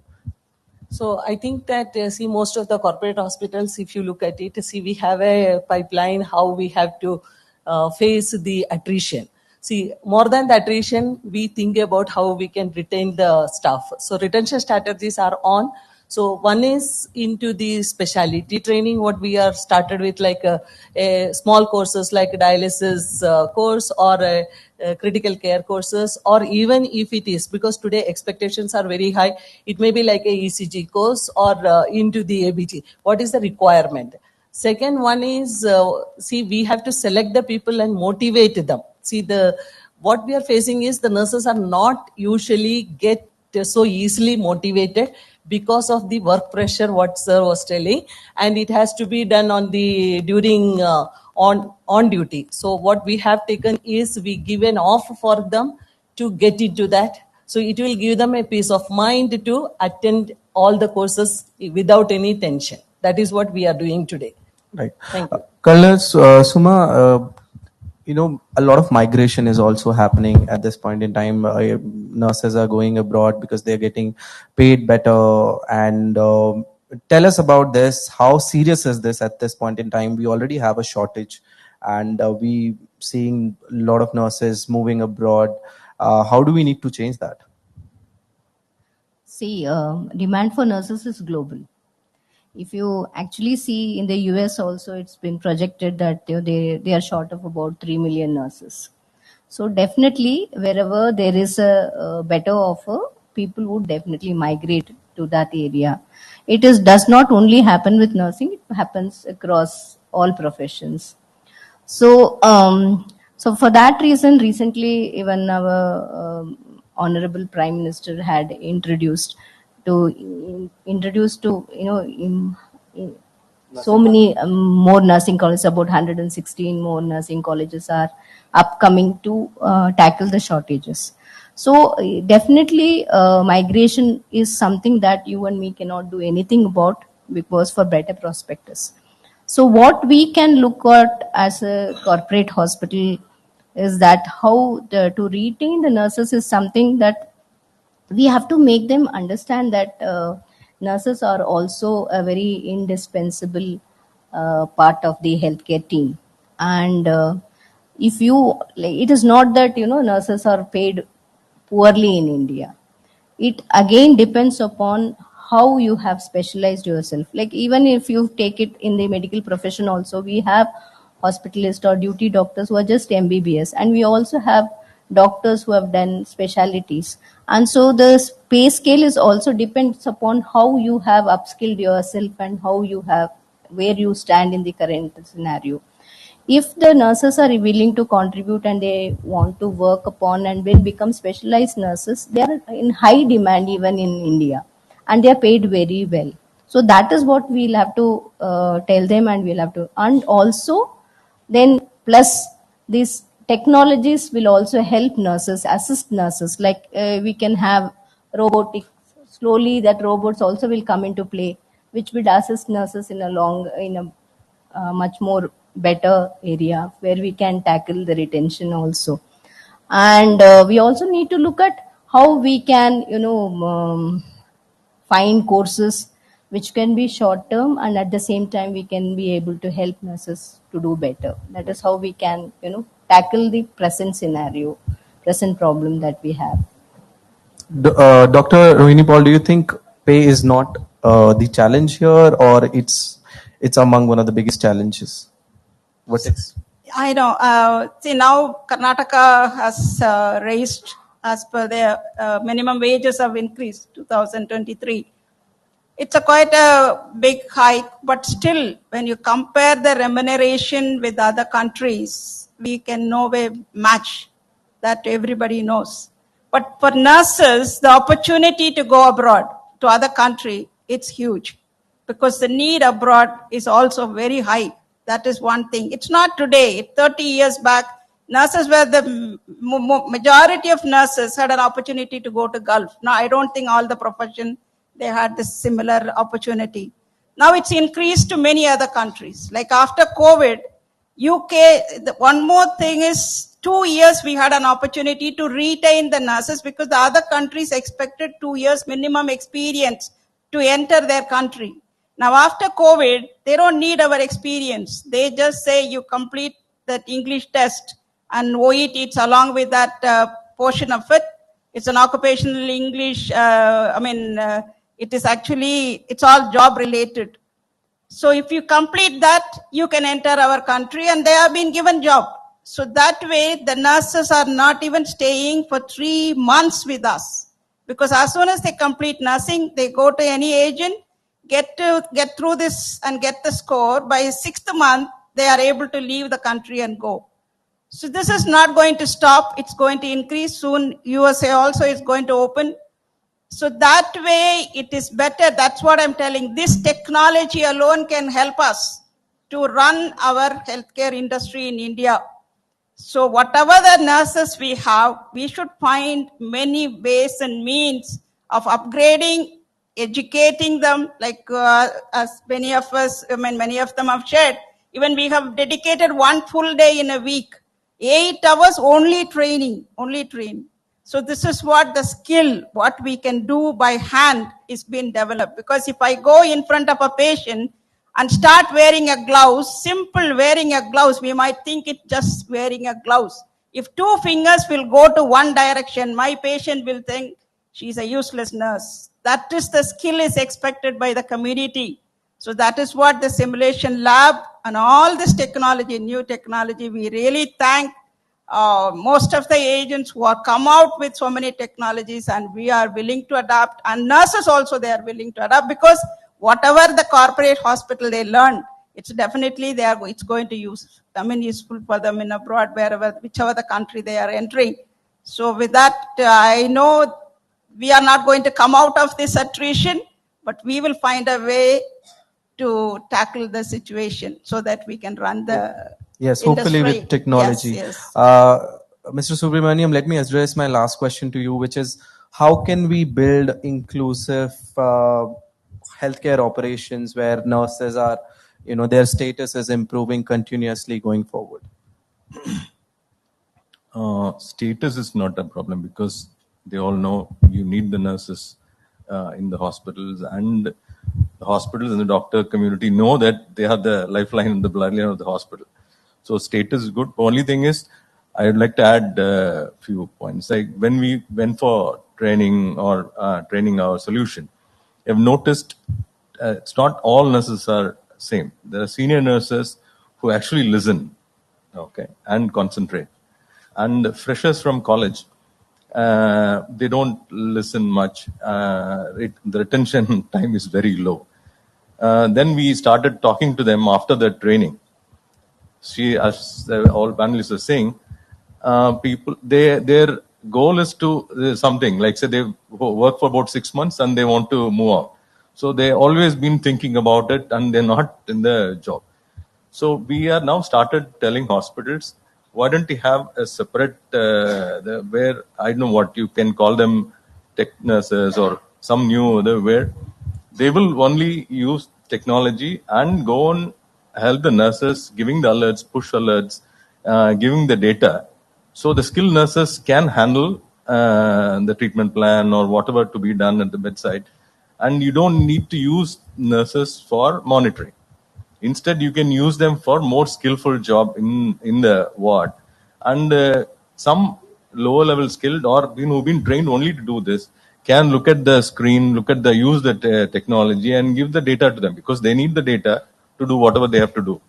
So something like that can be done and the course can be designed around that, might help this. And they will also be, I think, that will be the easiest because anyway you can't stop migration. That is going to be high in the coming years because the requirement is very huge. So you can split where there will be a central monitoring or a command center where they look at use the tools, technology tools, look at all the data, and anything to be highlighted or alerted, they will do, and the skilled nurses can go and handle that. That's my, I know, I feel. Yeah, adding more specialized jobs going forward in nursing. Thank you so much for joining us on this session. With due to the paucity of time, we won't be able to take questions. I'd like to thank my panelists for being so vocal in their responses. Thanks. Thank you so much. Thank you so much for this wonderful panel. If I could ask you to remain on stage, please.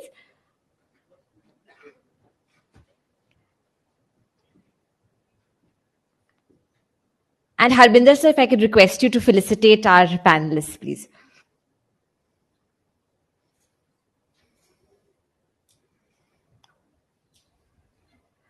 A small token of our appreciation for all the wonderful work our nursing community does for us. Adaptability is certainly the key to their success. Thank you so much for all that you do.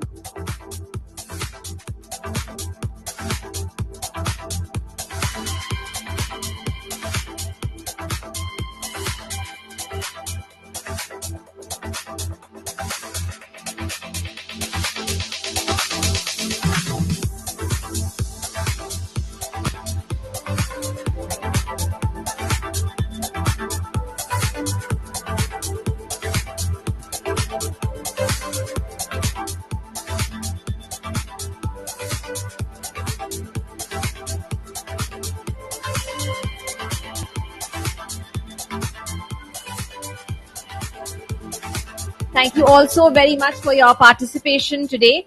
And while adaptability was, of course, the buzzword of our panel discussion, our next discussion, the buzzword is going to be sustainability. We're going to be talking about sustainability and energy efficiency in healthcare.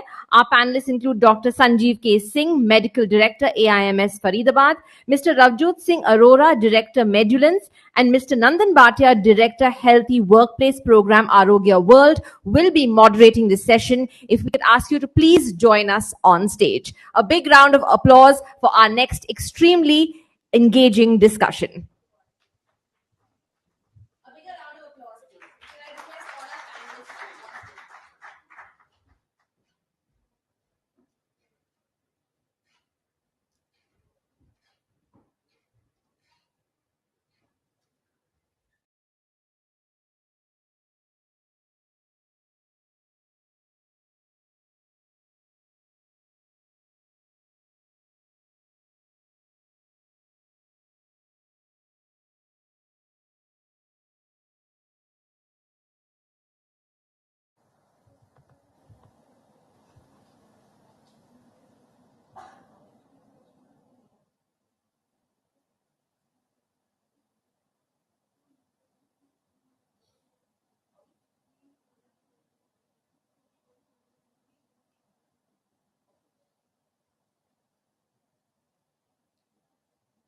Sanjeev K. Singh will be joining us virtually, so you can begin the Dr. Sanjeev Singh, another and colleague, the join another colleague of yes, mine yes, is here. yes. He will join us in a bit, so you can start the Sure. Good afternoon, everyone. Thank you, BW, for inviting me to moderate this important panel on the subject of health and well-being on sustainability perspective. Just to set the context, I think it's very important to know the current area where we are standing and where the future goes, and what is the contribution which sustainability plays an important role in the entire healthcare sector, right? In recent years, the healthcare industry in India has witnessed a remarkable growth and transformation. With increasing population, if you see technology advancement and the ongoing global focus on sustainability, it has become imperative for healthcare organization to adopt eco-friendly practices, and which is the theme for today's session. The healthcare industry is one of the most important sectors in the world. And I'm going to share some of these stats, right, which is mind-boggling. The healthcare sector is responsible for about 8% of the country's total energy consumption, right? The healthcare sector is also responsible and contribute about 4% of global greenhouse gas emissions, right? And this is certainly very important to address this important thing.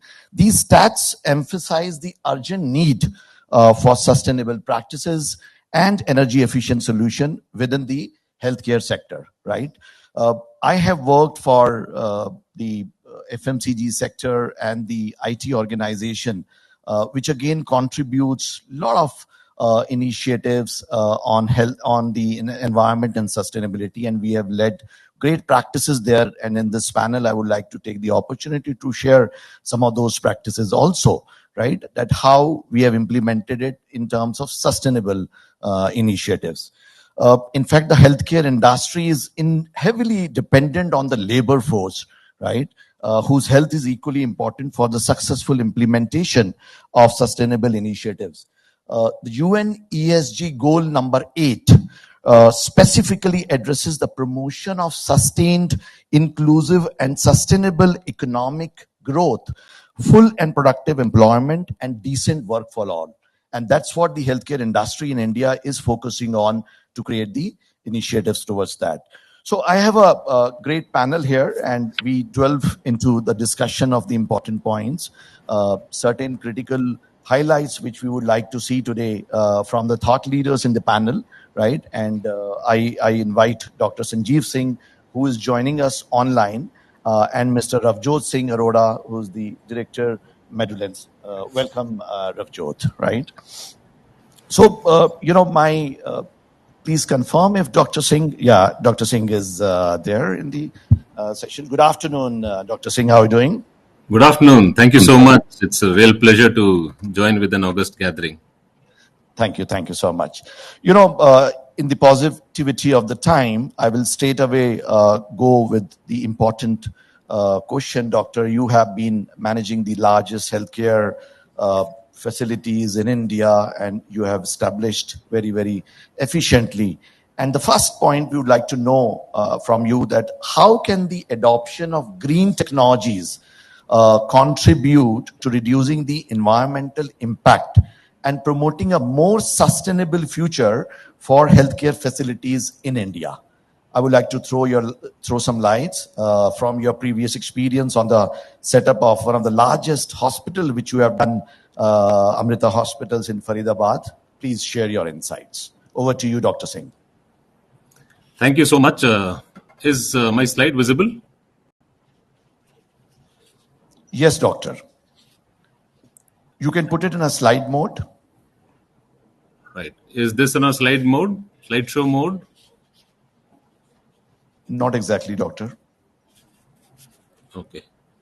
Anyway, in the paucity of time, I'll just get started because what I wanted to bring to attention to the gathering who is there is we have built this 2,600 bed hospital in Faridabad, and the plan and design basically wanted to have a green hospital so that it's more sustainable.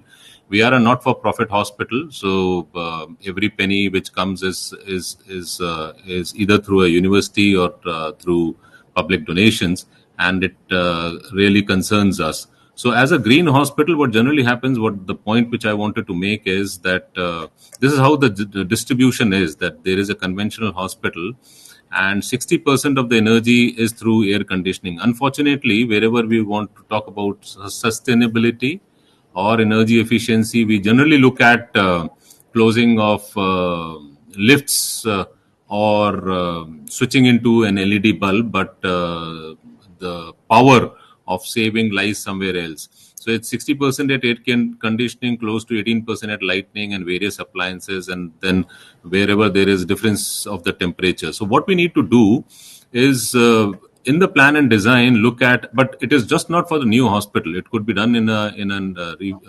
existing hospital. So wall and roof optimization is very critical. And if you create that kind of an insulation, that has an important impact. And the energy saving is close to 6% just by doing this. If you look at glazing and optimization at the facade, if you look at glazing and optimization, the energy saving is close to 24%. If you look at just the shading analysis, which is also as per the wind flow and as per the northern and eastern positioning of the hospital and various shading from as per summer and winter, the energy saving is another 2%, so that's 26%. Natural ventilation, if that is sort of taken care of, because there is open to sky area which is extremely important to be kept, but generally we tend to have more of patient care area and tend to extract more from the existing building structure, but then it is important to have the natural ventilation that is close to 32% of saving. If you create an earth air tunnel and air handling unit is properly placed where this distribution of the radiation happens appropriately, the energy saving is close to 36%. If you have an evaporative cooling mechanism, because that is where you put in your resource for your water treatment plant or your high sides and the low side, the energy saving equals to 40%. If you have a high efficiency energy lighting, and if that is brought in, then energy saving is close to 44%. If you also have an efficient exterior lighting, then the energy saving is close to 45%. If you have some of the energy efficient appliances, which would be a 5-star rating, which is not a very highly sold criteria, but it is to be sort of practiced, the energy saving is close to 50%. And then a very efficient HVAC system where you have a VFD, VRV, and very properly designed insulated mechanism, the energy saving is close to 55%. And then renewable energy generations, which are many right now. It could be having a solar panel, which is possibly very. So all our boundary walls has solar panel, all our terraces has solar panel, and that leads to a lot of energy saving. That is 61%. Because we have extremes of temperature, we are there in the near to the capital region. The solar hot water is critical, and properly designing solar hot water. So what I'm trying to put in across to the audience is that just LED or lifts or switching off lights doesn't help. It is air conditioning, which is 60%. And if you do all of this in a newer hospital as a planner, good plan and design, or in an existing hospital, if you refurbished at least portion of it, you would save a lot of energy, and that is 63%. And that is how it would become energy efficient. So that's it from my side. Over to you. Sure, Doctor. Thank you so much. I think it's very insightful, and it must be noted that these are the industry benchmark or practices which Dr. Sanjeev has adopted in his setup of one of the largest hospital, and it is an urge to all the other hospital which is coming up that they should also focus towards creating a sustainable healthcare units by reducing the greenhouse gases emission and saving the power to the extent of 60%. Right now, my next question is to Ravjot, and Ravjot, you have been managing the various initiatives in your organization from a sustainability perspective. So would you like to share some of the insights on these programs, what you have implemented in your organization? Sure. Hi, everyone. So as Dr. Singh mentioned, most of the energy conservations which can be implemented on the hospital side, be it for the energy efficiency or be it from the coming back from the HVAC systems or coming back from the LEDs and different things. So they're in medical, so we're coming from a medical transportation background, right? So Medulance is an emergency service provider coming back from running of ambulances across the country. So for us, the major thing comes for the biomedical waste also, to convert it into the BMW, right, where we get a lot of, if you see the recent government norm, so the water dispenser has been removed from the ambulance, right? Just because the water was being thrown out, right, randomly from the ambulances across the country. So in the new AIS 125 norms, which the government has launched, you will only find a sanitizer and the biomedical waste dispenser. You would not find a water dispenser over there where a person is washing their dirty hands or a blood hands, and that is because there is no route out also. It is not something that, you know, and when we deal with medical waste, it is hazardous as well. It is not something that, you know, you can just eradicate it in your normal dustbins of your homes and everything like that. So that is one part where we're coming in from the biomedical waste part of view. In the other part where we also take about is the life cycle of medical equipments, right? So we tend to extend the life cycle of the medical equipments because unlike hospitals, right, the ventilator is not used for days and months, right? So the ventilator might be only used in a journey for half an hour, 1 hour, right? So we also focus at the existing devices can be refurbished, recycled, and can be used, and their life cycle is extended to a point where, you know, we are not disposing them in a 5-year tenure or a 7-year tenure, but the ventilator can be used for much more area as well. Third point comes for the sustainability transportation, right? So that would be another thing. But if I just tell you that, you know, even for hospitals, right, how people are reducing their energies in the way of thing is like, you know, going for a sustainable transportation in the way that you see carpooling is happening in a lot of ways. You see that the hospitals are making their own buses to route out and everything. What this actually affects is the multiple emissions which are done, right? From like if there are 20 people using their own cars and instead there's one bus going, so it reduces that emission. So that is how it is going about for the practices which are followed across the healthcare industries for the same. Sure. Ravjot, thank you so much. You know, I would like to, you know, quickly tell you that initiatives, what we have done in my last organization, which is one of the top FMCG in the country, on reducing or managing the solid waste in the organization. You know, I'm just giving example on the Bangalore perspective. 6,623 tons of waste is being generated in the city, right? Which is almost 1.8 lakh plus tons in a month, right? And this is certainly going to the landfill, and it's creating the havoc in the entire environment. So what we did is we have adopted the strategy of 3R, which is reduce, reuse, and recycle, right? We have formed the committee, the council, where they were responsible for taking these initiatives, right? And we did the audit of all the factories, that what is the quantum of the waste which is being generated from a dry or a wet waste, right? And all the dry waste, we started doing the recycling, which was used in the offices in terms of, the tissue papers and, the various other, in fact, in the furnitures also, we use those as a tabletop, right, when you recycle that. And all the wet waste which was generated, we have created an eco-green center, and we have installed the OWC, which is called as organic waste converter. And we started creating into a manure, right? And we started using that in our gardens and giving it to the employees and so on and so forth. And various competition, we have done it in the past in the last organization. But it is very critical that how do you create a ripple effect of the best practices? And that's what we started talking to other companies, and glad that, companies in Bangalore and other parts of the country are adopting these environment and sustainable practices very, very efficiently.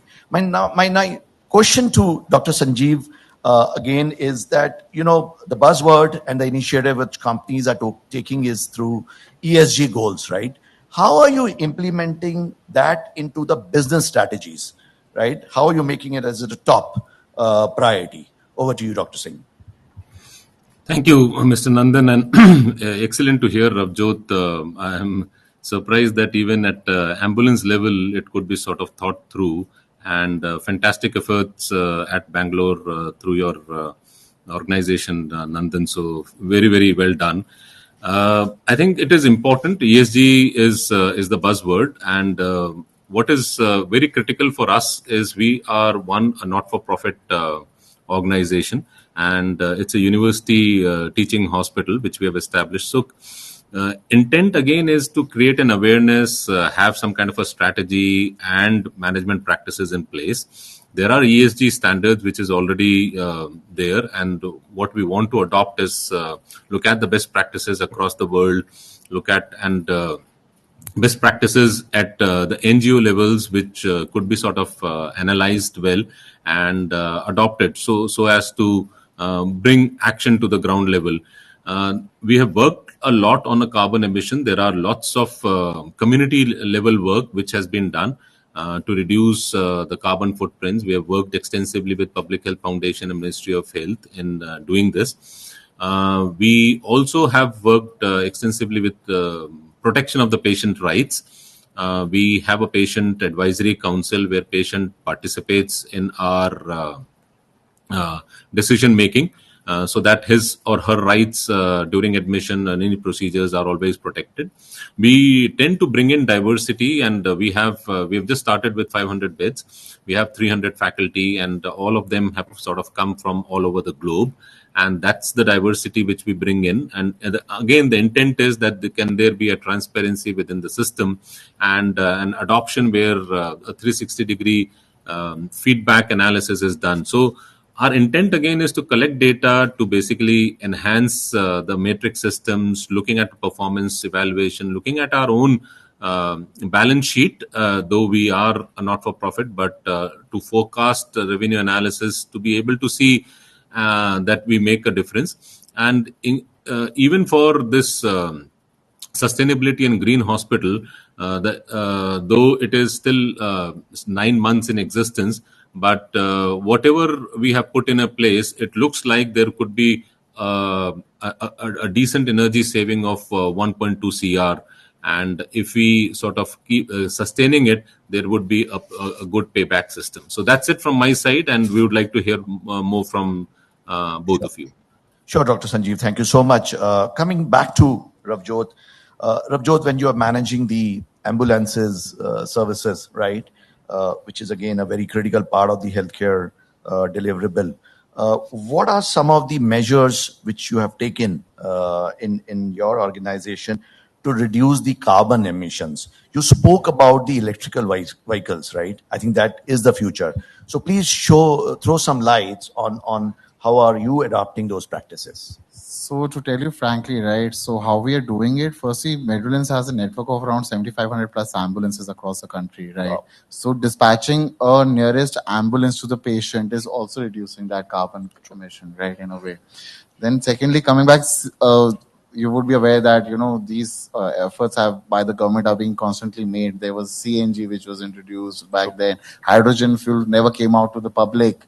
Right, and now the EV is the new buzzword where everybody is converting into the EV vehicles. Now, coming from ambulances, right, CNG does not work with ambulances because it becomes highly inflammable, right? And coming to EVs, so when we talk about reducing carbon emissions in terms of ambulances, so we can't do a long distance kind of a patient journey on an EV, right? Because my loss of energy is at a loss of life, right? So I would not compare that. I would be like, for me, it's my preference is life rather than a loss of energy.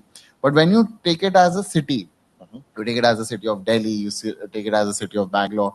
Over here, where the infrastructure is there can be EV ties with the ambulance as well. So currently, the government has not allowed it, and there's no registered EV ambulance in the country currently. But yeah, we are working towards with different EV companies and EV truck companies where, we can pilot it out and see how much is the range. So last year only it was launched in London, right? It was like East England Ambulance Services is a company name. So where the top speed was 75 miles and the range is 110 miles, right? But when these drawbacks come for an ambulance, right, it becomes a matter of life. So we have to be very sure whether the infrastructure is available, whether we don't want to charge our vehicles, we just want to plug and play the batteries, right? My ambulance goes there, I want a battery discharge where I get the different battery and get it plugged in there. I would not go and, make an ambulance wait because the cost of infrastructure is also very high. Exactly. So reducing carbon emissions in ambulances, I think that's a next 5-year plan where, even the NTPC has a Go Green plan, right? They don't want to burn coal and give you electricity, right? So that is how we are also focusing towards that, how the entire ecosystem or even from metros can be change making, basically. Sure. Thank you, Ravjot, for your insights. And I've seen, Bangalore being the IT capital of India, not only the healthcare centers, but also the IT companies are adopting this technology of EV vehicles. And I've seen a lot of the adoption rate is going very, very high.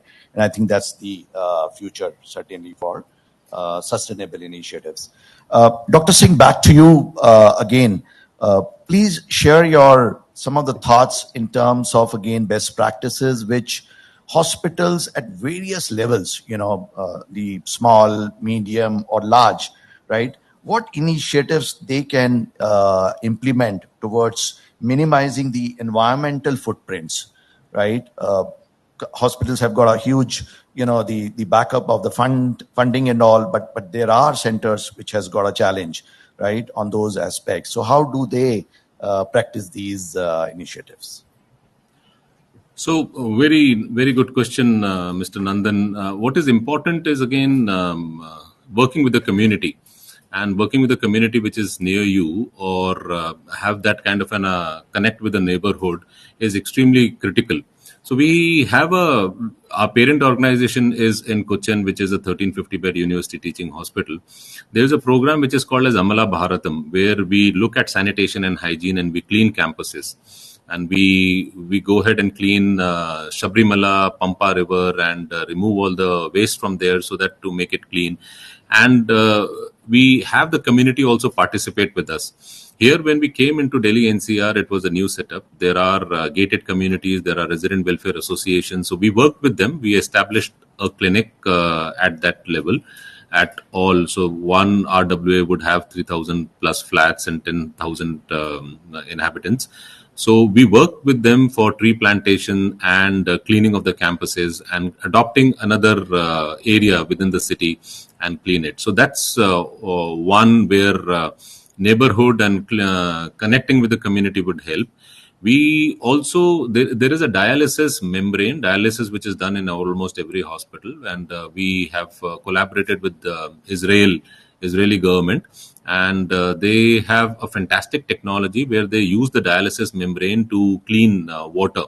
Now, water need to be potable, and we know the condition of the water is not too good within the country, but it's a very and dialysis membrane is a reusable membrane which could be sort of easily used. It is cheaper in technology, but the kind of water which gets purified and it translates any kind of water into a portability using that technology. So that is again very important.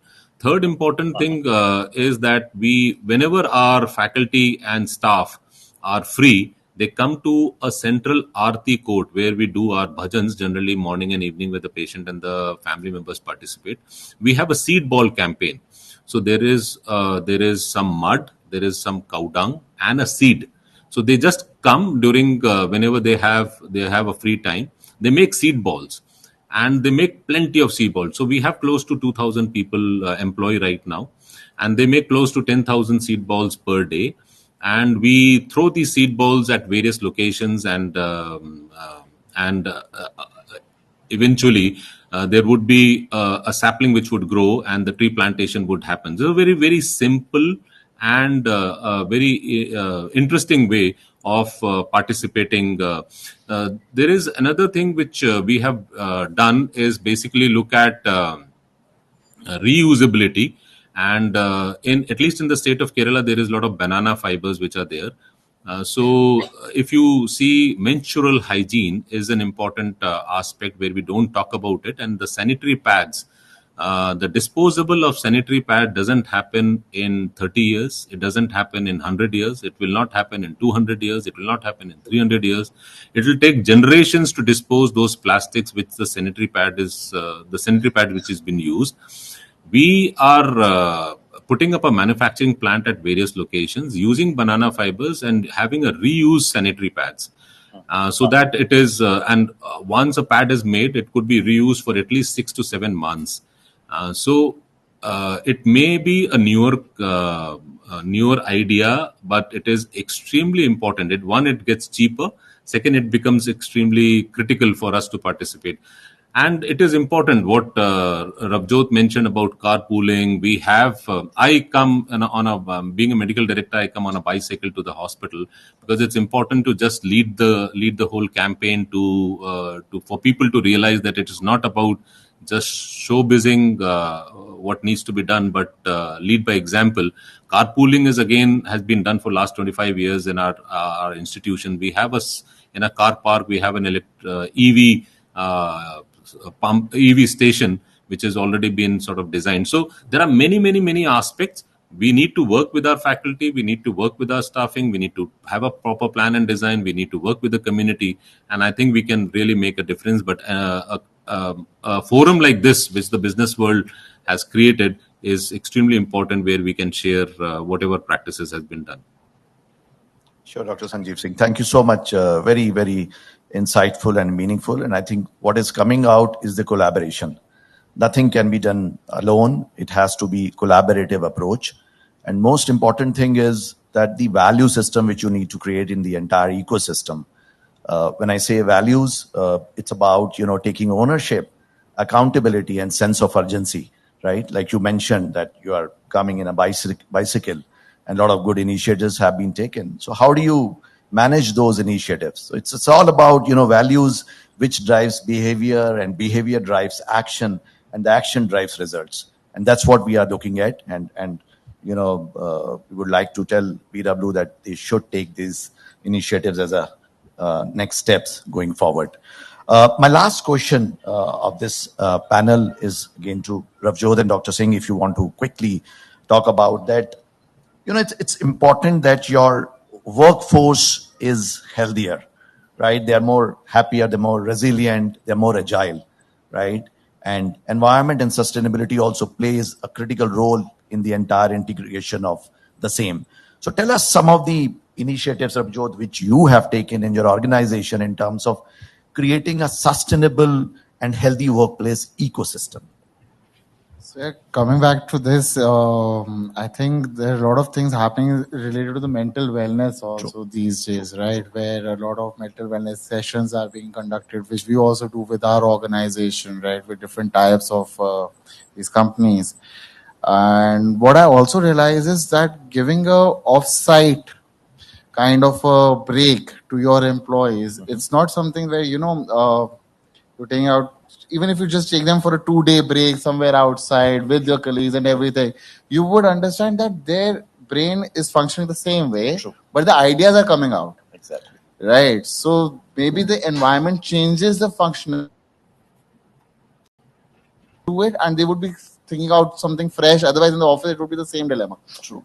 And I'll be coming back and say, okay, this is the same thing which I'm getting out. I would be not getting anything new. So get that more from your employees. So these men, see, they considering India, the workplace environments are very tough, right? To be very true, in somewhere for women's safety is a challenge and everything. So considering I have a call center, I make sure that there is no women working after 8 p.m. Right? Because I also have to make sure that these are my responsibility till the time there's not a security guard, or I make those efforts to do that. So that is also apart from that, the mental wellness is I've already spoken about. The other things which we also take care of is the routine checks. Considering we are the emergency providers, so we do that checks within ourselves. Even if there's a paramedic coming in, I would like to test everybody. Very nice. Get all the BP done and everything. So in an interview also I get these things done. True. So that at least I realize what he's doing, and at least the people who are working with me know what they're standing at. Exactly. And I'll just share one instance, right? So there's this person who was working with us, right? And quite aged, like around 45, 6 year old guy. And you will be knowing that there's fits which happens, right? And I was not aware that he had this kind of a condition, right? So first day it happened, he told me, no, it just happened. He fell off from the chair, and I was like, okay. I took him to the, he told me that, just take me back to home. So I got him an arrange and send him back to home, right? Then it happened repeatedly, like 1 month, 2 months, 3 months, right? So as an employer, I was like, see, at least share. Whatever you're going through, whatever is happening with you, at least share, then only we'll be able to take actions. Then we made a WhatsApp group with his family members. And we used to make sure that, and he would just fall like that on anything, right? And it's scary, right? Even if I'm coming from there, I'm not habitual to see emergencies happening in front of me, right? I would be like very cautious in these cases that, what is happening and everything. So then I realized that, okay, there was a treatment which was missed by him, and hence it backfired to him, right? So then we make sure with his family that, at least he's going for this treatment. And if it has to be compensated by us, we'll do that. Exactly. Right? So, yeah, for workplace, it depends individual to individual, but yeah. So true. In fact, during COVID, when the survey happened by Gallup, the report says that more than 55% of the workplace population were going through stress, anxiety, trauma, and depression, which is impacting on their productivity. And if it is impacting on the productivity, obviously it is impacting on the bottom line of the organization. So how do you do that? Dr. Singh, any inputs from you in this particular point in terms of creating a healthy workplace, sustainable ecosystem? What a beautiful question, because I think in this rush of commercial activity or meeting targets, it is extremely important. So what our founder, Mata Amritanandmayi, says that in this period, what is lacking, everything is available. Every material wealth is available. What is lacking is love. And unfortunately, we don't have time for that. So giving back to the society, when we are all have become consumers and we all want to take more, but once we start giving back, it becomes more meaningful and fulfilling. So what we have is we have close to 3,000 construction workers who work in our newer hospital setup. Their kids, we have opened a school for last 6 years. And our faculty members and staff members, they rotate and they take sessions for them. And similarly, there are a lot of public health activity. We have a 999 campaign where we encourage people to do yoga and meditation, coming from a different background. And intentionally, we have adopted a psychological safe environment. But there are many, many things which are being done. But I think it is important that a forum like this, where it is sort of discussed and and people come together and share their practices would be again a fantastic initiative. Sure, Doctor. Thank you so much for your insight. In fact, I have been involved in one of the very important project of creating a sustainable, healthy workplace ecosystem through Arogya World. And till date, we have recognized 200 plus companies impacting the life of more than 6.03 million, right, towards leading the healthier life. What we do is we work with the corporates, we help them to understand their current practices, we do their assessment as per WHO standards, we give them the benchmark report of the industry, and we handhold them to create a sustainable culture of the healthy workplaces. And it is majority of the initiatives are divided into two parts, which is physical health and the mental health, right? So we promote healthy eating, no smoking, right? Physical activity, and most critical thing is leaders-led program, right? How leaders in the organization are taking the ownership and responsibility and creating an impact. Because if it is not being managed on a top level, it is very difficult to have a sustainable practices in any of the organization, right? So these are some of the practices which we have been proud of along with WHO and creating more and more sustainable, healthy workplaces towards advancement of the health of the employees. So, to conclude, I think it is the points which has come out very highly and, request to BW that they should take this forward, that how do we ensure that the challenges which has been faced towards high energy consumption and greenhouse gases emission, the best practices have been shared in this panel that should be spread across, the ripple effect should be created and should be implemented. However, the discussion has also highlighted the sustainability and energy efficiency, which can be effectively integrated into business strategies to create a positive impact. I think this is very, very imperative, which has come out.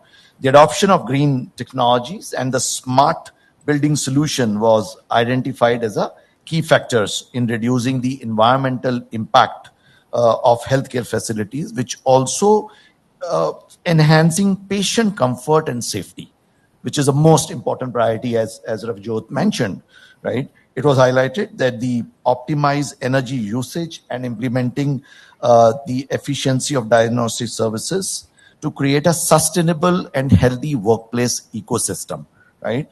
By focusing on the employee well-being, promoting a healthy workplace environment, healthcare organizations can enhance the productivity and contribute to overall sustainability of the organization practices and their policies. Hence, it is crucial for all the stakeholders in the healthcare sector to contribute, collaborate, and drive this positive change, right, to ensure a sustainable and resilient healthcare system. Thank you very much, Dr. Singh, for your experience which you have spoken today and the insightful discussion, Ravjot. I really thankful to the BW for having this important panel discussion. Over to you, sir. Thank you so much, gentlemen. And thank you to all of you for actually leading from the front when it comes to sustainable healthcare, sustainable organizations, and sustainable society as a whole as well. Thank you so very much for all your contributions. And a little token of our appreciation as well. Dr. Velumani, if I could request you to please join us on stage to felicitate the panelists. A big round of applause. I think we can all take lessons from that and go forward into our lives today.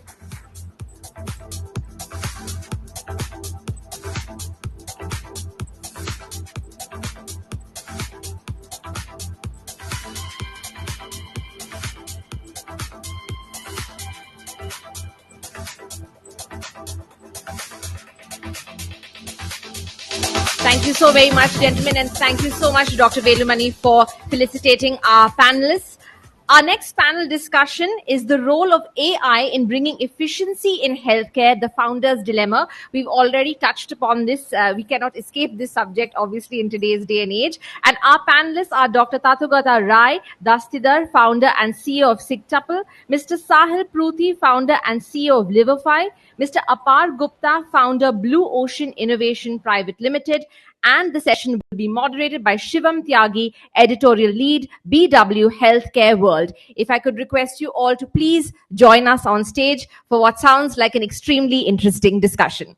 A warm round of applause welcoming our panelists, please.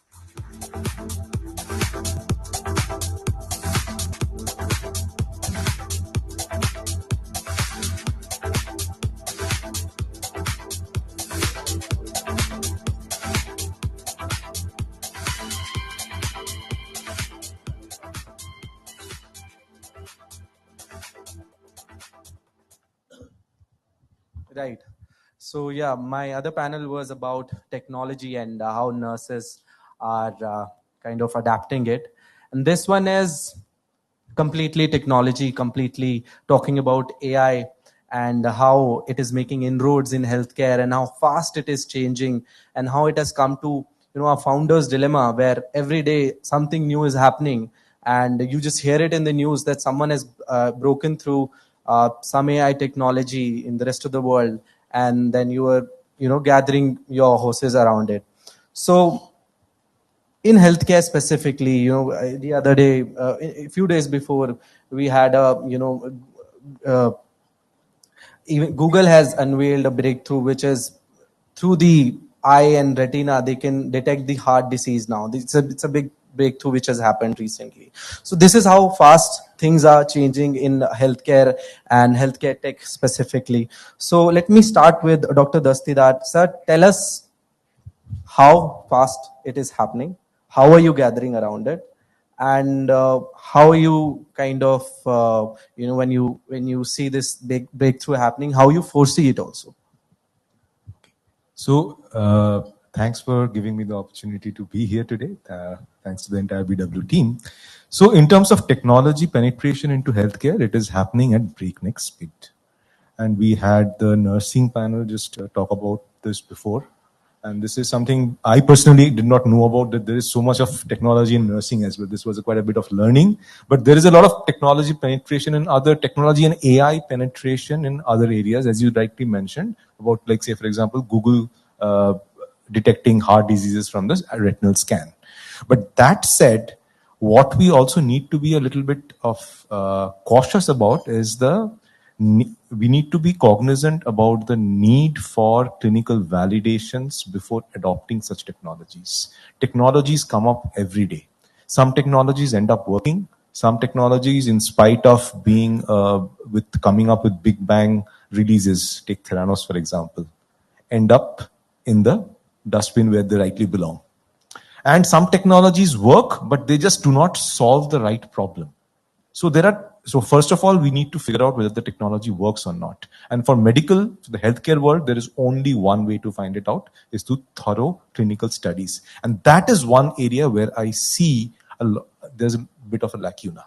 I mean, Google can make that claim that, okay, we are predicting healthcare, I mean, we are predicting the risk of heart diseases, but on how many patients and through what demographics and age groups have we actually tested that algorithm?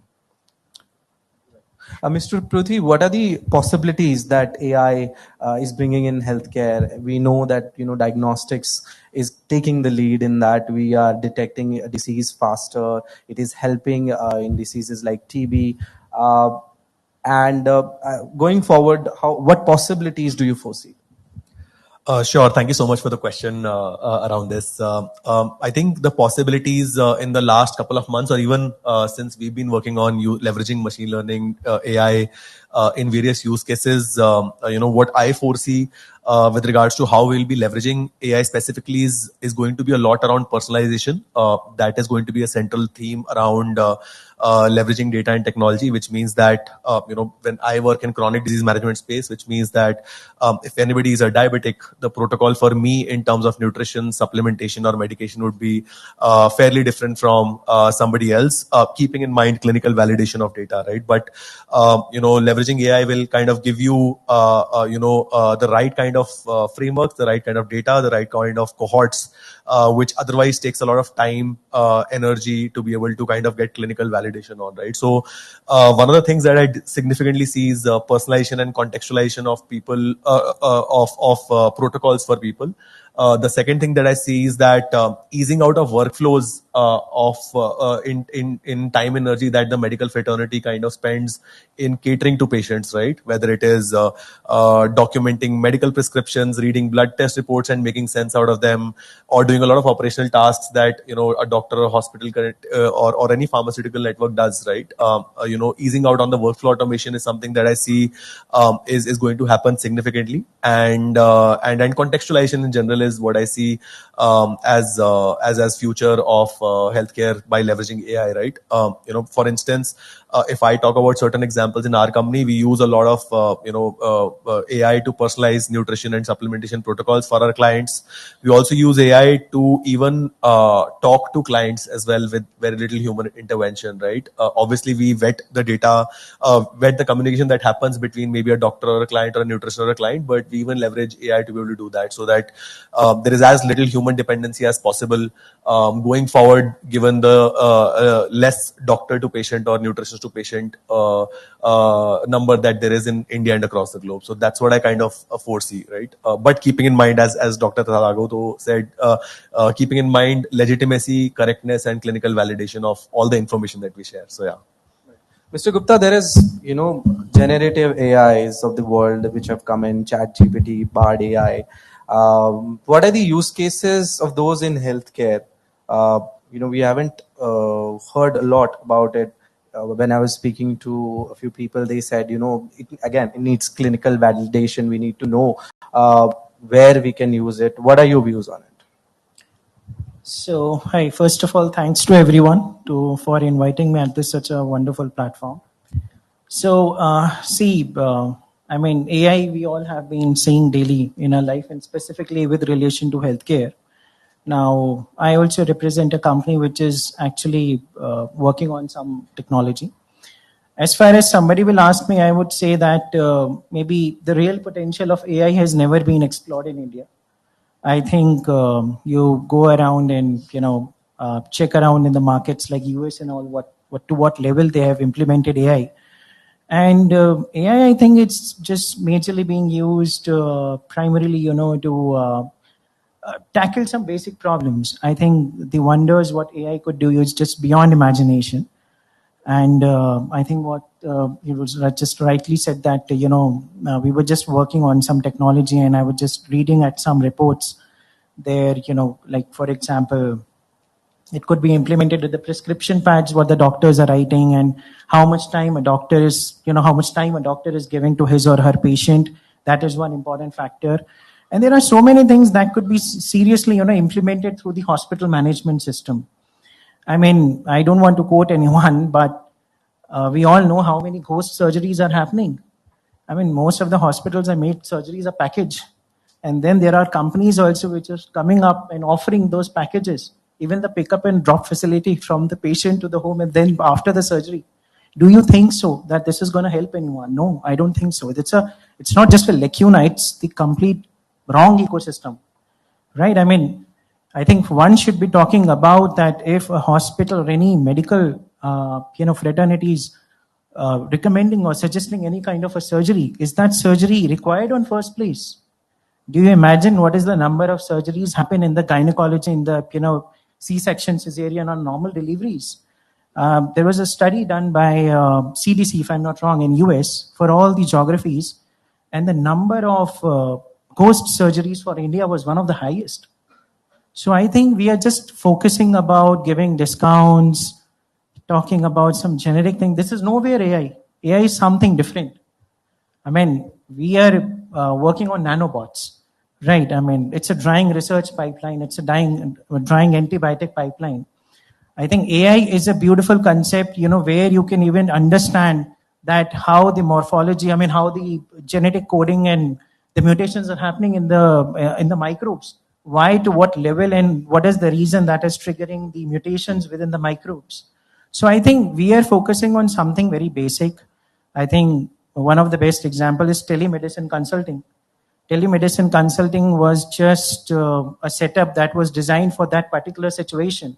COVID has gone. It's been 2-3 years. But teleconsultation is still going on. Can you imagine a patient who is having a stomach ache? How can a doctor go do the diagnosis properly just by looking at the mobile phone? But it is happening. And the diagnosis is done in 40 seconds, maybe less. It's still debatable, right? We have bed occupancy is increasing. We have healthcare institutions which are splurging with patients. There's always need for more doctors. So telemedicine comes as a technology which has helped also. I mean, if you talk about the healthcare professionals and their workload. Coming back to the topic and challenges that Mr. Gupta also highlighted some of them.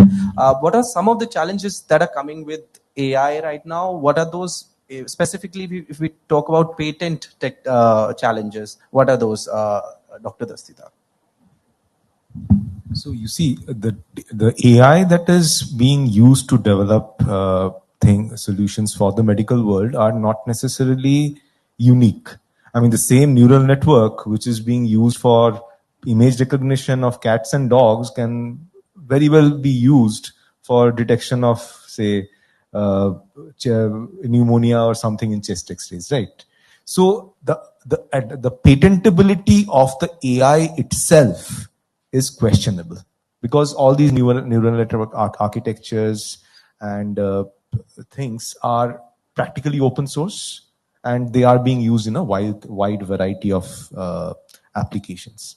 So the way we look at it at Sictuple is basically we try to patent the use of that AI around specific problems. Okay, given say a sample slide, how do we figure out which area of the slide is going to be useful for me to analyze? That is a very problem specific. That is a very specific problem and will be only used for other solutions which are trying to read something out of a slide. So we have a patent around that. So my recommendation is to target specific use cases and the AI becomes an enabling tool for that patent, but not the patent itself. We're also seeing a lot of caution coming from the top developers about AI. I want to address to you only, Dr. Dastidar, and its future prospects. How are you seeing that, and especially in healthcare, what cautions would you prescribe with its use and development? Sure. So the cautions which are coming out of the doyens about the new technologies is twofold. One is that it can lead to a massive loss of jobs. And the second is that this generative AI has the ability to bend what is reality. I'm looking at you just because you're sitting with me, but had I been looking at you at a screen, I would have had no way to tell whether it is you I'm talking to or a deep fake AI. So there are challenges there. In healthcare, we are yet to identify too many use cases of generative AI, but the challenge lies elsewhere. AI is trained with data, and that data, how do we ensure the sanctity of that data? Just to take one example, which Apar was talking about, is that suppose I want to build an AI which, given the symptoms of a patient or the past history, wants to predict the treatment protocol. For that, I go to a hospital, take out the treatment history of thousands of patients and train my AI on it. Now, who's going to guarantee that the treatment that was prescribed to that patient actually benefited the patient or the insurance company or the hospital? We do not know that. So an AI which is trained with that kind of data will predict something which actually benefits the insurance company or the hospital, not necessarily the patient. So that is one huge caution that we need to maintain while building AI for healthcare. Mr. Pruthi, as we dive deep into the AI world and in healthcare, it also needs a lot of data, to give us insights and give us decisions. In healthcare, recently we've had cyber attacks, ransomware attacks. With all this data accumulating and AI using it, what are the cautions there? Yeah, I think there are multiple aspects to it. One of them, as doctor kind of pointed out, first of all, is to before security, we need to ensure the sanctity of data, with which the model is being trained on in the first place, right? That is the first and foremost thing, right? The second thing is that the outcome that AI gives, AI is also being trained on top of the data that AI generates itself, right? And that in itself makes things even more complex, which is like one step ahead. That agar AI ne hi data jo generate kiya hai, if that was not correct and that was used as a treatment protocol and that data is now being used to train further AI, how do you kind of make sure that is being taken care of, right? So before the security piece, one of the things that we need to like really make sure is that the sanctity of data is being maintained for AI to be trained well enough for us to get results which we could, conclusively say it actually gets results or are statistically significant that they get results, right? The second thing that we also struggle with, which you're now also pointing out towards, is that the data that we are also giving to AI models is PHI, which is patient health data, right? In countries like US, I worked in US healthcare before I started this company. There is HIPAA compliance, and the kind of implications that you might have on any sort of data breach are huge, right? Similarly, there's also GDPR compliance, right? So you have to be extra cautious with regards to the data that you're that goes outside of it, right? There is significant encryption that happens. There is significant data security measures that are taken, and the implications of any sort of breach are so huge that companies get shut down. Founders also end up being in huge financial implications, right? And in countries like India right now, I'll probably say that I have had even investors say कि grey market में data मिल जाता है, वहाँ से AI को train कर लो, basically, right? That's a very real thing that I have seen people say कि data सस्ते में मिल जाएगा, you might as well use that and kind of train your AI on as well, right? Which means that all our data, whether it's healthcare, is available, right? So one of the things is obviously we use various security measures similar to a HIPAA compliance to kind of at least make sure that security of data is maintained. And second is obviously any sort of breach should have significant implications on at least the company, even if not the founder, but at least the company, right? That is very critical. And third thing that I would say is that OpenAI right now claims that it does not make use of any of the PHI that you give to it. But right now, there's still a gray area around that, right? So, as much as possible, at least in the company, what we're doing is we're doing more of hybrid, where we're building a lot of generative AI models in-house. So at least we can, conclusively say that the data is being used in a productive manner and it is not going to the third party. And I understand it's not possible for everybody to do so. But maybe start with a hybrid thing where the very extreme sensitive data is not going to OpenAI unless and until there is conclusive, it is very conclusive that data is not being used elsewhere or there is not enough breach so far, right? So, these are things that we also kind of make sure we do. We're doing more of hybrid where we use a mix of OpenAI and a lot of generative AI models internally in the company so that we kind of protect the data of our clients at least to kind of pay us. So, yeah. Absolutely. Mr. Gupta, do we need a safety? Obviously, we need a safety net around it. How badly we need it, and how quickly we need it? Because these, the data, it's like every day we are accumulating with so many medical devices, remote patient monitoring, and cyber attacks or ransomware attacks have become a usual thing to see in news, which starting now, which will happen if we don't come up with this safety net and fences around it. How badly do we need those protocols? So I think what Sahil said right now, that what you are calling data, first of all, I'm sorry, no offense to anyone, but it could be crap and bullshit. Okay, pardon my language, but I'm sharing some fact because when you talk about healthcare, we're talking about saving human lives, right? But things here, I'm talking about the Indian ecosystem. Things are done for attention, not with intentions, right? I mean, I'll just quote a few examples. So I think what the good doctor just said also previously, that, whatever we building, be it the hospital, that's a different ecosystem, the insurance service providers, the patients, there you are actually designing and moduling the things the way you want. I'm sure that you take any corporate example, example of a corporate hospital, I don't want to name. Don't you think so? How many complaints would be raised on a daily basis amongst, the patients who are there, who are getting their services or treatments done in ICU or rooms? but none of that data is ever made transparent to anyone. You may find a Google review for an ex-doctor as a 5-star rated 2,000 reviews. That might be doctored and monitored, just fake reviews. That doctor might have built a fortune on just I don't know how many dead bodies. So this is all first thing, as I said, that what you are asked is, the first thing what you are talking about, the data in itself, I don't think so it's the right data currently. I mean, I could still recall one of my personal experience. Blue Ocean, the company I represent, was founded in 2018. And after a few years, our intellectual property was granted, patents were granted in India and overseas. So we were approached by Microsoft that, we like the technology you are working. You are not talking about something, you're talking about something which sounds like a science fiction. And while having a call with their consultant, they said that, this very famous personality, I'm sure everyone might have heard about, Robert Downey Jr. He wants to invest in India. And he has 4 companies, Downey Ventures, Footprint Coalition, Team Downey, and one more. And why don't you approach him? We'll give you the email ID and the reference. And I did. So while a call with Jonathan Shuloff, who was the CEO of Downey Ventures, they started laughing. And they laughed for 2 minutes, and I thought that, I don't know what I've said. And they said that, Apar, you're talking about all these things for a geography where the antibiotics are sold on the like an OTC.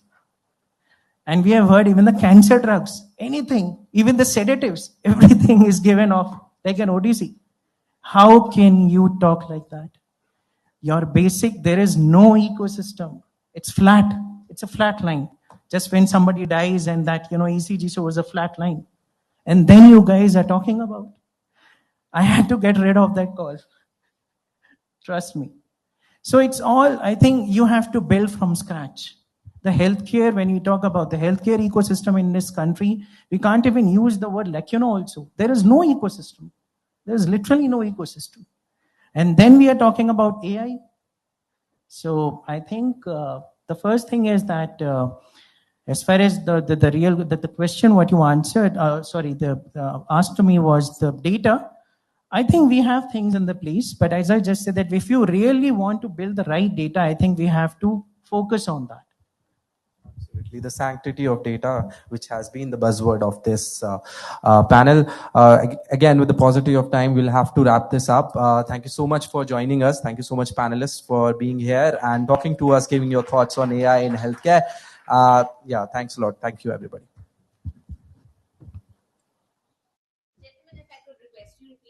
On stage, we would like to share a token of our appreciation with you. Harbinder sir, if you could join us on stage, please, to felicitate our panelists. A big round of applause. I think we all got some interesting data on data today, which we will all be taking home with us. Sanctity of data being the number 1 on that list.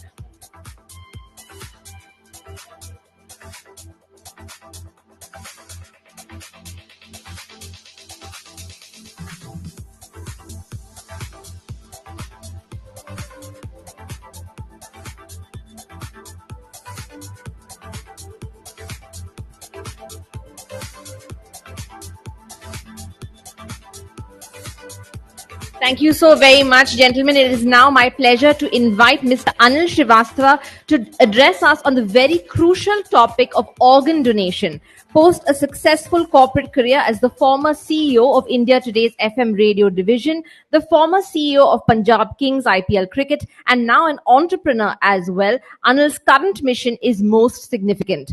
After donating his kidney to his brother 8 years ago, he embarked on a mission to ensure no one dies waiting for an organ, and now to unite Rotary for organ donation to see organ donation become a project of scale with Rotary International. Anil is currently the founder and charter president of the world's first Rotary Club of Organ Donation. If we could ask Mr. Anil to please join us on stage for this very, very important topic. A big round of applause, please.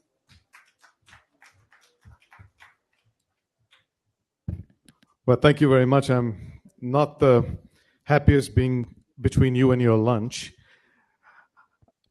I had no idea this was going to go on. And yesterday when I saw the poster, I called my good friend Anurag. I said, listen, I'm up against the wall here. And most of the time, I don't get an audience wanting to talk about organ donation, especially in India. क्योंकि यहाँ मौत के बारे में बात करेंगे तो अपशगुन माना जाता है. So he said, Anil, I will squeeze you in, and Arvinder here said, we'll do so, and you need to finish in 6 minutes. So I was talking to my wife about that, and she said, hey, you're the expert. You can finish in 6 minutes. You could do it, and that gave me a little confidence.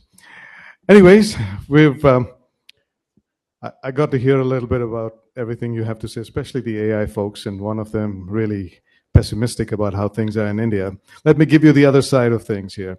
I've driven around 58 countries in my own car, and because of the work that I do, speaking about organ donation and its awareness, I get to speak to a lot of patients, doctors, and get a glimpse of the medical situation in those countries.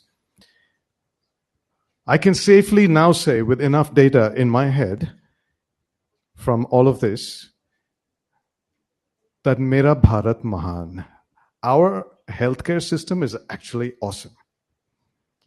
You get the medicines when you want it, not wait for it for 5 weeks. You get a scan when you want it. You get your surgeries when you want it and when you need it. Heck, when I was 14 years old, I went to the doctor and said, I want a tonsils operation. Try getting that somewhere else. And he complied, and he asked me, why do you want that? He said, I heard when I take it out that I can grow taller. I'm 55 now. That was 14. I'm hatta katta. No problem with that. Anyways, let's talk about organ donation. I know it's not a subject that most of you think about, but 2 lakh people in India really suffer from just kidney disease, 1 lakh from liver disease. Forget about the heart and lung. And 80% of all organ donations happen in the kidney space. Now, I'm a kidney donor. I live to tell the tale. I'm an incomplete man. I can't model for Raymond, but I can tell you the story that once you live on 1 kidney, you live 2 lives, not just 1. But what can you as healthcare professionals do? Can you create technology? Of course you can. Can you find a protocol on how to help people who cannot afford an organ transplant? They find money somehow, but then they have to have drugs for the rest of their lives. How can technology help them make that easier, cheaper, or even non-existent? There is a company in the US trying to get rid of that immunosuppressant drug. And that would be a game changer. You as healthcare professionals, I don't know, not necessarily nursing, but if you're in any space to do with technology delivery or even hospitals, be a little more sympathetic, because medical science in our country is in this space very advanced. In fact, worldwide. I don't think organ donation is a medical problem. It's actually a social problem. How many of you would give a kidney if someone in your family stood up and said they needed one? Well, not everybody, right? And that's the problem. 15,000 kidney transplants happen in this country when 1.5 lakh people need it. So clearly someone's not raising their hands. Especially kidney. Actually, there should be no one dying of a kidney problem, or at least no one must die waiting for an organ, especially the kidney, because every family has a donor. So I'm going to wrap this up, because the 6 minutes, every time I think about 6 minutes, I think about my wife saying I can do it. So I need to do this quick. But I'll leave you with a couple of facts about organ donation. First of all, in this country, you cannot assume you're an organ donor because you signed up in some website. The law in this country states that only the next of kin in your family has the right to decide for you, which means most of you are quite young here. Your parents need to die first. I'm sorry, I'm giving you the bad news, but it's the reality of our lives. Our parents need to go first. Our grandparents need to go before them if things are going the way it should go. So you are at an age where you may have to make that decision for your family, for your parents. What would you do? Would you do the right thing? So forget about giving a kidney. Would you give up your parents' organs to save somebody else, and not just somebody else, but even your parents. Because if we think about living or coming back as a human being, punarjanam, the only guarantee of coming back as a human being is when you donate an organ. Otherwise, hum chipkali bhi ban ke aa sakte hain. No guarantees. Depending on how you perform in this life, then we worry about the next life. So please do say yes. Signing up is not the way to become an organ donor. It's a way to capture your intent. But to get the results, you need to say yes. Number one. Number two, our laws are not most conducive for organ donation. Fight for it. Fight for the patients that come into your hospitals. Any hospital people here? Well, okay, so I'm obviously not addressing the hospitals here. Forget about that fact. Makes no sense here. Okay, so I'll just leave you with that. A, when you give up your kidney, you will still live a fabulous life. Now, I'm proud to show you this t-shirt. This is just not designed for the heck of it. I actually represent India in the World Transplant Games, which just concluded 2 months ago in Australia. And Team India did beautifully. You don't know it, but Team India won 35 medals out of 2,000 athletes from 50 nations. And we were only 31 of us. I can tell you at the age of 55, I can still run the 100-meter sprint in 13.6 seconds. I did win 2 gold medals for India. My brother, who also got my kidney, won a silver this time, and we both won golds the last time. So both my kidneys are gold medalists. And in the era of sponsorships, look at me, I'm a walking, talking billboard. Every time my brother pees, I've told him, remember, it's sponsored by me. With that, I hope you enjoy your lunch. And if you ever need my help, I run an NGO called the Gift of Life Adventure Foundation, where I fight for people in courts. I take care of legislation by litigation. And the last case we won was in the Supreme Court, where then Prime Minister Modi said in the Man Ki Baat that we are trying to make one law for one nation. Well, he was basically taking credit for the fact that we won the Supreme Court litigation, and the Supreme Court directed the government to scrap that piece of the law. So I end with the Harry Truman quote that we can achieve the impossible as long as we don't care who gets the credit. Thank you.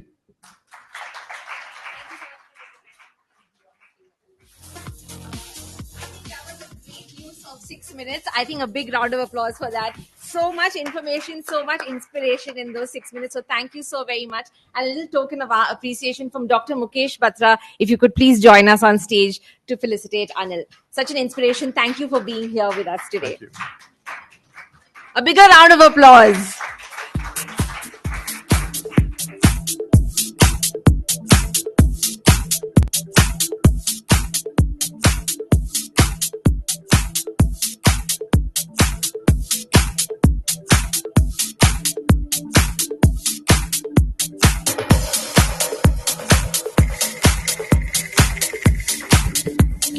I just said that I'm an organ donor as well.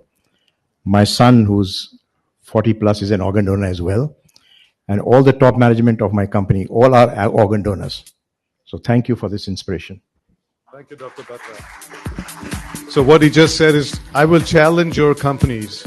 If you can, in your companies, say that we are a 100% organ donor company, and that would be great PR for you and your company, make it count for people.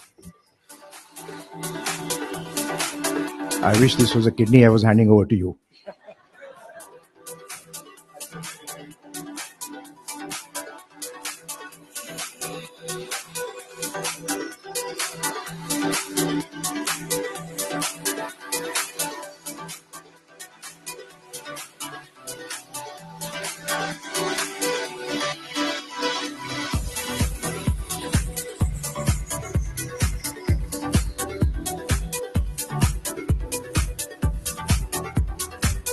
And it's now the time for the news you've all been waiting for. It's time to break for lunch. We will see you back here in half an hour, please, in your seats. Thank you so much.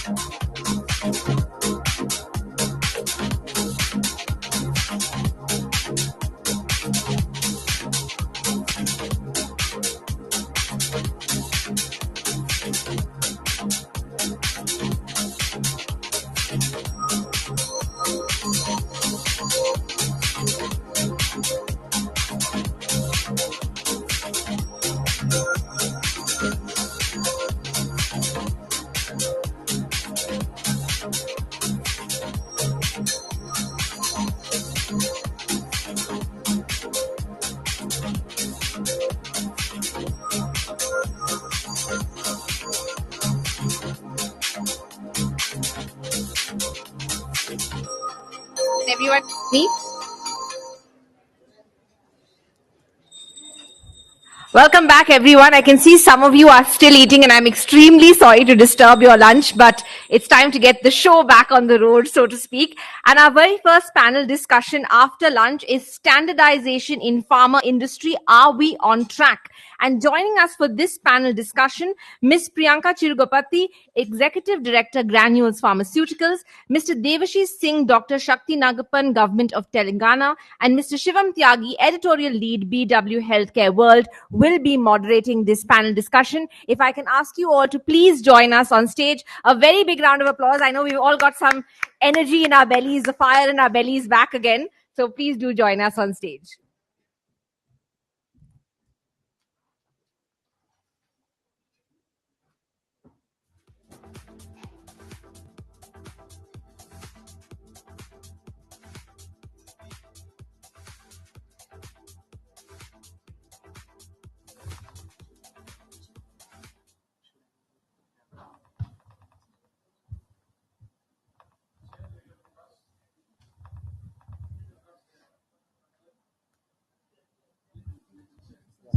Nice to meet you too.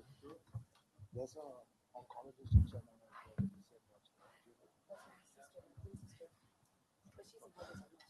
Well, thank you so much for quickly joining in after a brief lunch. We are running a little late today.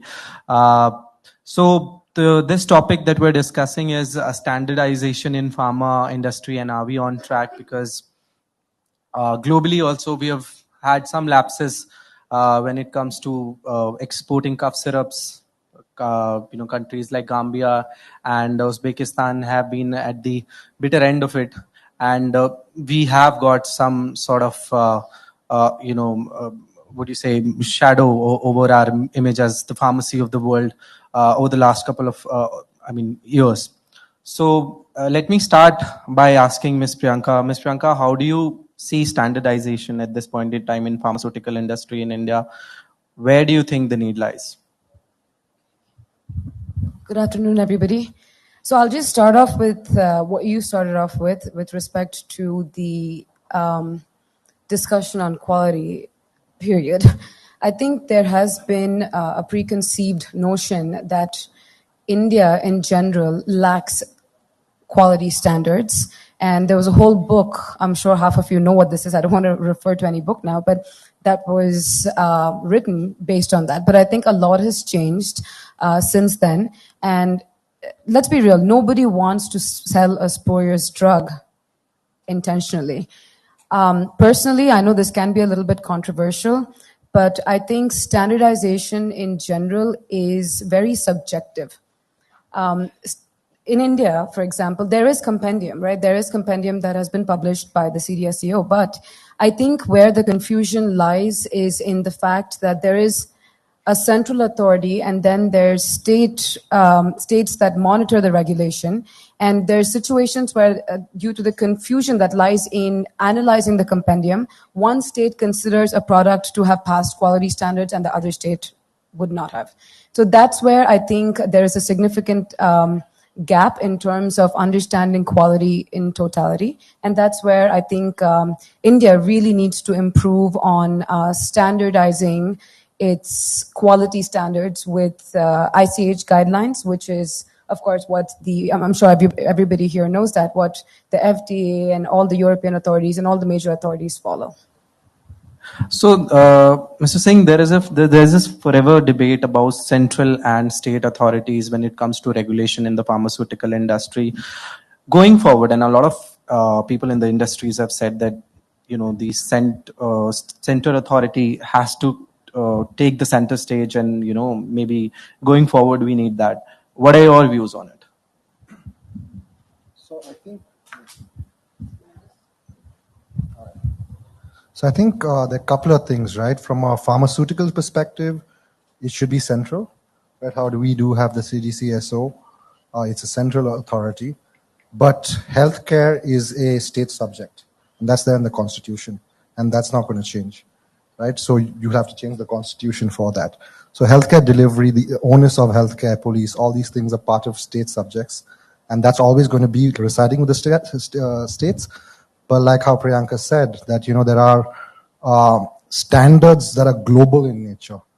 And those standards need to be populated and accepted by each state.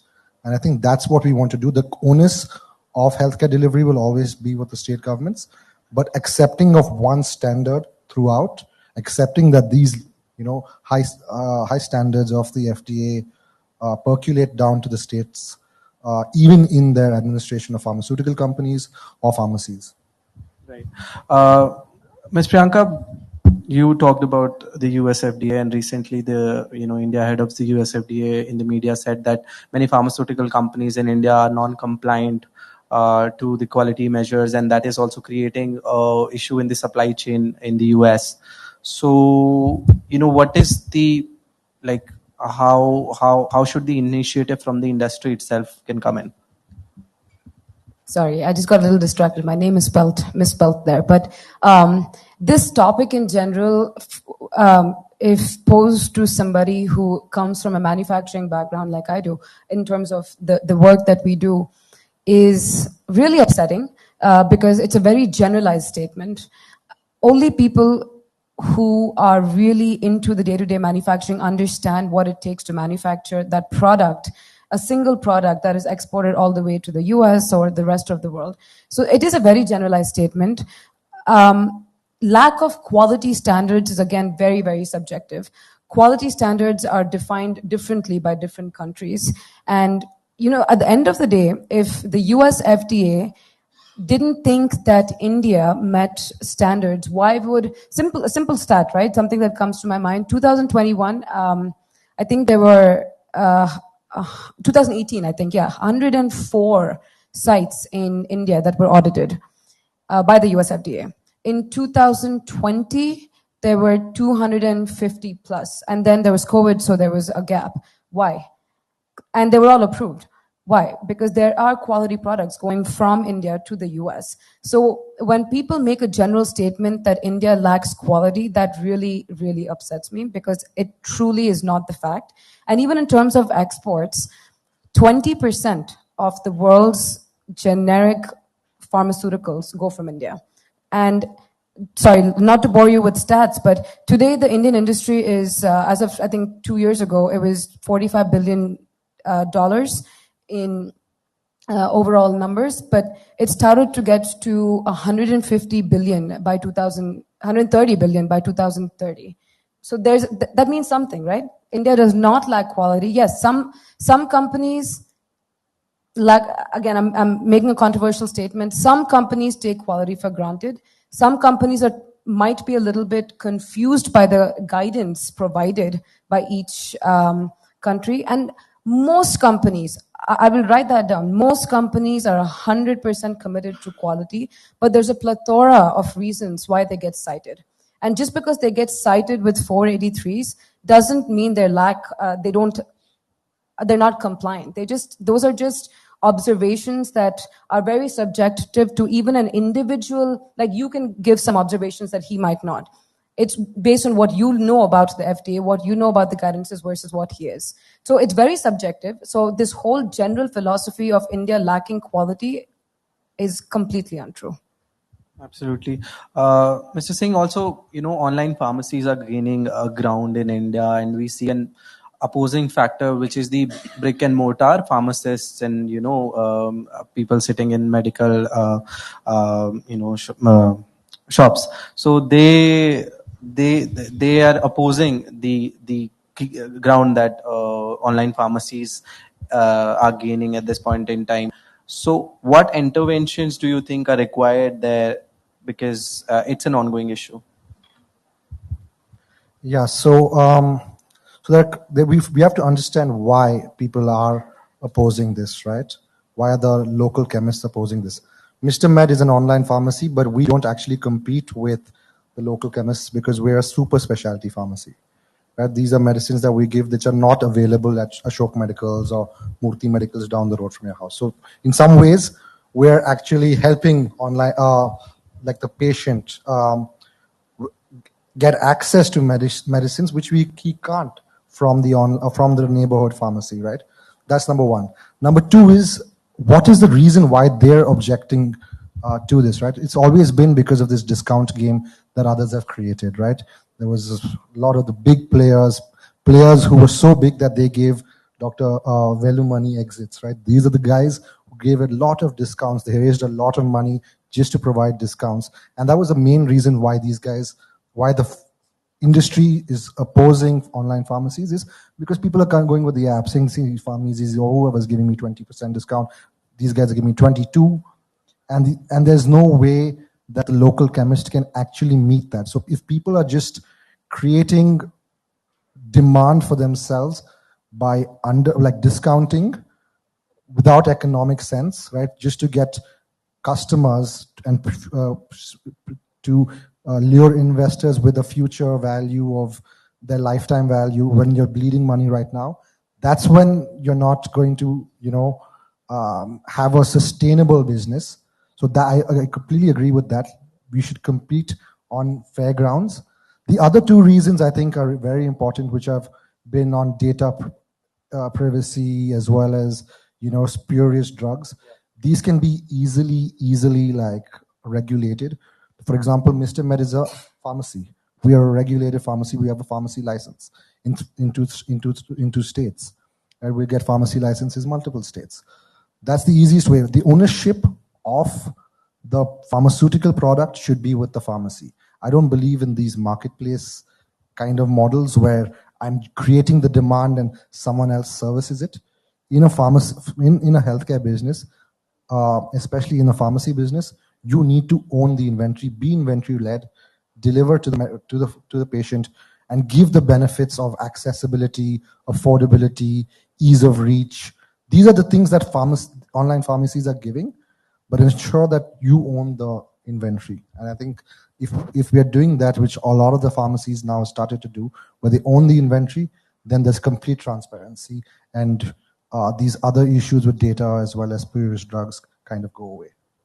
Right. Ms. Priyanka, counterfeiting drugs in India is also, comes up in the conversation, and the government has suggested that barcoding will be done to, deal with it. How effective would you think that will pan out? I think I'm going to let Devashish answer this, primarily because my area of focus is the US.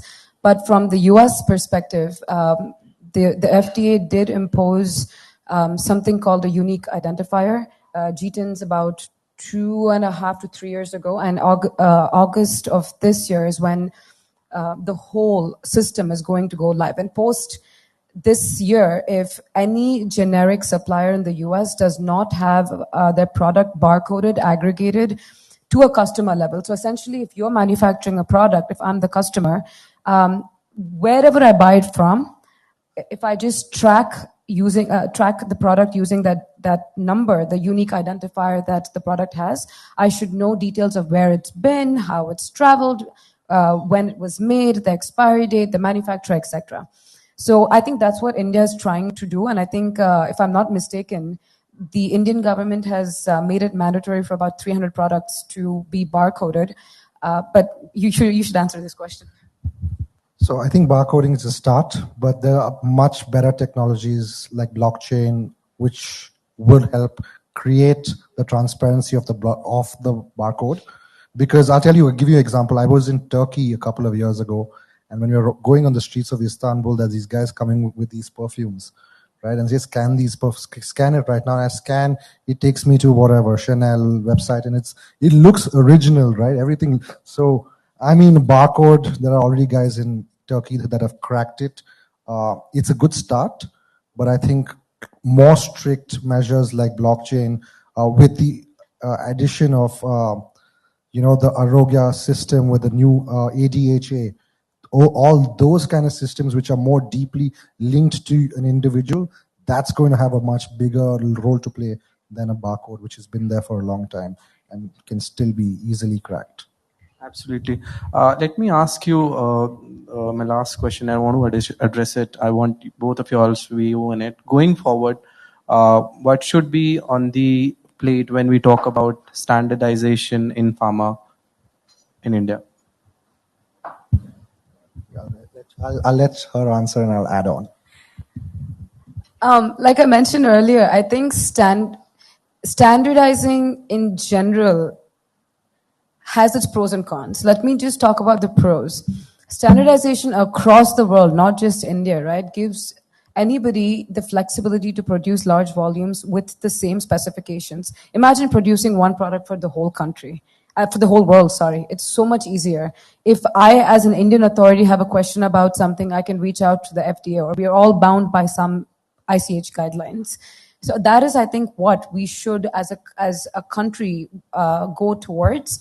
And I think India has made the intent very has the intent of moving towards maintaining ICH guidelines, but we can't impose it overnight because it is a very difficult thing to execute.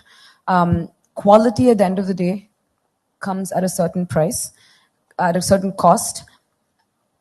Do we in India want to pay for it just yet? I don't know. I am not 100% sure. The US is certainly not ready to pay for it, but they squeeze manufacturers. That's a whole different controversial statement.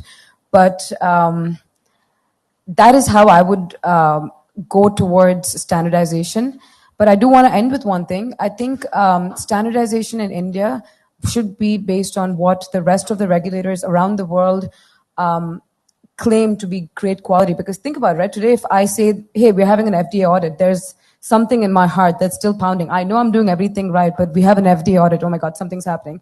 But when we say in Indian companies coming to audit us, sorry, chalta hai, it'll happen. We'll have some observations.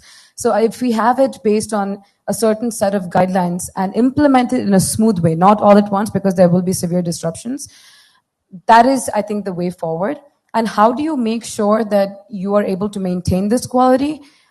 Another controversial statement is cut manpower, increase machine expenses, and that put in your money into machines and cut down human intervention to the level you can, primarily because most of the issues with pharma come because of human errors. So in my opinion, again, my opinion only, that's how we move forward with standardization.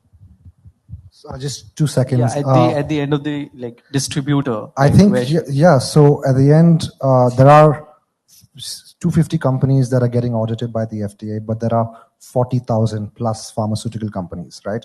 The big ones are here. Some of them are here, but there are guys who are in a small 100 square foot lab running a pharmaceutical company being audited by the same CDCSO. So that's where the burden of ensuring quality to that person as well. Then we need to probably have the CDCO's budget equivalent to like an army, right? So I think these are, like you said, go slow, and then hopefully there's no concept of big pharma, right? Because the top 10, top 20 companies in India are doing 90% of the business anyway. But it's those other 20,000 odd small companies that are continuously making a living. How do you ensure that they don't get unfairly scrutinized by these regulations? And I don't have an answer for that. Right. Slow and steady incremental addition into the quality. At the same time, looking at the needs of the industry which are there in the Indian scenario. Thank you so much, both of you, for joining us on this session. Again, we are running a little late, so we won't be taking any questions, but you can take it one-on-one after we move downstage. Thank you so much. We touched on quality many times in that discussion, but that was a very high quality discussion as well. A warm round of applause. Priyanka ma'am, can I request you to please remain on stage? We have a small token of our appreciation. And if Harbinder sir is here, could you join us please too? Yes. Thank you so much. Thank you so much. A very warm round of applause. Thank you so much, Priyanka ma'am and Devashish sir. Thank you so much. We've had plenty of interesting viewpoints through the day, and I personally am excited to hear this viewpoint on women's health, a big opportunity for India's startup opportunities. This will be delivered by Mr. Sanjeev Navangul, who is the MD of BSV. Sir, if we could please request you to join us on stage with your viewpoint. A big round of applause, people.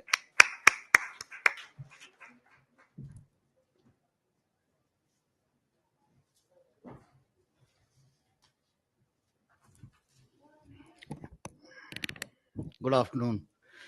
I don't know, they say the glucose load R, how many people want to hear something new about startups? But thank you for inviting me. Harbinder especially he insisted that I come down, and Anurag Batra for trying to persuade me to come here. Look, I'm not going to say something which you don't know. Yeah, there's certainly enough and more information everywhere. But I want to contextualize why I feel that women's health is important and at this stage in our country, and why we need to do a little more. And how can, therefore, the new ecosystem get incorporated into it. And I'm going to give you a very interesting stat, or in a way, slightly shameful stat. In India, access to healthcare in reality, in a reasonable way, I'm not talking about just getting a headache tablet or something, but if you get to a proper center for healthcare, is roughly about 40% of the population. It's not more than 40% of the population, which ties in with generally the treatment rates in this country of being around 35 to 40% for most of the diseases. Now you might say that's low, but do you realize behind these figures, why is it low? And then you take the gender bias of that treatment rate or the access to healthcare. The access to healthcare is 60% for men and 20% for women. And then this starts to become far more, in a way, serious as an issue, slightly dangerous from a societal point of view. And there comes the situation where we have to start to think that why does this happen and how should it be taken care of. We always create figures by which we are able to show that India's healthcare is moving better, that we are moving faster, we are trying to do a lot of things. But in reality, some of these issues have remained with us for a very, very long time. There is no company in India which generally likes to claim that they are a women's health company. Yeah, Novo Nordisk will claim that they are a diabetes company, or some other company will make some claim on being an oncology company. So those are things which people talk about. Yeah, but have you heard anybody talking about being a women's health company? Hardly anybody would say that. Yeah, we try to say that now because we are trying to build around as a company a portfolio to say this. Yeah, but it's again something to think of, that why is it so unattractive for everybody to focus on women's health in this country? Why have we made this a situation where we have combined a lot of issues and really not focused on them, on this issue? I'll give you some very interesting examples. Yeah. Many years ago, in I think 2009, I was heading another company and we launched the first cervical cancer vaccine in India. And at that time, I remember 8 women used to die every hour due to cervical cancer. The amount of opposition that we saw from different quarters, including a parliamentary panel was set up, that is it really necessary in this country? And today, where are we? Today, the situation after 15 years is that government is now insisting to put it in the government scheme of essential vaccines. It's taken 15 years. The issue moved. Why should it take 15 years to move this issue? That is the kind of challenge we see in women's health diseases.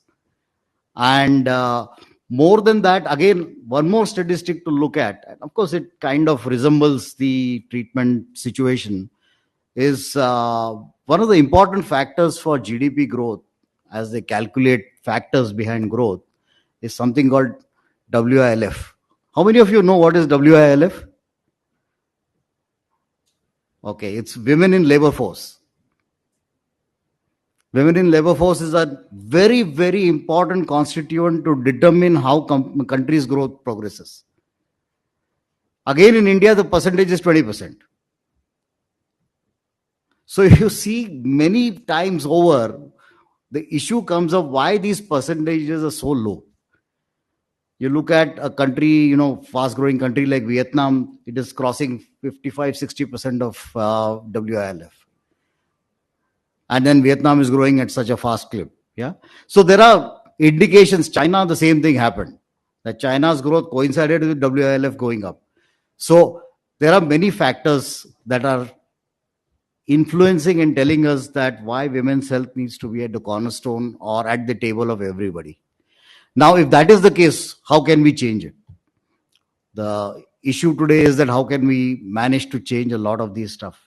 And I think one of the big factors that we are seeing, which is allowing us to do this, is the advent of technology that is enabling us to incorporate a lot of information which can help people. And that's where the startups, we need more and more startups who are focusing on women's health. Are there? They are starting to sprout in one place or the other. There's a startup which is reaching out now to roughly around 300,000 pregnant women in this country, trying to tell them what is healthy, what you need to eat, what you need to do. But again, when I scan that, there are so many things that are not still incorporated in that also. For example, simple thing like, should there be a blood test? Do you realize how many people lose their life in that period because of being Rh negative women and not being known that they're Rh negative? Just the blood group. So the incorporation of having that as information and handholding, maybe with a birth cohort of 25 million, if you start handholding roughly around, let's say, even 10, 12 million, you're talking a large number to incorporate that. Then there are, now I came across a startup handholding people from women from the age group of about 40 to 55. I think they're trying to work through the hormonal changes of women and trying to handhold them, because at that time it is not just treatment, but it's also counseling. It's also helping women through that process. So we're starting to now see constitutionally, in a way, throughout the women's life journey, how are people starting to focus on different things. Is this enough? Probably not, because I think as you see more and more women participating in workforce, as you see more and more women getting out of their homes in this country, which has to happen, and which is probably happening at a much rapid rate than what we can think today, more and more health issues will come up. The reason being, as economically independent people become, the more health-seeking behavior will come up. And at that stage, probably the established centers will not be able to take care of it. I don't think that load is easily manageable. Today, even we go to a tertiary care center in Bangalore, you go to one of the tertiary care centers and you have to wait for several hours before you get everything done. So that situation is not going to change. So at that time, the biggest help that we can see is through technology, through the startups, are things going to change. One of the designs that I keep thinking about, and I'm thinking how to work this out now these days, is that how do you create an information center, a center which allows you to provide ecosystem, a center that allows women to talk to other women about their conditions freely. How do they get to a medical center with a simple understanding of where they live and what they need? How do you get all this together? So how do you get information in? How do you create content by which it's more audio-visual in nature so that people listen, there is some attention span that you get? How do you get all the medical professionals to start talking on that particular platform? So as we looked at all this, we realized that there is a big design that can be created around it. And one of the big startups that we think is going to be possible in this country is how to create a complete ecosystem around women's health because of that. Is it something that will take some time? Probably it might take some time. But probably if you look at the overall design of this, you will realize that you can really contribute significantly, because in a way, the technology literacy or the mobile literacy in this country is very high. So you have to utilize strengths that are there in the country to do that. One of the one of the thoughts that keeps going on in our mind also is the fact that treatment doesn't reach in time. For many diseases, this happens, but the treatment not reaching in time is because of the lack of enough and adequate attention paid to women's health at home. And therefore, the treatment starts late, or the situation arises in such a way that unless it is acute and serious enough, the reach to treatment doesn't happen. How do you encourage more people to talk about their diseases or their situations, conditions? And that kind of awareness is not really possible by just talking about here and there. So how do you use technology for it? So in Uttar Pradesh, with the government, we did something on RH negative women. We created jingles and gave it to the government. The government ran it for nearly 6 months. And what lo and behold, you started seeing more women in villages coming and trying to discuss with their district hospitals to say, oh, what is this being talked about? Do I need to check myself? So more pregnant women started checking. So there is a possibility of doing this, and the impact of this is solid. So it actually starts to grow up rapidly. So the more you try and work this out, the more startups that get encouraged for this, the more probably the benefit we will see. We as a company also are trying to ensure that we support startups. What we have started to do is that we tell them that, look, come and talk to us, especially if it's about women's health, come and talk to us. We will ensure that we write down your commercial risk, that the commercial risk is completely taken over by us. You continue to focus on the product that you're developing or whatever ideas you're developing. You continue to focus on that, hand over the commercial risk to us. If it works, it works. If it doesn't work, at least your money and your time is not wasted on trying to commercially venture out.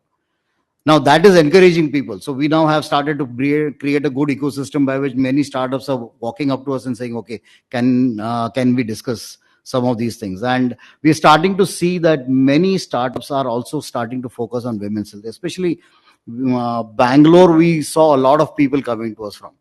Bangalore is one city. It is incidental that you're having this session here, but we are starting to see this. And therefore, I think the more encouragement we provide, probably we need more people to participate in this, more companies to participate in this, more government bodies to participate in it.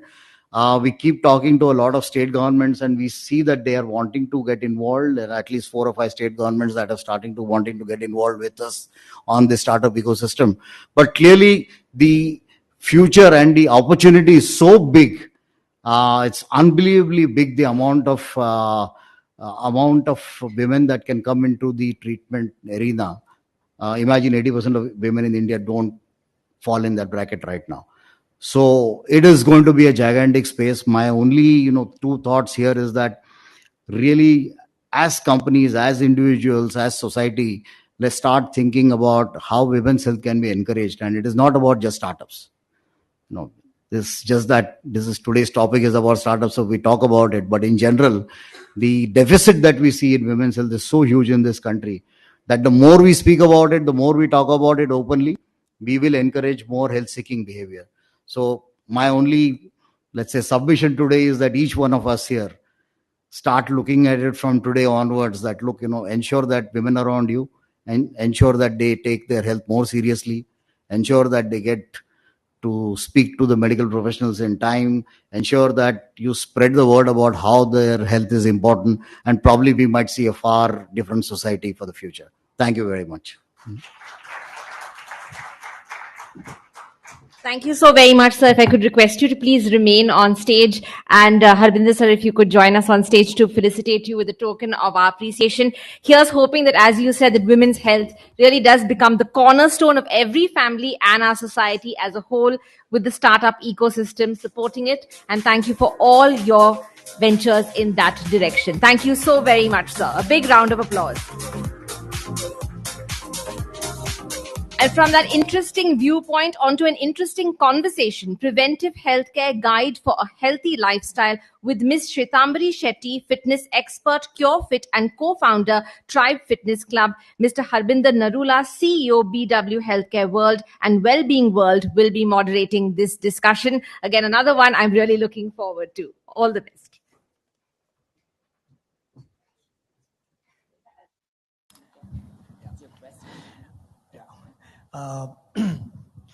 This was a very interesting session and a keynote by Sanjeev.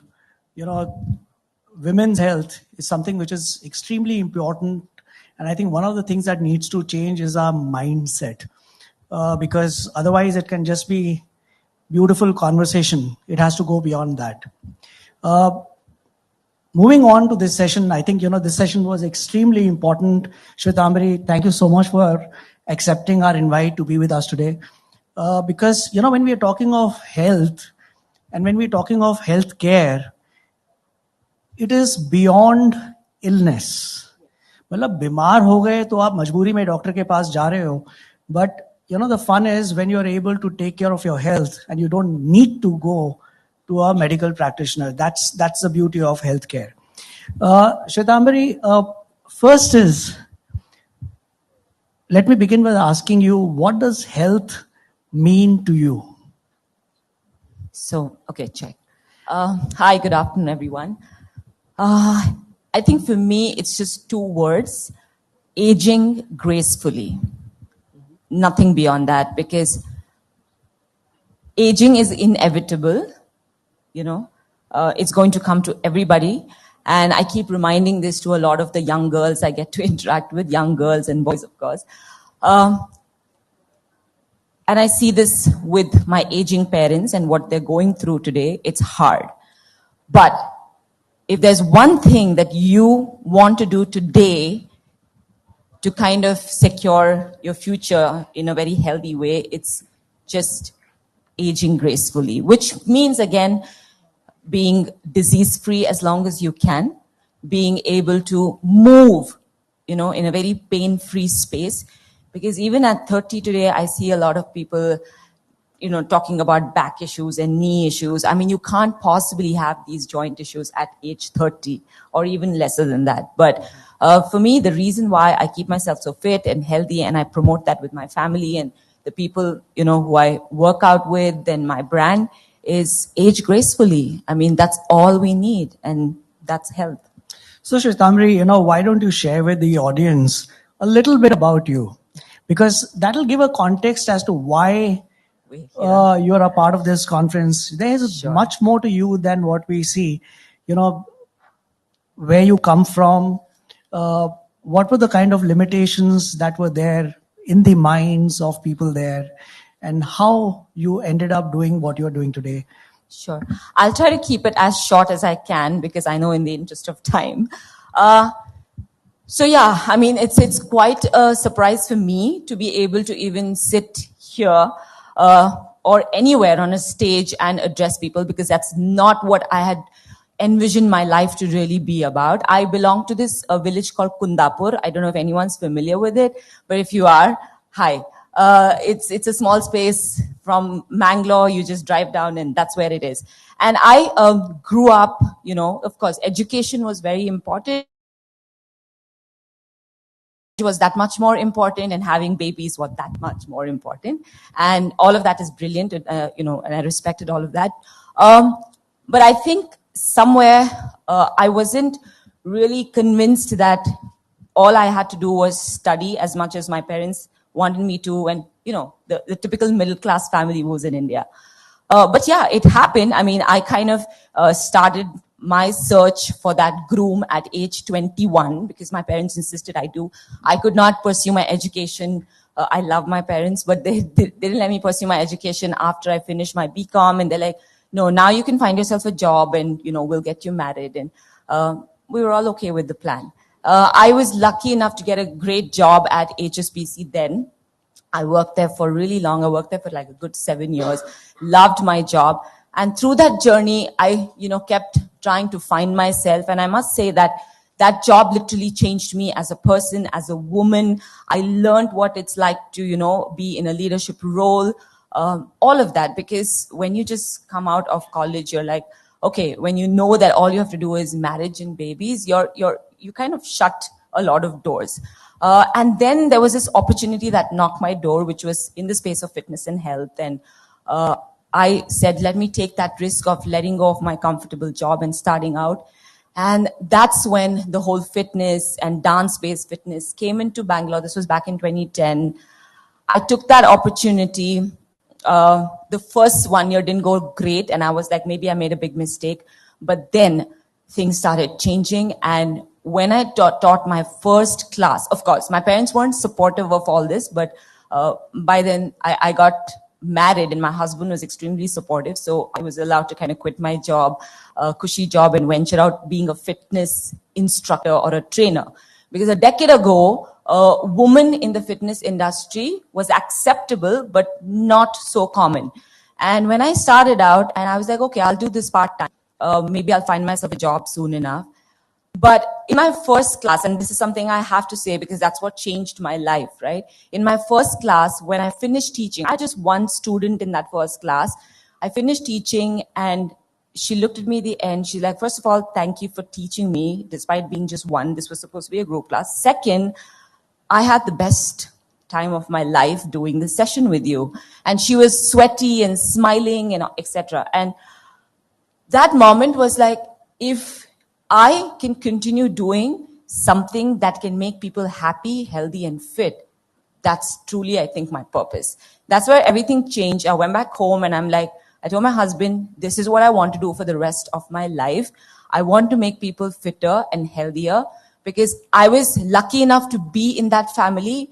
And also, I was in that family because not just because my dad was a sports person, but he was diabetic at the age of 35, which then forced him to exercise on a regular basis. And then right from the age of 6, I was doing yoga and running and exercising with him. So it became kind of naturally something we would do in our household.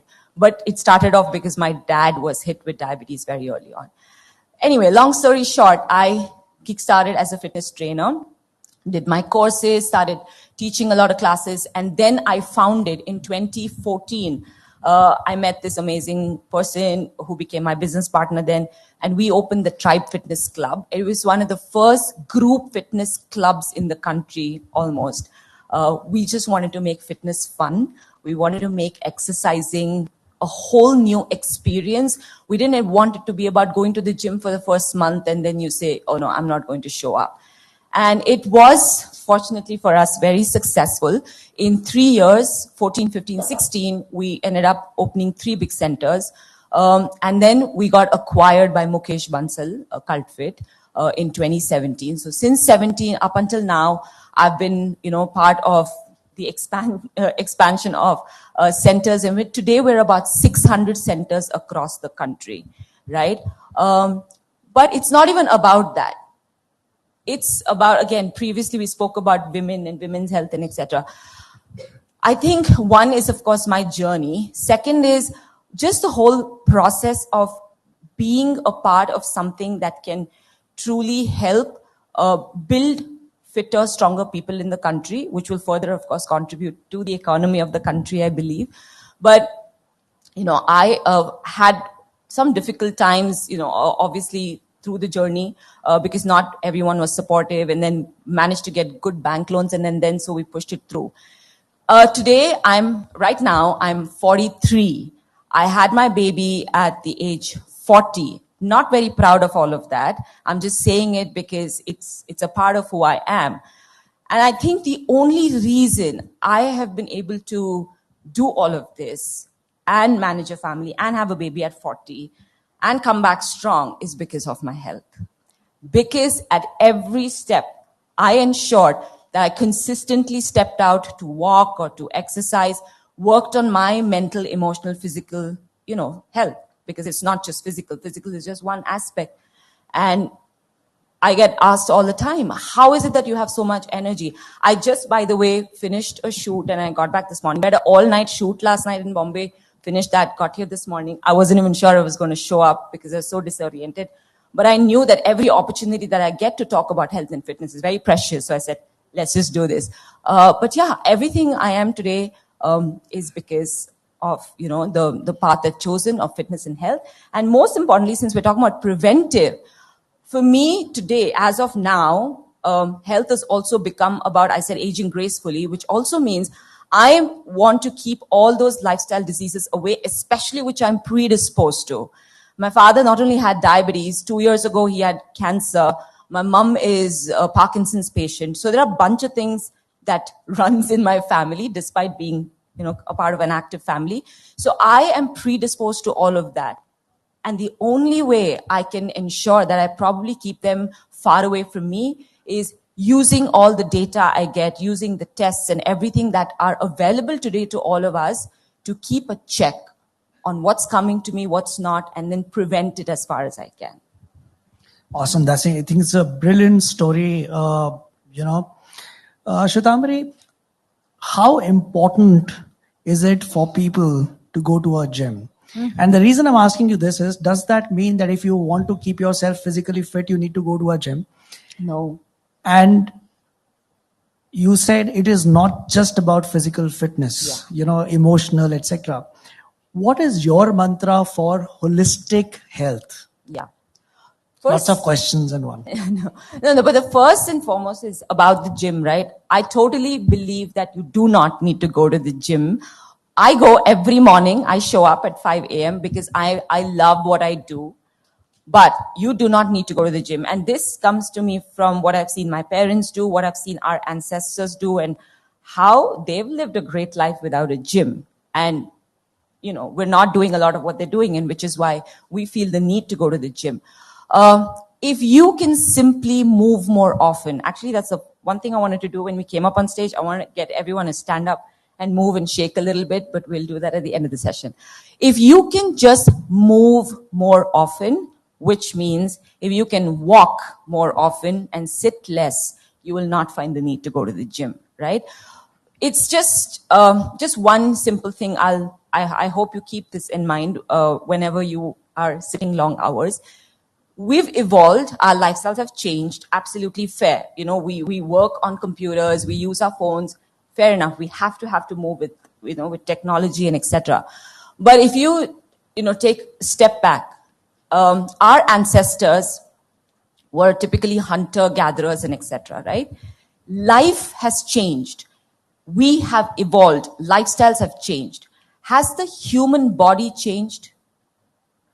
Our ancestors who were hunter-gatherers also had the same human body. All of us sitting in the room also have the same human body. So, what are we supposed to do with this human body? If this was not designed for movement, you would not have a hip joint, you would not have, right? If it was not designed to sit, you would not have these joints. So my only request to everyone in this room is, don't go to the gym if you can't make the time. Get up and move more often. How you move is, of course, left to you, because you can plan it all. You can say every 1 hour I'll get up and move for 10 minutes or 5 minutes. You can say I'll move after every meal I eat for 10, 15 minutes. The theory of 10,000 steps a day is not flawed. It is real, right? This book I read recently, I'm forgetting, The Story of the Human Body by Daniel Lieberman, he talks about evolution. And he says that every human being, no matter how fast their lifestyle or life is, how much technology has overtaken, should walk 10 kilometers a day. 10 kilometers. It is not arduous at all.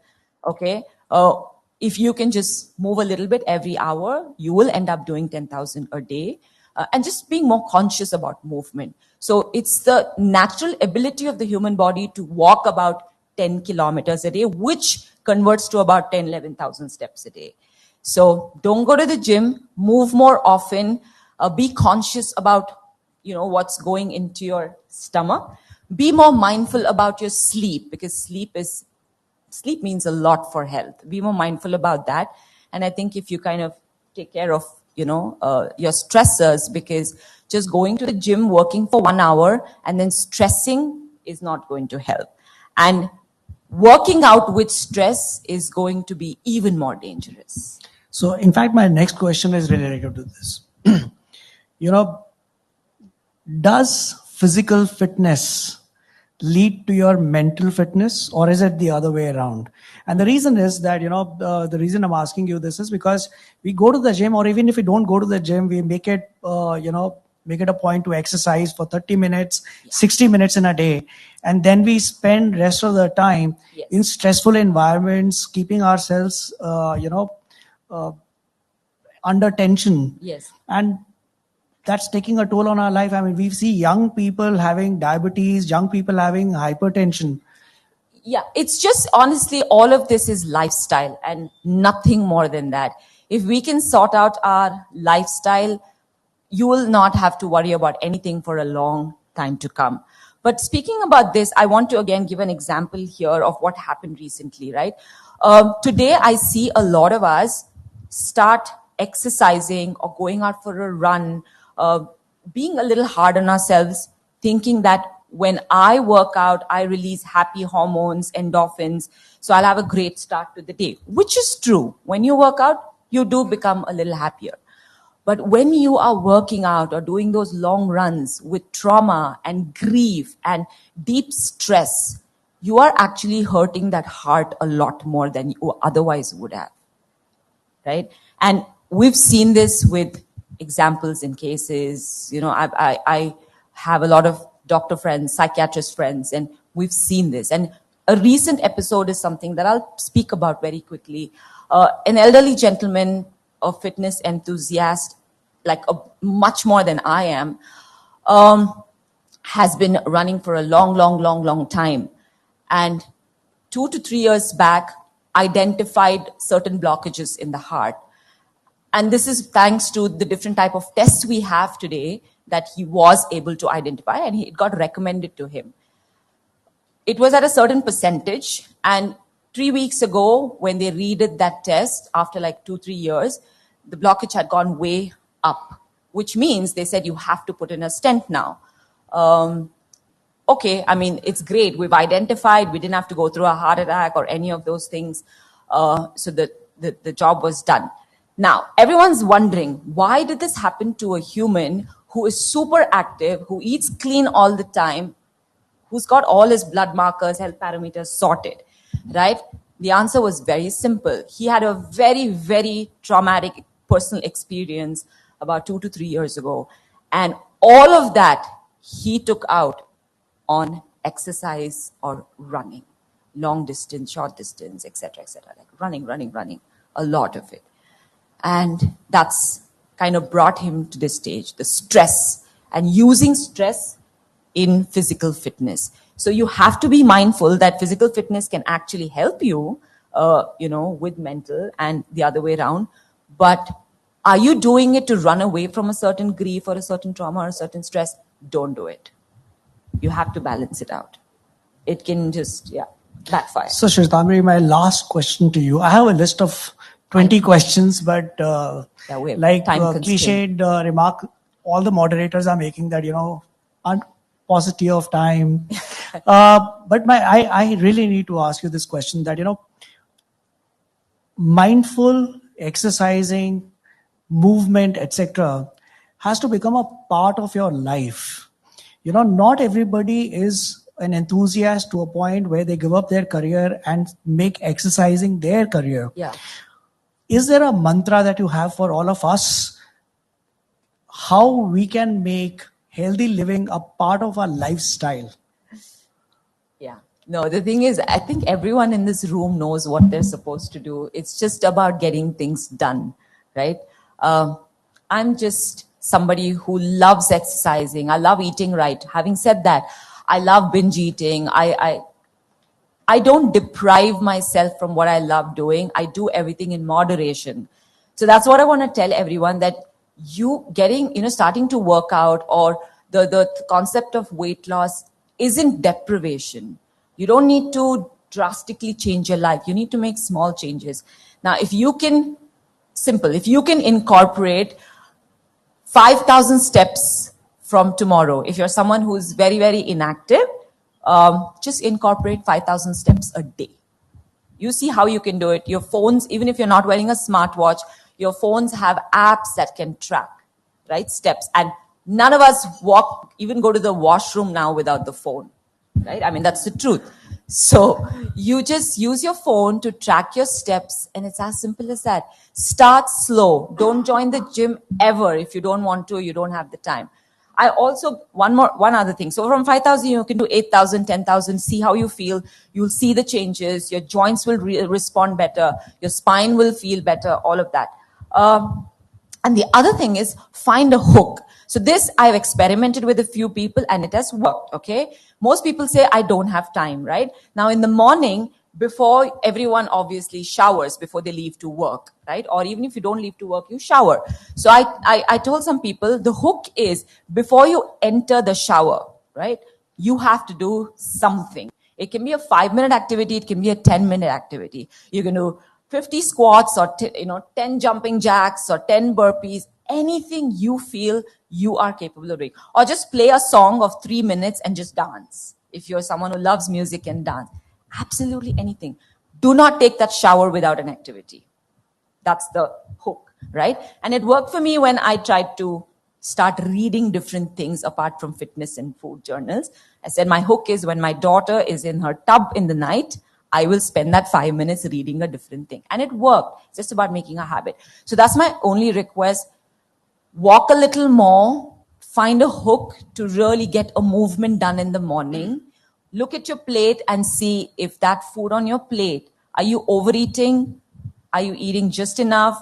Are you eating the right amount of nutrition? I can go on about food, but we don't have time. I'm sorry. But food is a separate topic altogether. And last but not least, certain movements that your body is fully capable of doing, which can help you with your ankle, knee, and hip mobility. This is like my mantra, and I have to tell you before I leave. I want you to, you can't do it now, but I want you to all start practicing deep squat more often. This is natural human being tendency or what your body is capable of. And if you've all have kids or seen other kids, you see that they start crawling, and after crawling, they pretty much start sitting in this position and then going to stand. This is what your body is naturally capable of. And if you start to practice this for 30 seconds a day, moving over a period of time to about 10 minutes a day, half of your, not half, 90% of your ankle, knee, back issues will be gone. But before you start practicing that, be more mindful. You know, there are steps to get to that stage.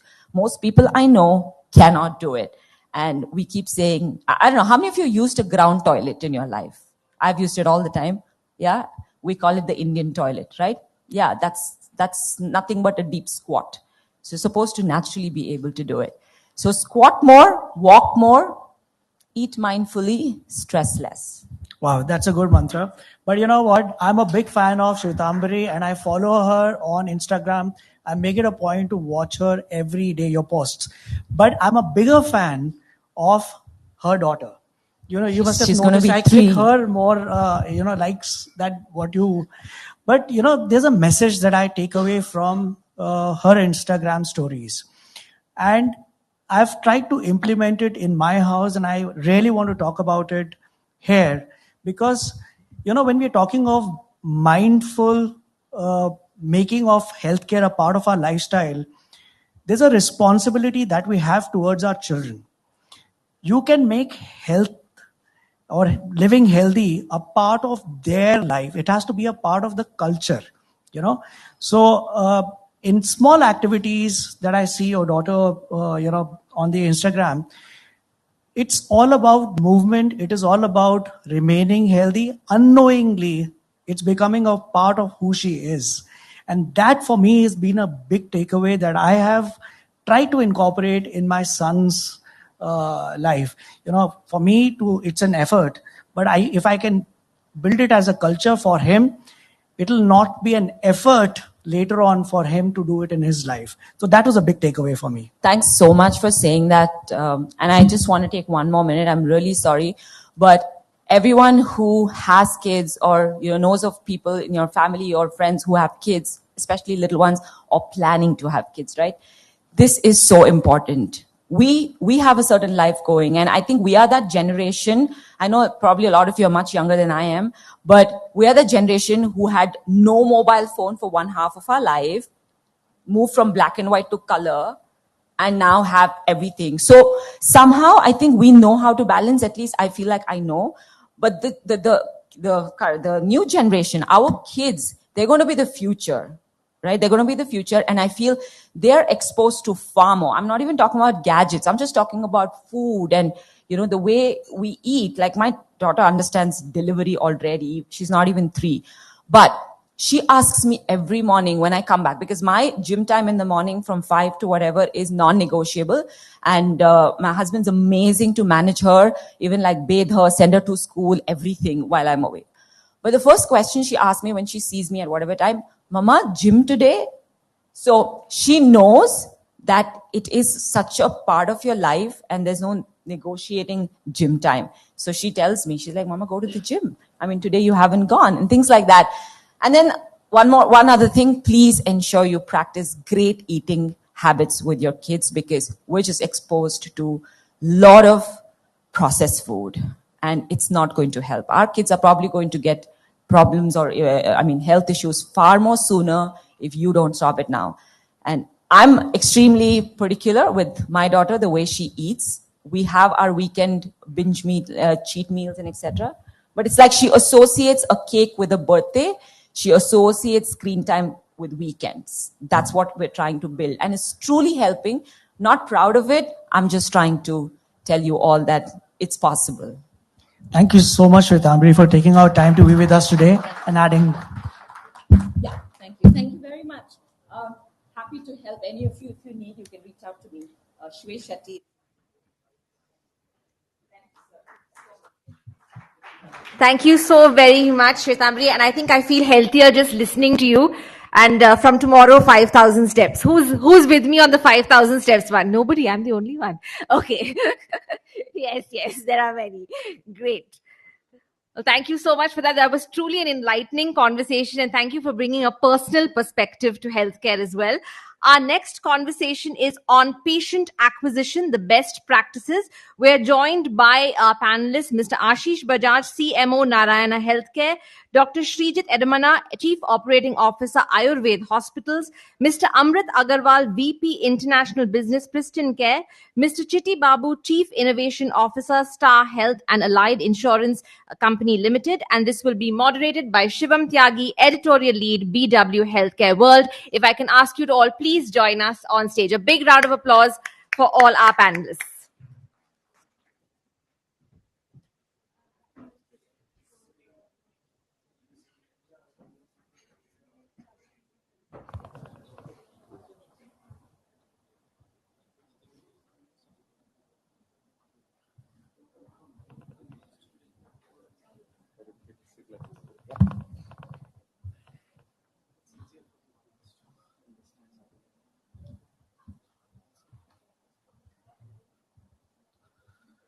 Thanks again for joining us on this session. Post-lunch sessions are hard to concentrate on, but we'll try and keep this interesting, because this is about we have the marketing experts from different hospitals and insurance companies as well. So this will be an interesting topic, which will talk about patient acquisition, the best practices. And I want to start straight with the questions, and I want to come to Dr. Bajaj for this one. Dr. Bajaj, what are the current best practices when we talk about patient acquisition in the Indian healthcare scenario? What are some of those that you are deploying at your hospital? See, being part of a healthcare community, I think there shouldn't be any best practice in terms of patient acquisition. We should, of course, to start with, we want everyone to be healthy, and that's the mantra I am taking. I'm taking the cognizance of the fact that everyone will be in with us. But I think the lowest hanging fruit for anyone and every one of us who are part of the healthcare ecosystem, even at a delivery level or even at a digital space, even at an insurance space or even Ayurvedic space, the thing should be that you provide the right information. And if people are already looking out for that kind of information, you provide that, and that becomes your acquisition channel. If that is the case, if you are shutting down somebody's throat to get a hernia surgery, it's not going to happen, right? If you are telling them that this is what it is, these are the symptoms that if you are going through, and if you're telling them the right channel and giving them the right care, that's the best possible user acquisition channel for you. Transparency. Absolutely. Right information as well. What about retention? See, retention is something comes with more of services on ground. It comes with the care. And retention comes with what is the kind of post post entire cycle of the patient. Now, if you are again, even in that, if I'm telling a patient that while you are discharging, these are the 7 things that you have to do for the next 15 days, that's the right formula for retention as well. Because after that, you want them to be healthy. You don't want them to come back to the hospital as well. Mr. Srijit, you are into Ayurveda hospitals, and what is the awareness or marketing initiatives that you are undertaking, and how do you think awareness is happening in Ayurveda hospitals?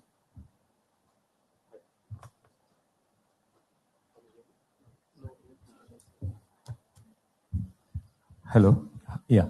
So, talking about awareness, right? I mean, firstly, over the last 3-4 years, especially after COVID, there's a lot more awareness about Ayurveda in the space general, right? If you look at even the search volumes, they have exponentially increased. But the point which I always keep telling about Ayurveda is, again, similar to what Dr. Ashish said, right? You know, a lot of people come saying that, I mean, they come for Ayurveda, but they don't know what Ayurveda is entailing, right? Somebody with diabetes will come and say, can you give me something around diet, which can actually take care of my diabetes? Or, someone will come and say that, I want to get a lifestyle advice, which can actually reverse my condition. And somebody will come and say, like, I heard that Panchakarma therapies is what will solve my problem. Can you help me with it? Or medicines, right? So it's all about giving that right expectation, right? A lot of customers come in. So Ayurveda, for me, if you look at the classical marketing funnel thing, it's a middle of the funnel problem.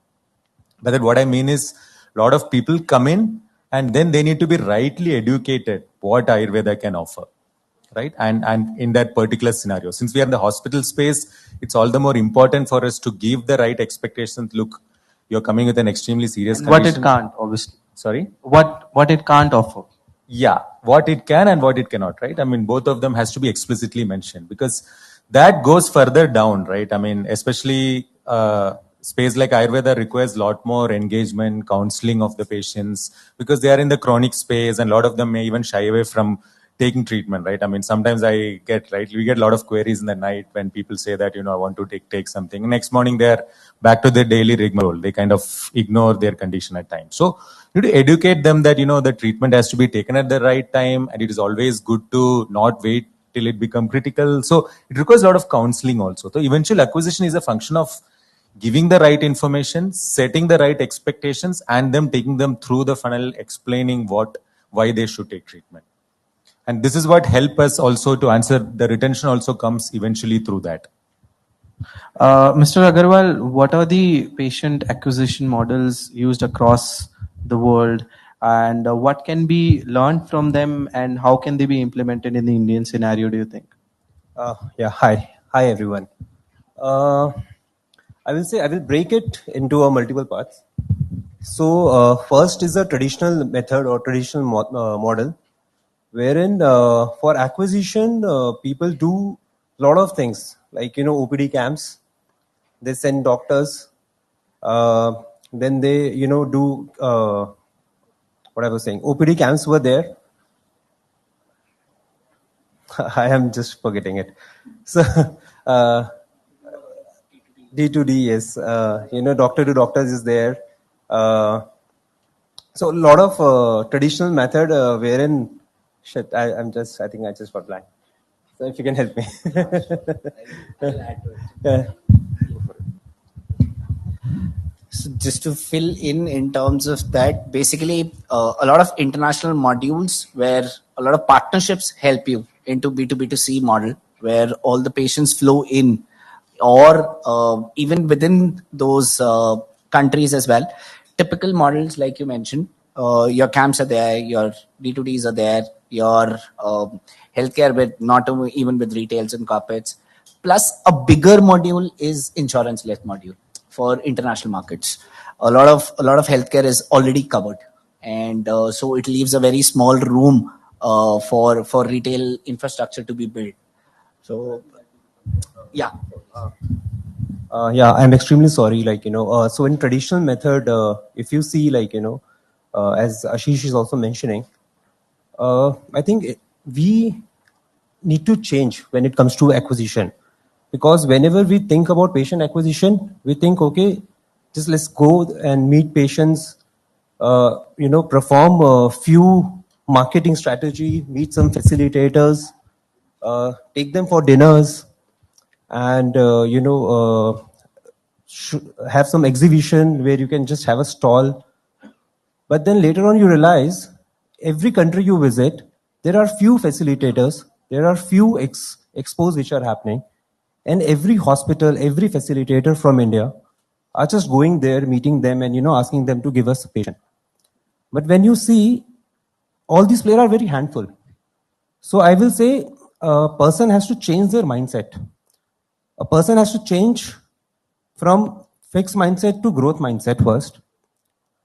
Then only we can go beyond, and we can have more patient acquisition. So I think standardization is the biggest bet what we should play. Standardization of pricing, standardization of services. There are countries like Turkey who has started doing standardization.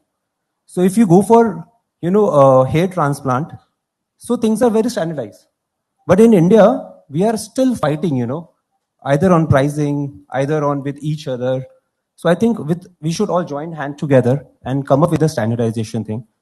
The another big bet what we have for patient acquisition is digital space. So I will say we are in an era of informative system, and everything is is available over clicks. All of us have a smartphone. Whatever information you require, the first thing you do, you go to Google and ask, or now ChatGPT or something else. But when it comes to the healthcare, I've interacted with so many hospitals, so many facilitators, so many people. Most of them, they don't understand how digital space work, and they don't want to change their mindset. So I will say they should hire a right set of people who can understand digital space, which can actually boost their patient acquisition. And finally, I will say reverse, medical tourism will give us a lot of business. Currently, we are just seeing as an India, patients should come to us. But what are we doing for their country? How are you building trust, right? If you start a reverse medical tourism, if you start doing small elective surgeries in those countries and ask all patients to come to India who require a tertiary care surgeries, I think that can boost another patient acquisition, and it will give us a steep hike in Indian healthcare system. Thank you. Mr. Babu, we've spoken about insurance in this panel, being a facilitator. What are some of the patient acquisition initiatives that Star Health is undertaking, and where do you see the role of an insurance player in patient acquisition? In fact, before that, I just add to what Amrit and Ashish mentioned, Dr. Ashish mentioned here. So I got a decent number of family members, extended family members living in the UK. In fact, one of them worked for the NHS. Though they got one of the best healthcare system available, it has lots of lot of flaws as well, right? So the second you want to consult a doctor, and they may say come after 3 months, right? So why not partner with the NHS and probably get those customers on the digital platform, like a telemedicine, where they can actually dial into an app with one of our partners here, and then do at least the basic diagnosis or at least the basic consultation to begin with, right? I'm just throwing an idea. And coming back to your point, for us, number one, COVID has been a watershed movement because before that, healthcare has always been a push product. I guess COVID changed that to a large extent by a 180 degrees. Another thing that's also happened is that we had huge amount of expats. The Indian community spread across the world. They reached out to us and our peers saying that, you know what, I got my near and dear ones, my elderly parents, uncle, aunt, because people are not able to step outside their home, forget coming to India and taking care of them. They reached out to us and say, you know what, we need to cover them, right? So a lot of things also changed a lot post-COVID, but coming back to the patient acquiring strategy, just want to clarify, we like our customers to be a lot healthier, right? Because one thing we don't want is them to become a patient. or if they are patient, we want them to stay healthy. There are a lot of opportunities out there to work with hospitals and healthcare providers and say, because we have a lot of unique products catering to senior citizen and also to cancer patients, and also very unique products on diabetes and even cardiac, healthcare. So there's a huge opportunity to partner with healthcare providers who actually, where the people get diagnosed and they can actually, say, give the message there is a healthcare provider who can probably take care of some of the requirement or the expenses that you may incur. That is one. And number two is we are working on a lot of referral program. Because if you look at, a disclaimer, I'm not from the insurance industry. I spent my last 2+ decades in the fintech payment space. And what I see how India was on the payment space like 12, 15 years before, I see more or less the healthcare space out here. Because the penetration on healthcare insurance is hardly 8% or single digit. And IRDA, Government of India, has put a target of covering a 1 billion life in the next 24 years, right? When we achieve complete 100 years of independence. So it means a lot more awareness need to happen. What is happening in the mutual fund industry? What has happened in the payment industry? Now, just giving an example, my friends over here before we stepped in, I was driving in a tier 4 village in Tamil Nadu, and I saw a very old lady selling, tender coconut water on the street side. And we stopped by, to have some, and she had 3 QR codes kept over there. And I was quite curious. I was asking her, what is 3 QR code? And she explained to me, and she's someone not stepped into a school even for a day, right? 65-year-old from a tier 4 village. And she said, the first QR code is for my first son, who's doing his 3rd year college in this town. Second QR code is for my second son, who's doing 1st year college in this town. So I need to send them money on a weekly basis. Means if I receive all the money into my account, I need to do one more transfer. So she's avoiding the friction. She's making sure that QR code, she will say, this one. And when that money is paid, enough money is paid, she keeps it inside. The 3rd QR code is for her own expenses, right? So if you look at it, somebody who never stepped into a school, the basic literacy is 0, or financial literacy, or at least the payment literacy is sky high. Because QR code is the most innovative, advanced way of receiving money. But if you look at on the healthcare side, right, the most educated, the most aware, and the most urban, our health literacy is on the lower side. If you look around, 98% of them have D3 insufficiency. A huge percentage of women are anemic. Autoimmune disorder is the name of the game right now. And especially the urban educated community, our kids' birthday parties are in McDonald's, KFC, and Pizza Hut, which they should not be, right? So what we also working on is, one is, we get the, customers in, but also how to bring those awareness on health and wellness, where health insurance become a byproduct, and then create health and wellness. In fact, what I'm building as an innovation officer in Star Health is to reward customer for being healthy and wealthy. Somebody who can, like, there's a fitness expert who spoke just before a panel, who said about 5,000 steps. So we're building a model when people key in, or we can track them using the IoT device. When they do those 10,000 steps, drink those 6 glasses of water, have those 8 hours of sleep, right? So that we can reward them with star coins, which they can probably burn it against Adidas shoe or a Decathlon or a gym voucher, right? We are trying to build that ecosystem. Sorry, I'm a little digressing out here, because getting customers is one, but making them stay healthy is another. And we spoke about transparency, awareness. That is going to be the most critical point. Before I pass on the mic, I want to give one example coming as an ex-banker. JP Morgan is the most valuable bank in the world. And if you look at this, a company called United Healthcare, the largest, America's largest healthcare company. And JP Morgan operates across the globe, most part of the world. And United Healthcare is more valuable than JP Morgan, right? And one healthcare company, the largest health insurance market in the world, is more valuable than the most expensive bank that operates across the globe. So what we at Star Health keep thinking is that, can we be larger than HDFC Bank? So what is that we need to do, right? And we have the most population in this country. But thing is that the health insurance always been given us off the rack, because it's not customized. If you look at, I spend a lot of time in the card industry, every credit card that we hold, it's customized or at least bought because it suits our lifestyle. Frequent flyer goes for a airline co-brand. A Valley Seeker go for a cashback. But health insurance doesn't operate that way. It is mostly sold by because your neighbor uncle was a insurance agent. right? So what we're trying to solve the puzzle is that how do we customize it? How do we at least come close to a tailor-made policy? And that again links to the acquisition of a customer or the patient.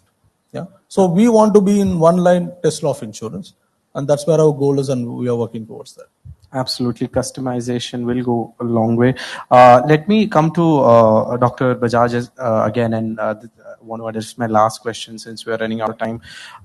With medical tourism coming back, and patients from outside India coming in huge numbers, uh, using the patient acquisition models, Amrit talked about standardization, leveraging technology, the digital space, and in transparency. He spoke about customization. How can we leverage these points to make it even bigger opportunity from medical tourism? So medical tourism is already seen as a very big opportunity, not just by the healthcare providers, but also as a government in terms of adding much more value to our ecosystem. And from that point of view, there are steps which are taken by government as well. But like you have mentioned in terms of summarization, that transparency is the key. The elimination of B2B2C to directly B2C, the standardization templates absolutely work in play. The clinical outcomes are absolutely top notch at an India level. If you compare it at global also, we are way ahead. The availability of doctor-patient ratio is also, of course, it's not healthy as per WHO, but if you look at Southeast Asia, DEMOC, we are much healthier. Now, if you have to build a channel, I think what healthcare industry has not been able to do over the decades is build for the patient, right? So the center has been not the patient care, but the center revolves around something else. Basically, it would be either a delivery model unit or it will be centered around doctors. It should be built around patients. That is the key. Now, if you're building around patients, the logistics that you can have create or a free channel for people to take from one location to the other location, or vice versa, where your doctors are traveling to the to location one, where a patient does not have to travel. Imagine you're getting flown down from an air ambulance and you're getting there, whereas a doctor flowing back. So both ways this works, right? So it's time that we start shifting the domain to keeping patient at the center. Second, creating shorter routes for the treatment. So that's what your acquisition channel should be. And I'm not getting into whether you get it through offline mode, you're getting through digital space. So that is something that are part and parcel of whatever we do right now. But overall, if we solve these two problems, the patient acquisition or patient flow improves to our country, and it is much more healthier for people. Absolutely. Patient centricity has to be the goal for the healthcare industry going forward. Thank you so much, panelists, for joining us here on this session. This is a topic which most healthcare providers would avoid, but thank you for speaking on it. Thank you all of you for listening to us. Thank you. Thank you so much for that wonderful discussion, gentlemen, and a small token of our appreciation for each and every one of you. We certainly learned a lot of insights from that discussion.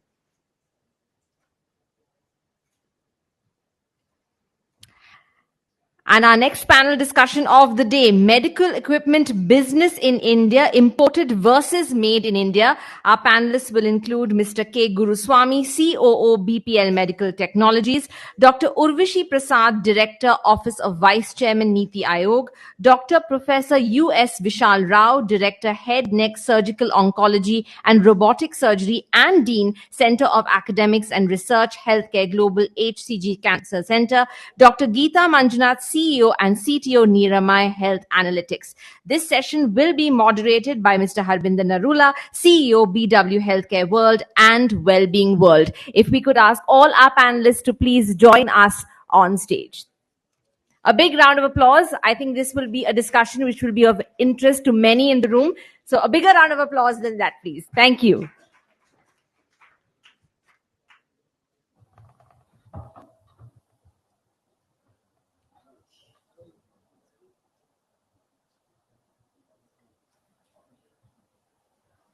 Is Mr. Narula in the room?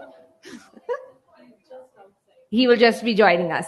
So in the meantime, I'll just, maybe ask all of you a couple of questions. What has been the biggest takeaway for all of you from, I think you've been here since the morning. So what has been your key takeaways from the whole summit?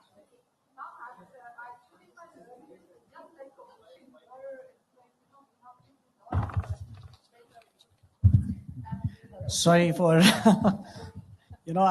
I should be the last person to delay anything, but sorry for this. And, I think we have a very esteemed panel here talking of something which is extremely important. I mean, when we talk of technology, the first thing that comes to our mind in terms of technology is the medical equipments. And this is what we are discussing today. So without wasting time, my first question to you, Mr. Guruswamy, is that what is your insight on the medtech segment in India?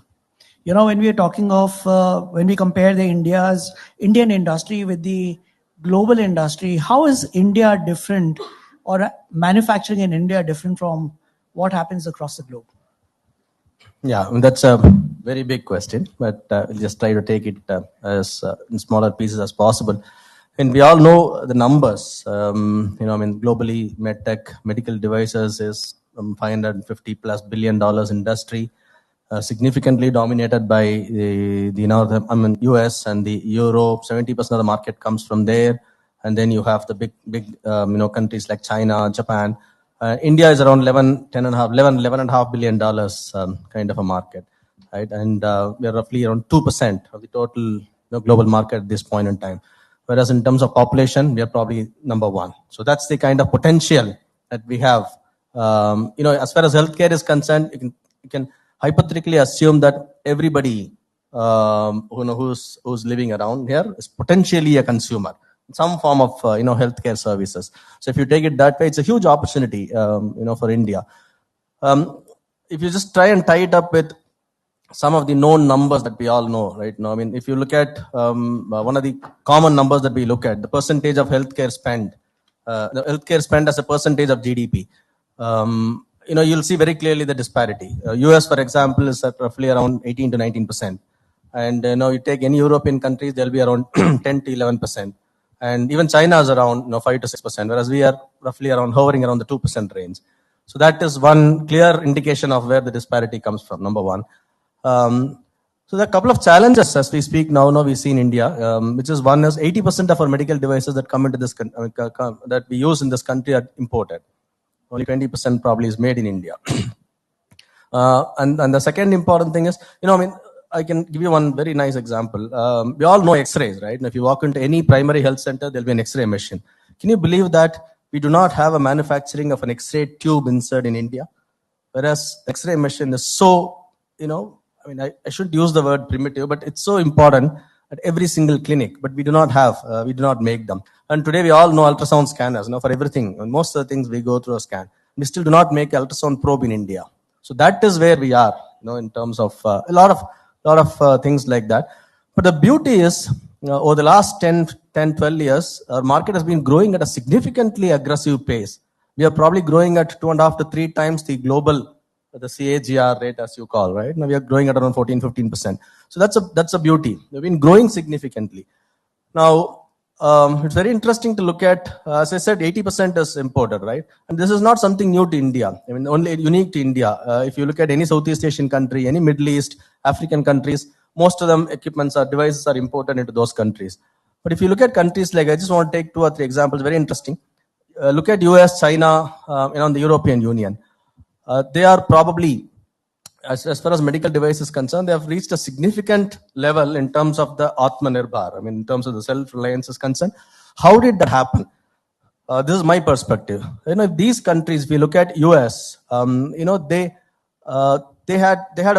set a very high entry standard. If you want to enter into the US market with the device, maybe an Indian device, you have to first go through an FDA, and you have to get an FDA 510K approval, which is not that easy for everybody to go through. What they did, they set a very high entry standard, and then they also parallelly spent a lot, focused a lot on innovation.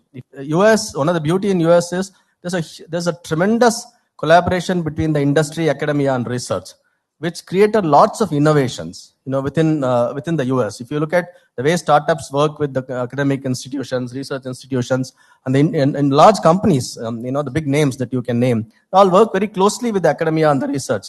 That is something which they, in a structured manner, they enabled it. That is on the supply side. If you look at the demand side, they created this beautiful insurance scheme. If you want to get into the US market, all that you need to do is to ensure that the product that you want to sell is a part of the insurance code, or you get an insurance code. Then a lot of things become easy. So they made it very, very structured, right? They created a very high entry barrier, as you can call. They fostered, they really enabled innovation. They also enabled a lot of supply, demand side structural reforms. China, the other end of US, they went very aggressive. It's not very easy to get into China, the Chinese regulatory approval. It's more difficult than FDA today. You'll have to literally open up everything and show your technology to them if you want to get approval. So similarly with Europe, if you look at, and China, the other beauty is on the demand side again, there's so much of government intervention. There's so much of priority given to the Chinese device manufacturers in China. You cannot, the Chinese healthcare institutions cannot buy a non-Chinese product so easily. So much of structured support and enabling factor has been created. European Union, they're so unified, so common that if you get one CE mark, you can sell anywhere in the Europe. So the commonality among all these who have reached a very high level of Atmanirbhar, if you look at the significant government intervention, there's a very high entry standards that they have created. They all focus a lot on innovation, both on the technology side as well as on the market side. So this is how most of them have reached. As far as India is concerned, we have just started this journey through lots of these government initiatives that is coming up now, through various schemes that come up. We all know the schemes. We've just started. We are on a catch-up mode now. We have a long way to go. But is it impossible? Absolutely not. Because we have done it in the past in automotive. We have done it in the services industry, in IT industry. We have done it in the pharma. We have heard so much of stories, pharma. So it's not impossible. But it's just that needs a very, very concerted, approach. There are lots of discrete initiatives that have come up now. The PLIs, setting up the clusters, healthcare clusters, plenty of discrete initiatives. But I think what we need is a very, very concerted approach to take this to the next level and grow the Indian market to the significant. We want to become a $50 billion by 2030. That needs a significant government role to be played. And industries also have a role to play in terms of focusing more on R&D, avoiding the shortcuts that we typically tend to take because of various other reasons, and invest a lot in our R&D and focus on innovation, etc. So that's how we are at the moment. But it's a very, very exciting road ahead. Awesome. Dr. Vishal Rao, one aspect is of the manufacturers of the medical equipment, but their success depends on their acceptability of Indian-made equipment. From as a healthcare provider's space, how comfortable are you in purchasing Indian equipment versus what is being imported? I think already Mr. Guruswamy has laid a lot of basic information on this. But I also come from the other side that I'm an inventor. I have a few medical devices I've invented. So I've gone through this journey. And with me is Geetaji, who also is an inventor. So when I look at it from both sides, I think my learning has been that this is the time for India, and the next 20 years are for India. I think the way we are, the knowledge base, the academia, industry, and the government collaborations is something that is going to set new benchmarks for the world. Mm-hmm. The intellectual capacity is rising in a phenomenal way, and the acceptance of Indian equipment is happening very, very positively. And the reason is we are also complying to global standards. Mm-hmm. We are realizing now that we are not just going to be a local Indian player. If you look at even the CDSCO norms today, and I was just some time back interacting with the CDSCO office, and historically post-COVID, I think it's going to be a much big game changer. But even pre-COVID, the regulatory frameworks have actually they've upped their games to standards that compete with international standards. Mm-hmm. So that means that if you clear the Indian regulatory market, you will be open to at least 40 countries. Mm-hmm. So for an innovator, I'm saying for a medical device innovator of India, he now, while CDSO, he is given a lot of respect that once he clears it, he is actually open to not only one, but maybe about 40 countries. And his next benchmark should be CE marking, which is where, sir, again, re-emphasized that CE is an important new, slightly higher benchmark. We were version 1, they are in version 5 possibly. And US FDA is a much complex barrier, which people are re-questioning today on saying, do we have to go that route at all? Because if with CE and Indian regulatory authorities like this, if you're open to 140 countries, I think that's it. That's a big market for you to cover. Geetaji, I want to come to you now.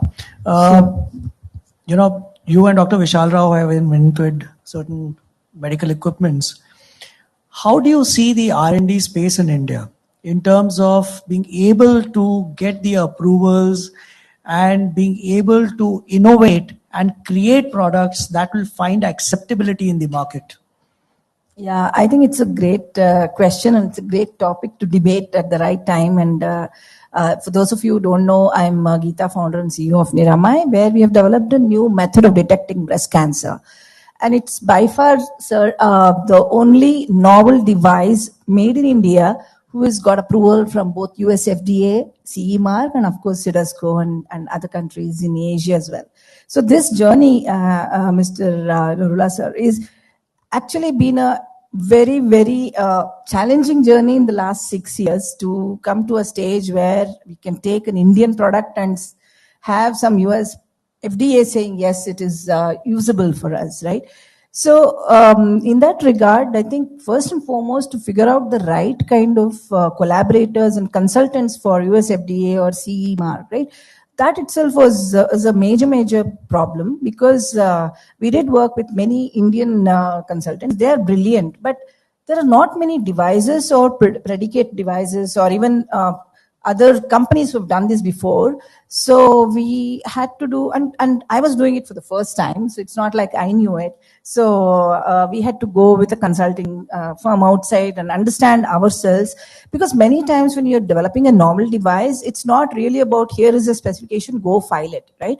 It's also about what are the nuances of the regulatory body, and can I tweak my product to suit the regulatory requirements? Can I tweak my intended use? There is innovation during regulatory clearance, which is something I never ever imagined.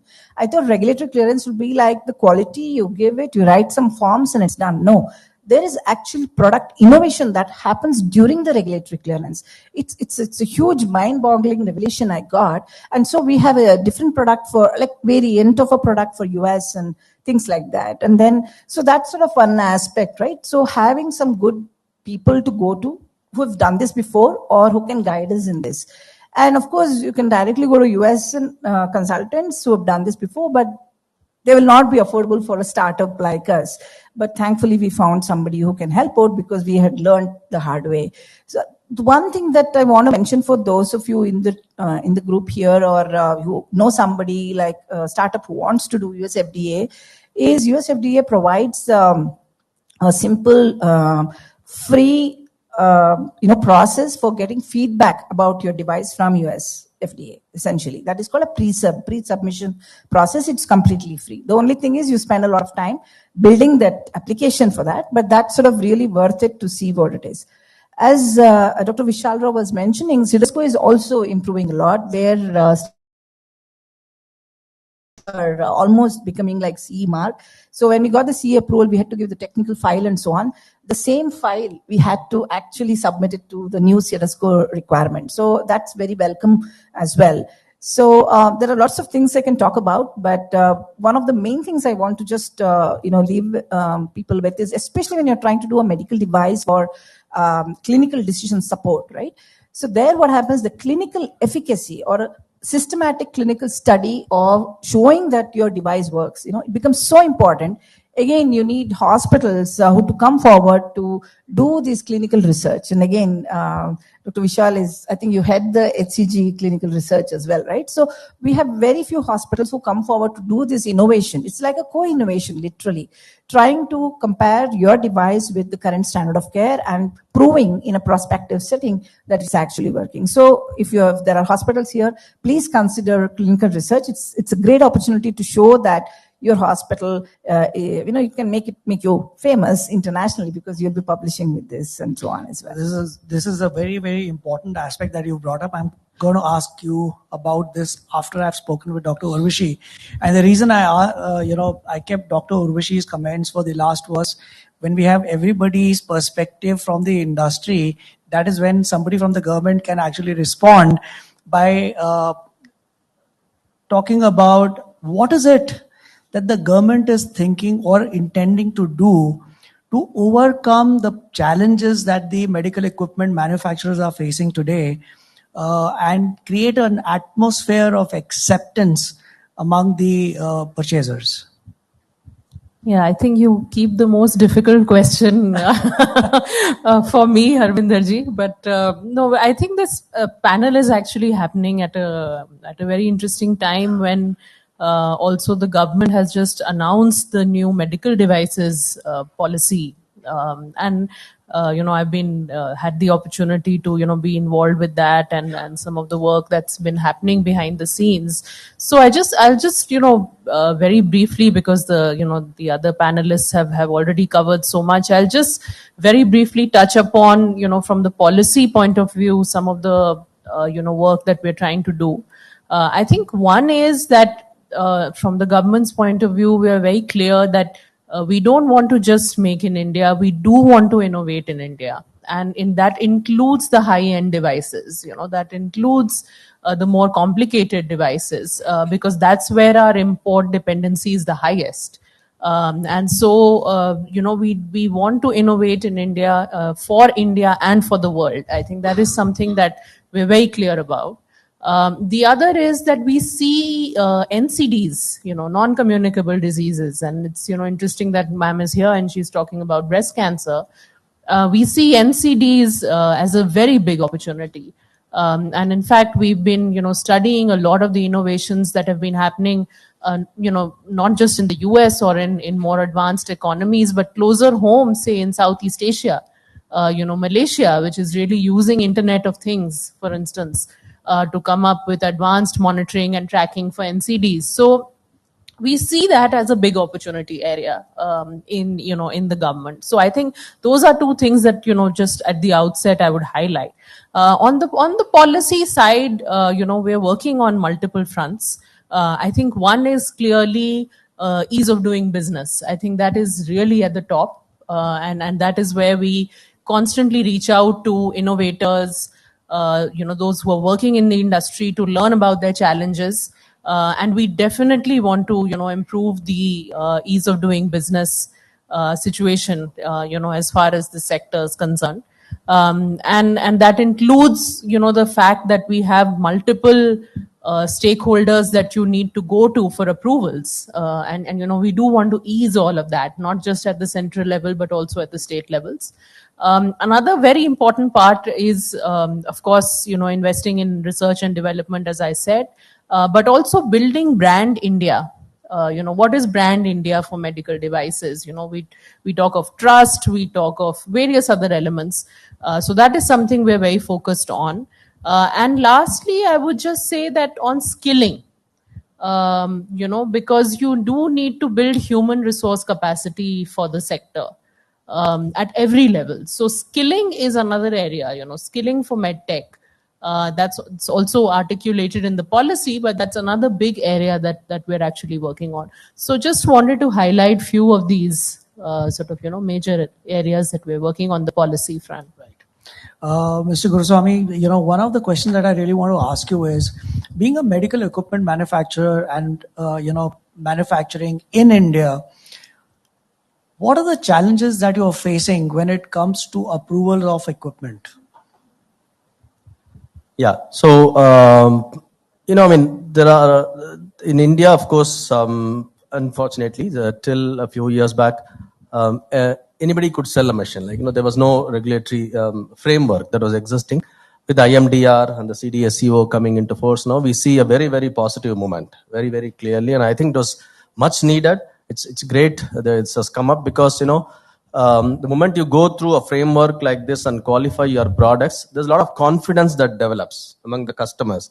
One of the biggest reason, if a customer in India, as a doctor, I think you asked this question to Dr. Vishal, if I have a choice to buy a product, an imported version versus Indian product, same equivalent, I think I may be making a controversial statement, but 80% of the doctors would choose an imported one because, you hear the jargons of CE marked, FDA approved product, made in so-and-so country, etc. Fundamentally because of the brand that they have created and regulatory compliance. So it's very important for us to have this regulatory framework. And I think we should make all the effort as an industry. We should work very closely with the government to create this particular framework, evolve this framework, and sync it with some of the global frameworks. Right? If we have, for example, if we have a CDSCO approval, I don't think there is any need for us to go and take a CE mark, CE certification, or an ANVISA to sell in Brazil. We should evolve this system to that level. Today, a European company with a CE certificate can sell in most of the countries, probably except US and China. All the other countries would accept it. We should evolve to that stage, and I think we should work together, do that. That's the right approach. Having said all that, to address straight away your question, what are the challenges we face? Since this system is evolving now, CDSCO, as Indian manufacturers, we are going through troubled times because you have. I was very glad to hear when Dr. Urvashi said that ease of doing business will simplification. I think that is most needed now. We do have. I'll take one example. Right, if you want to sell an X-ray machine in India, you need an AERB approval, and then you need a BIS approval. You also need a CDSCO approval. I don't. Whereas in Europe, if you develop a product, you just need one CE approval. In Europe, in US, you just need one FDA, and in China, one NMP. That's it. Right? I think there is opportunity for us to simplify this, streamline, put everything together, and make it a single window approval system, which is quite possible. Most countries are moving towards that today. Yeah, there is a consortium of countries like US, Canada, Brazil, Australia, and I think Japan. They are all moving towards a unified regulatory approval process called MDSAP, which is medical device single approval process. Which if you get one approval, you can sell in all these countries. So we should move towards that. That's a challenge we go through at this point in time. I can understand it is evolving, so we are going through that. But we do have these challenges with in CDSCO itself. If you look at, there are 6 or 7 licenses that we need to get as a manufacturer to take the product to the market. From the time you make a prototype, you have an approval process. Manufacturing, you have a license, and then for warehousing, you have a license. So all these are going through evolution phase. But earlier, we need to work. We have a large role to play as industry. If we can work together with the government and create those, it will definitely be a great breakthrough to have a system like this in India. So we are going through some initial teething trouble, but we're all hoping that we will see the other side of it very quickly. I've just received a note saying wrap up, but Dr. Vishalra, I want to ask you one question. A lot of these young founders and creators of medical equipment are creating an equipment, and after creating an equipment, they go to a hospital for a trial run, and they have very few people who are willing to try that equipment out. Where are they missing out? You've developed equipment. Fortunately, you were working in a hospital. You're a doctor yourself. But where are these young entrepreneurs missing out that they don't find acceptance for even clinical trials? So I'll wrap it up with 2 quick points. I think he's already covered one of it. The importance is when like he said, 80% of them will choose a Western brand. The branding is more. I think one of the important points here is data. I think good data, and here Geeta will agree to me that good data is vital. A good publication is vital to show and believe patient, because nobody as a clinician would want to put their patients in front for a device or something that is not going to be beneficial or may give them a result that is not validated.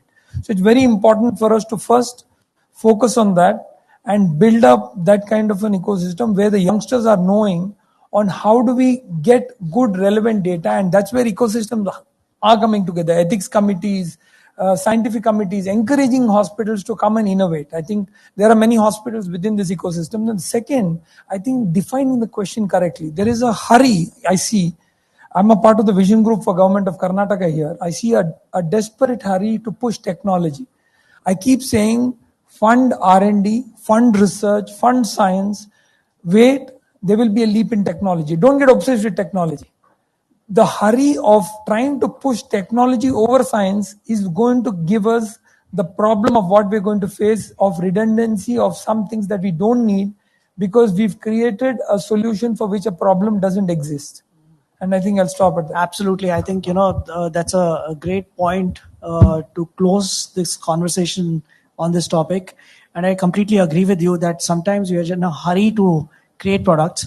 And, I've had the opportunity to speak with a lot of startup founders and experts like you. And one of the things that I find missing is when people start manufacturing, especially the non-medicos who start manufacturing medical equipments, they do not keep the medical professionals engaged during the development stage. So they've already lost that trust which could have developed during the development rather than taking the equipment for an approval little later. With that, I'd like to end this panel right here because we have other programs lined up. But this is such an important topic, and I thank each one of you for taking out time to be with us to discuss this. Maybe next time we could discuss it even more detail. Thank you so much, everyone. To our panelists and a small token of our appreciation from all of us here today. Innovate in India for India and the world. I think all the young entrepreneurs in the audience who were listening to this panel discussion certainly took away a lot from this discussion. What is Brand India for medical devices? I think we all learned a lot from that. Thank you all so much for your presence here today. A big round of applause, ladies and gentlemen.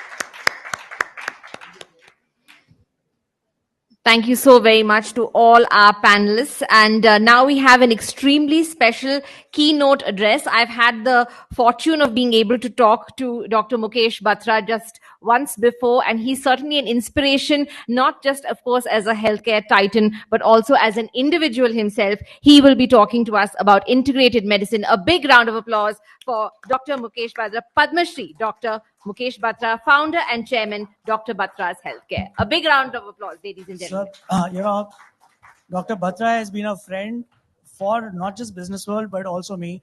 And he graciously accepted the invitation to be here, especially flew down from Mumbai to have this conversation around integrated medicine. Thank you so much for coming here, sir. Thank you so much.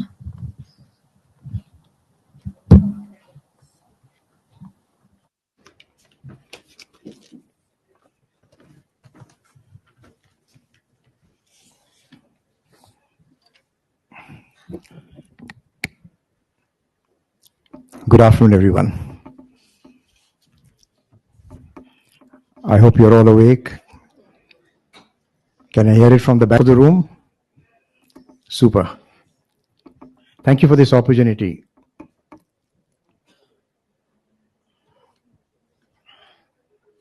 Let me start by a saying of Thomas Edison. He said, "The doctor of the future will give no medicine, but will train his patients in the care for his body, diet, and prevention of disease." Edison's words have come true today. Time for integrated and functional medicine has already arrived. It's not something for the future, but it is knocking on our doors presently. First, let us understand what is functional medicine. Like homeopathy, functional medicine goes to the root of the problem. It believes in treating the cause rather than superficial symptoms. From a single cause can erupt multiple disorders, and a single disease can have many causes. So it's both ways. Let me show you this diagram which explains this. For example, you have a disease here called depression, and you have so many causes of depression. You can have a low thyroid level, you can have vitamin D deficiency, you can be pre-diabetic, you can have antibiotic use, omega-3 deficiency, which may cause depression. Similarly, this is a disease which has multiple reasons. Similarly, you have one cause which can give rise to multiple disorders. So you have inflammation, or you have autoimmunity, for example, and you then get depression, you get heart disease, you get arthritis, you get cancer, you get diabetes. So this shows you how from one disease can have many causes, and from one cause there can be many disorders, which is what is the fundamental of functional medicine. So let me go back a little bit in time. Before personalized medicines were actually found, and personalized medicine is very much like homeopathy. It's bespoke medicine. It's a medicine which suits just you. There are 98,000 permutations and combinations for one person, for one disorder in homeopathy. And you've got to get the right medicine for that person. So it's bespoke medicine. It's personalized medicine. And this was founded more than 250 years ago. Now you can imagine today the world is talking about personalized medicine all over again. But before this was found, it was found that 75% of cancer medicines, that 38% of antidepressants, 40% of bronchodilators, which is used for asthma, 43% oral antidiabetic medicines, NSAIDs, which are non-steroid anti-inflammatory drugs for arthritis, 50% of them. And for Alzheimer's, 70%. This was a Spear report that was researched, and they said that all these drugs were ineffective. And versus this, when you had personalized medicine, it showed clinical research for these diseases as being useful. And this really shows that in 2019, 25% of all new drugs that were approved by the FDA were personalized medicines. So I'm just trying to show you the trend where the world is moving. And clearly the time for personalized medicine is already here. It is now. It's already arrived. And the market size in 2022 was $539 billion US. So you can see the awareness, you can see the kind of demand that personalized medicine has created just last year as well. We've been in an era of medical specialization, but I dare say that we've now come a full circle. From GPs, which was many years ago, we had the doctor who was a family physician. He was also an advisor. He was also a matchmaker to the family. He was all of that until we started having super specialists. We started having doctors who specialized in smaller parts of the body and having extensive knowledge of how to treat that, but sometimes in isolation with the rest of the body. And we're now coming back, therefore, to generalists who understand and treat the human body as a whole. So we've now come a full circle. From GPs, we've now moved back into generalists. It is jokingly said that a specialist is a person who knows more and more about less and less till he knows everything about nothing. Let me go back to Prince Charles III. During his princely days, he spoke admirably of the benefits of holistic medicine at the annual celebrations of the British Medical Association. Doctors today have a better understanding of the human body and its parts being interconnected with each other. Two common examples that I like to give are one of the mind and the other is of the stomach. We all know now that there's a gut-brain connection between the gut and the brain, and between the brain and the gut, vice versa as well. Let me share some examples with you. it has rightly been said that the stomach is the sounding board of human emotions. And this is actually spread also into the English languages. Haven't we heard of, I have a gut feeling? I have butterflies in my stomach. Do they actually fly away when your mind calms down? So it's now entered into a figure of speech as well. So it's established that stress can affect your stomach. And the reverse is also true. You know, the mental anxiety manifests as palpitations in the heart, in the stomach as irritable bowel syndromes, in the bladder as irritable bladder syndrome. And we all know that the bathrooms are full before an interview or an exam, and sometimes even before a flight. When our gut is not healthy, it affects other parts of the body, including our mind. So again, we come back to the mind affecting the gut and the gut affecting the mind. Food is medicine. What we eat and absorb is what keeps us fit and well.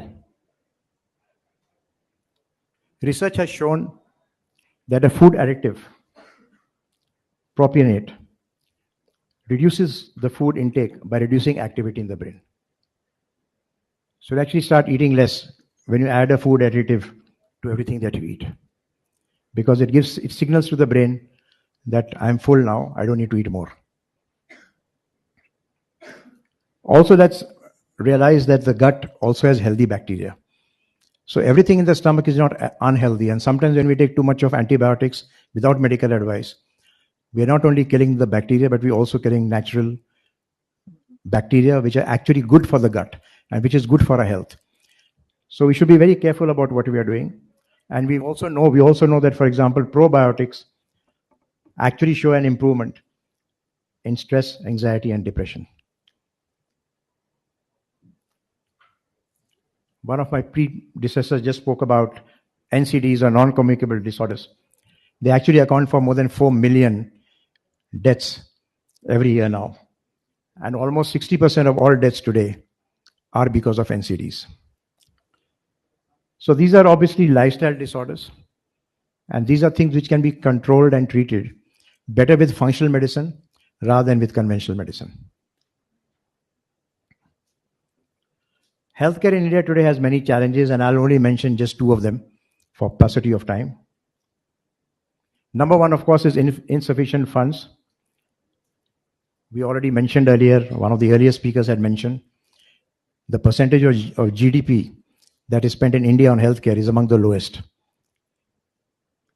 Now you can imagine this, that for a population of 1.4 billion people, we are spending only 23.76 rupees per person per year on healthcare. So clearly this is very inadequate, and which is why that a cheaper, more effective, or equally effective system of medicine, like functional medicine, homeopathy, holistic medicine, can actually fill this gap. You can have a look at this as the percentage of GDP. China is right up there, and I've already taken our neighbors as a comparison, not compared to the European Union or America, which are much ahead. India is only 2% of GDP, and all our neighbors are more than double. So India clearly is not spending enough money on healthcare. And therefore, we need a cheaper, effective system of medicine to supplement the weakness in our healthcare system. The second point that I want to make is that the workforce is not sufficient. Clearly, you have seen that the doctor-patient ratio is among the lowest in the developed world. India, one doctor sees at least 1,446 patients and 56 patients. And according to World Health Organization, the ratio should be 1 doctor for 1,000 patients. So we are 1.5 times stretched in terms of our doctors, and it's exactly the same in terms of our nurses and paramedical care, perhaps even worse. There are 6 lakh Ayush doctors, which is Ayurvedic, Unani, Yogic, and homeopathy doctors, and Siddha doctors. And there are 2 lakh homeopathic doctors practicing. I honestly believe that these doctors can actually fill in the gap of healthcare that is today missing in our country. And if these are well used, because they've all studied basic subjects of 5.5 years, medicine, anatomy, physiology, gynec, medicine, everything else, and have hospital training as well, they can actually help, particularly in the NCDs. And if we do this, we will be able to add 40% more into our workforce. And that can make a very, very strong and appreciable difference in the way healthcare is delivered in our country.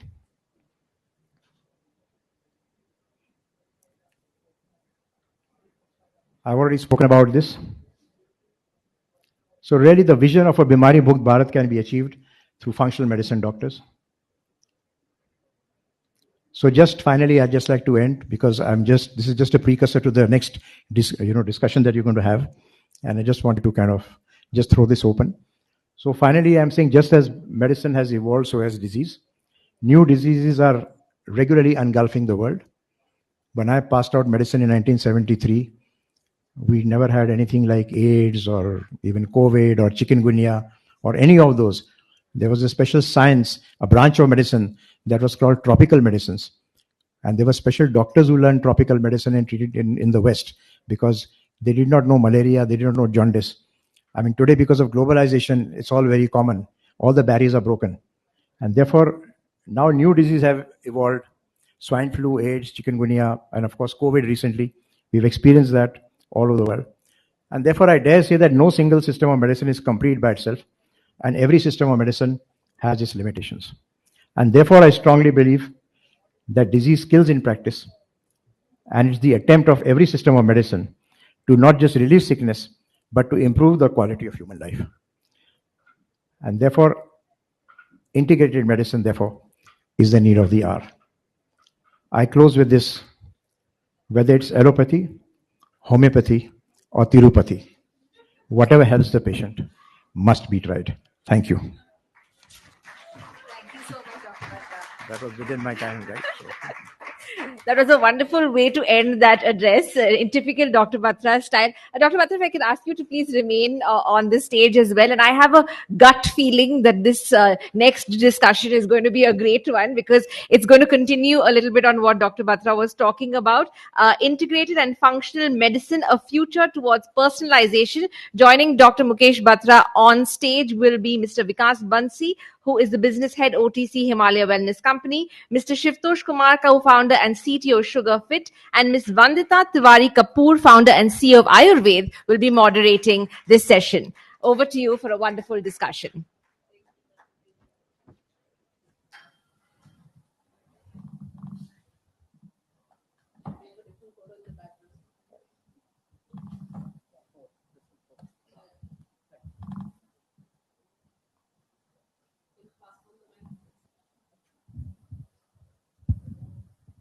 So thank you, Dr. Batra. Very happy to hear what you just said, Bimari Mukt Bharat.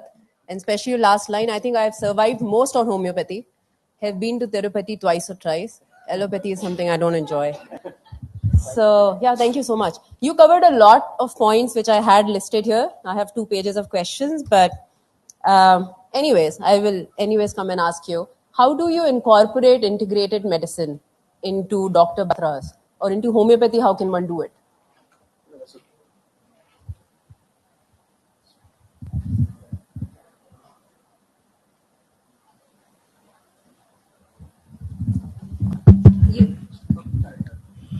Even my wife can't do that.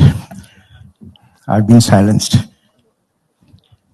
Thank you very much for the question. I think that's really very, very, very relevant. And I want to I'm glad you asked that question, because I want to clarify. According to me, integrated medicine is not a homeopath practicing allopathy. Integrated medicine is not an Ayurvedic doctor practicing, allopathy. Integrated medicine is different forms of medicine at one level, in one plane, in one area, at one level, so that people can choose. And that's the first kind of thing that I want to bring. Now, coming back to your question on how do we practice it at Dr. Batra's? First of all, we've introduced a lot of aesthetic treatments for hair and skin. We use homeopathy as the base, but we use the most modern technology, including lasers, including everything else, to actually, activate the skin and hair and to get better results. So that's an example of integrated medicine in that sense, using the best in terms of technology. We're also using artificial intelligence, and we're also using machine learning. And therefore, from the 15 lakh patients that we have, we can actually pick up what worked for somebody 10 years ago. And therefore, all future patients can benefit from that information. So this really is, as far as this goes. But coming to another example at Dr. Batra's, is for the last 16 years, we've been part of the KIMS Hospital in Bahrain. And we have a Dr. Batra's division over there, which is like half a floor. And therefore, anybody who needs to be treated by an NCD or a chronic problem comes to Dr. Batra's for homeopathy. And the hospital runs like normal. Fair enough. Okay, we've also experimented with a very strong, very orthodontic pediatric clinic in Dubai. And for many years, we partnered with them. So we had a Dr. Batra's clinic in clinic model, wherein we found that children who were coming, they were mouth breathers because of the alignment of teeth that they had. They had tonsillitis, they had adenoids. And we could treat this through homeopathy very effectively. So that's another example of integrated medicine. We also partnered with a very large bariatric clinic in India. And, we found that a lot of bariatric patients who undergo bariatric surgery actually suffered from anxiety and guilt feeling. Because post that, when they started eating and getting back to normal, there was a challenge. So again, we used homeopathy to do that. And even currently, we are partnered with one of the largest IVF clinics in the world, which is in Greece. So people who can't conceive, and we want to give them natural options, we use homeopathy for that. So I think this kind of answers your question. Just for people who don't know what is integrated medicine, it's different forms of medicine which coexist. Something like a yoga or an acupuncture or even nutrition, therapy. All these forms which coexist with other forms of medicine. So what do you do in Himalayas for the same? Sure, thanks. Thanks for having me here. I think just taking forward Dr. Batra's point, it boils down to eventually personalization, right? And Ayurveda has been, advocating personalization for hundreds of years now, right? Whether it is Vat, Pitta, Kapha, or whether it is Prakriti. I mean, it's all about how do we really integrate with what we have as medicines to offer and what the symptoms of patients are and what the inherent genomics is again something we'll discuss a little later. But it's all about integrating what the symptoms are with not just conventional medicine, but also with, Ayurveda. To just build further on that, I think there is one point that Ayurveda has been doing for a while now is to provide a lot of clinical evidence to conventional medicines for wider acceptance. And that's what we do at Himalaya. Because I think it's for integrated medicines to work, right? It's important that all forms, whether it is homeopathy, Ayurveda, or conventional medicine, we all come together and provide maximum clinical evidence. We have a brand called Live 52, right, which is for liver care. And we have more than 250 clinical trials that we have provided, tying up with national, international universities, so that there is larger and wider acceptance. And it is widely accepted by not just, conventional doctors or not just Ayurveda, but across. As we speak, every second there is a Live 52 being bought by a patient. So our job really at Himalaya is to provide more and more data to the real world so that there is wider acceptance and both can synergize and coexist. Actually, from my point of view, I'll also share. So I run this company called Ayurveda, and I'm approached by parents, for example, children who have speech delay. Now, when they come to me for nutrition, for brain development, they've already been, at the same time, they're going to the doctor, they're going to a therapist, they're going to a yoga practitioner to help with some breathing technique. So there does exist, and I think people today understand that all of this together has to coexist. You cannot just survive on one. You have any inputs there? So I think all of you are very right? And we just have seen the Lancet study which came with ICMR. Unfortunately, India today has become like a diabetes or a chronic care capital.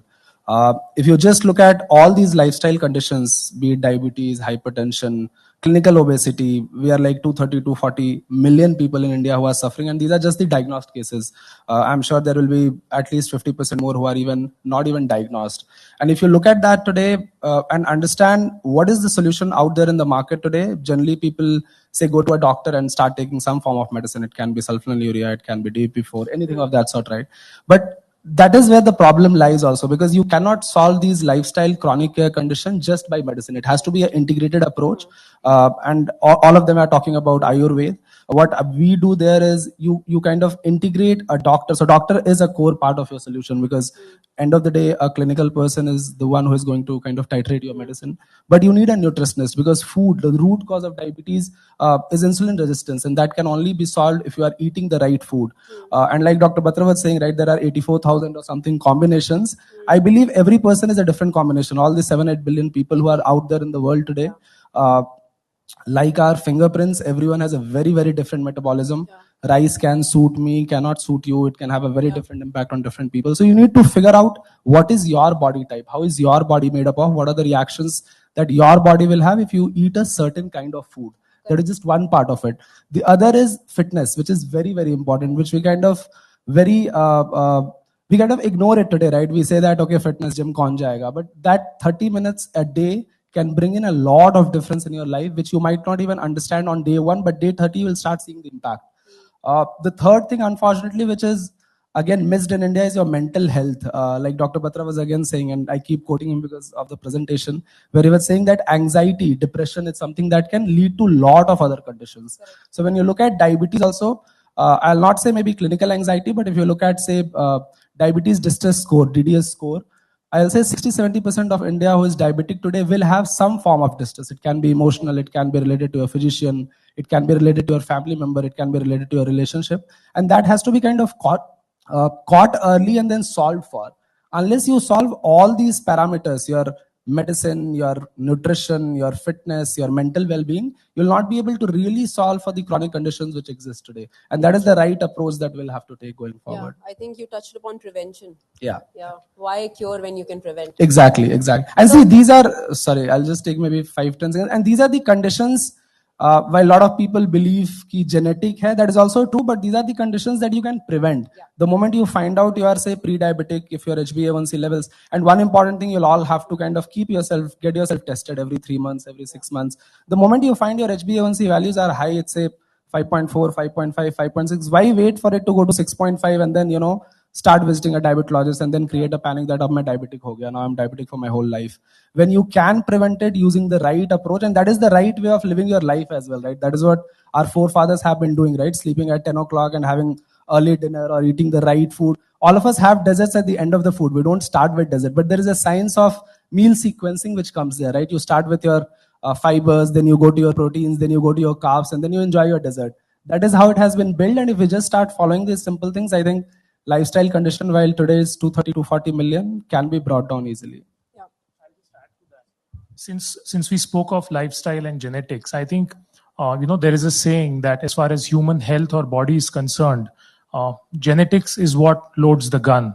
Lifestyle is what pulls the trigger, right? So I think there is a lot that can be done by controlling or having the right lifestyle.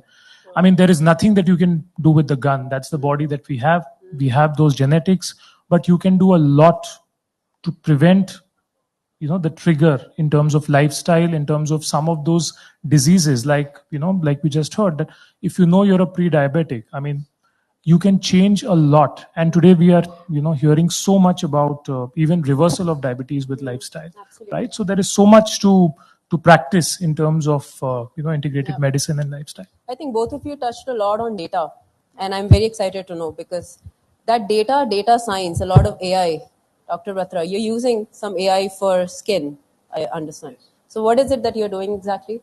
How do you use that data? And how does it really result in prevention or, early catching of something that can happen?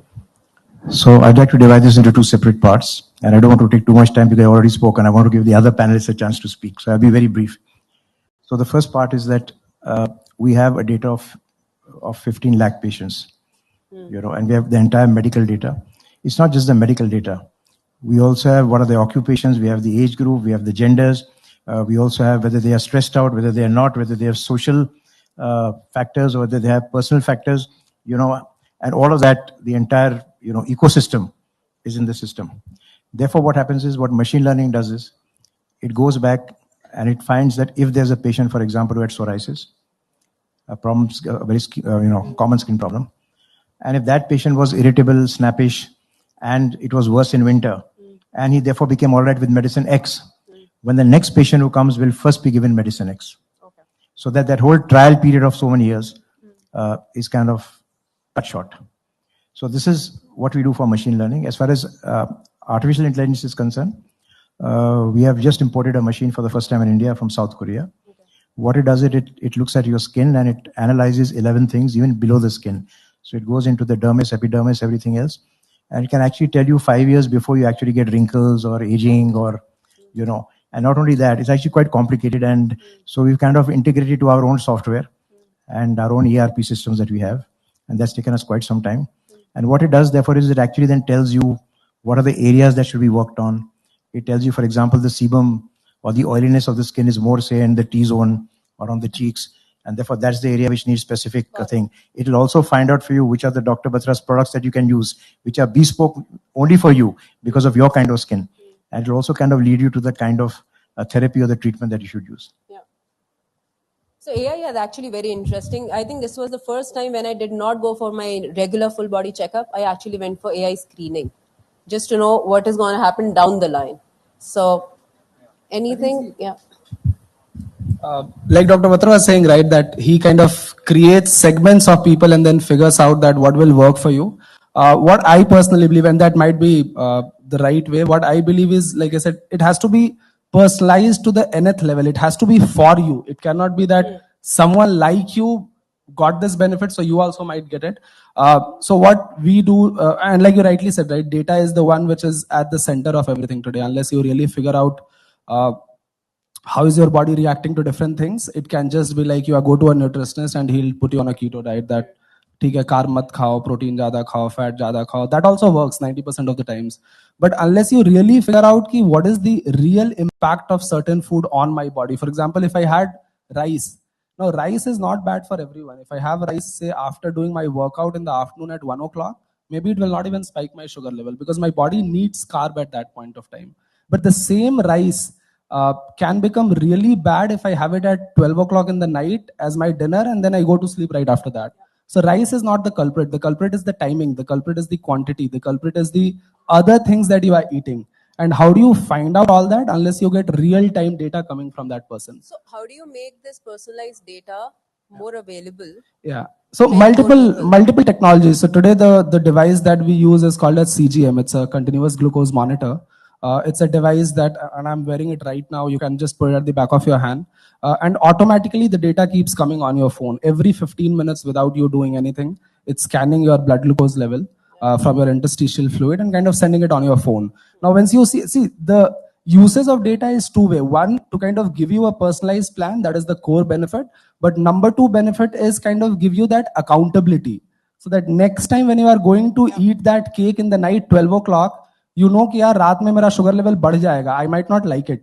That is the second advantage, and that is much better than giving you an actual plan कि you should not eat this, you should not eat that. Because end of the day, see, you will have to do things on your own, right? There can be someone who is guiding you, motivating you. But if I can show you the real picture of your body day in, day out, you will become more sincere, you will become more disciplined. And that is how we use data in that way. Anything you do, Vikas, in the area of personalization, not as such, but AI or maybe gadgets? I think what I want to understand is you're spread across the country, actually the world, right? How do you reach that person living in a village who's going through exactly the same problem? How does he afford all this information? How do you solve it at that level? Great point. So I think, yes, you're right. I mean, today Himalaya, we are present in more than 100 countries and in India extensively available. I think while there are gadgets available and while, personalization is the norm, I think one thing that we are trying to do is also simplify a lot of stuff. And I'll give you an example. When you talk of conventional therapies, there are a lot of combinations available. I mean, in fixed drugs and others. And today the world is realizing that maybe most of them are not required, or most of them are in fact getting banned in a lot of countries. To keep it simple, we have a range of pure herbs that is, more than 27 of them, so that in every herb, personalization is encouraged more and more. I mean, doctors can dissect what the patient really wants. There are choices available, and our distribution today, we are reaching out to about 500,000 doctors. We are present in as many outlets across. So we are doing a bit to ensure that the purest form of herbs are made available at an affordable price to the consumer in tier 2, tier 3 towns. And that's how we are supporting the cause of integrated medicines. So do you want to add something, or I'm getting That's it. I think the ticker is going. So no, I think one thing that we should you all. started it, you should close it. All right. So I think the only thing I'd like to say is that personalized medicine, yes, of course. I mean, we're all for it. And that's where the world is moving. But I think the bigger problem today is that people want health to be governed and they don't want to self-govern it. Yeah. And I think that's, my strongest closing message for everybody. That, we have mothers who come and say, please tell my child not to eat ice cream, not to eat lollipops. But you're the mother, why can't you tell? But my child doesn't listen to me. So it's really about implementation. It's about discipline. It's about determination. The 2 Ds that I always say for health, which are very important. And really, I think ultimately the onus of good health lies on us. And that's it. It begins with the individual and it ends with the individual. And which is also why the treatment also has to be individual. Thank you. Thank you so much. This was really insightful. I will be very happy to come and connect with all of you and work closely with you. Yeah. Thank you, guys. Thank you so very much for that wonderful discussion. And we have small tokens of appreciation for each and every one of you. Thank you so much. A very big round of applause for all our panelists. Harbinder sir, if you could please. Yes.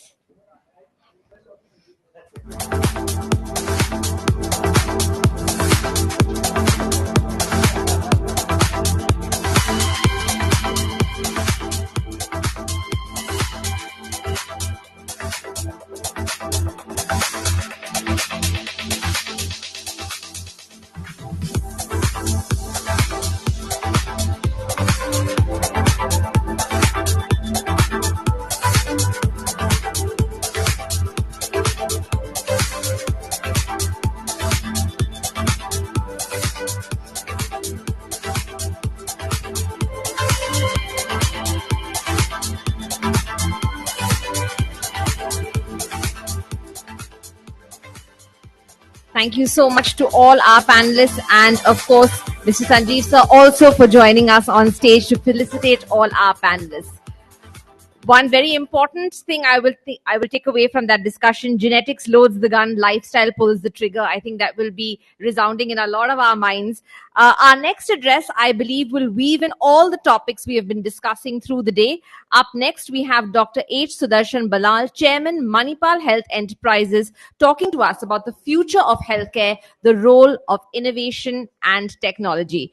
If I could ask Dr. Balal to please join us on stage with his viewpoint. Dr. Balal.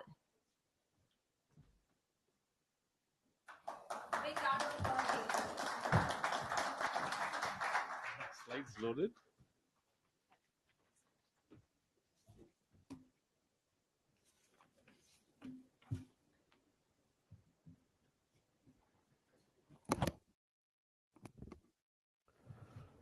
A very good evening to all of you.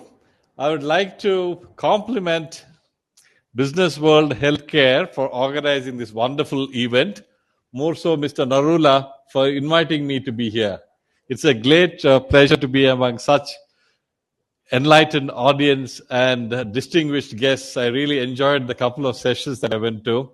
And there are many take-home points. I don't want to repeat them. I think our MC has already given us a briefing on what are the take-home points of the sessions we had.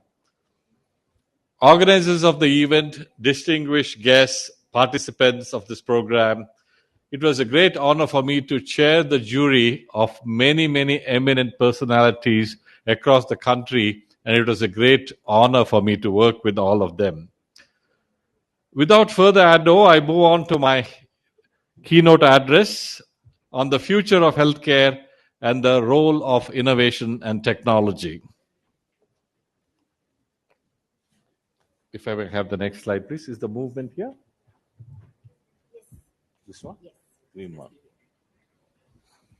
So we'll talk a little bit about the future of healthcare, and I'll make sure I stick to the time given to me.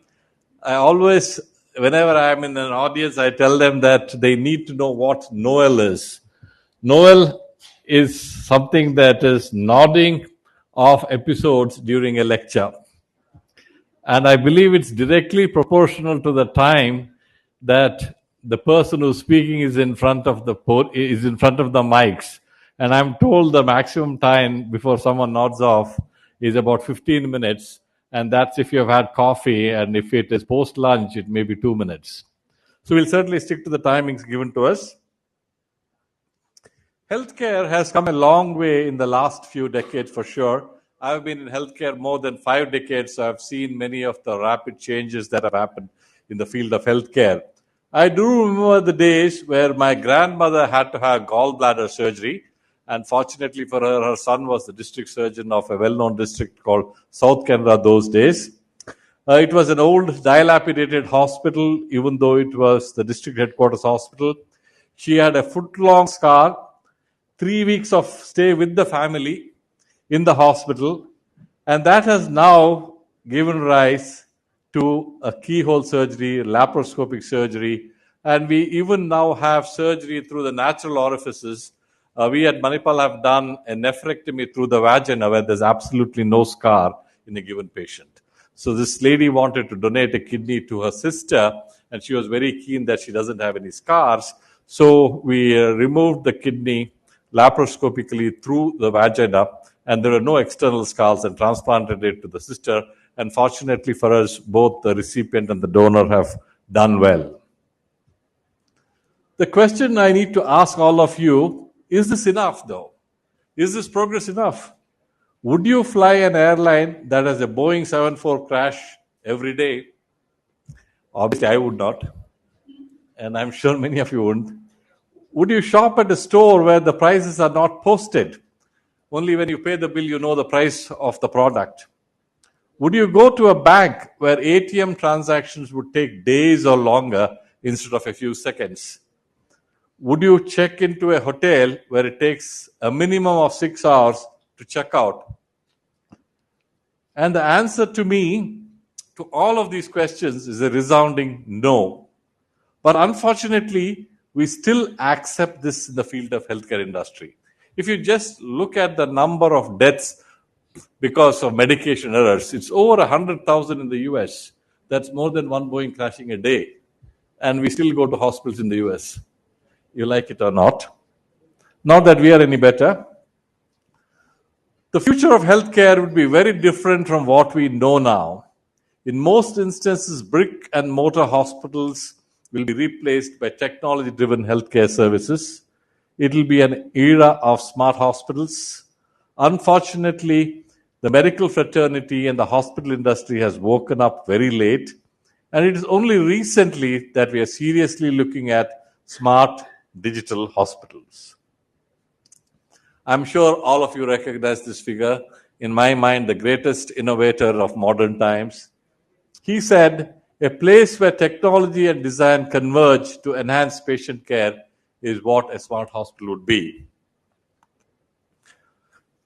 The changes that we are looking at is certainly where you had long queues outside your bank with tellers taking one customer at a time, and now you don't need to go to the bank at all.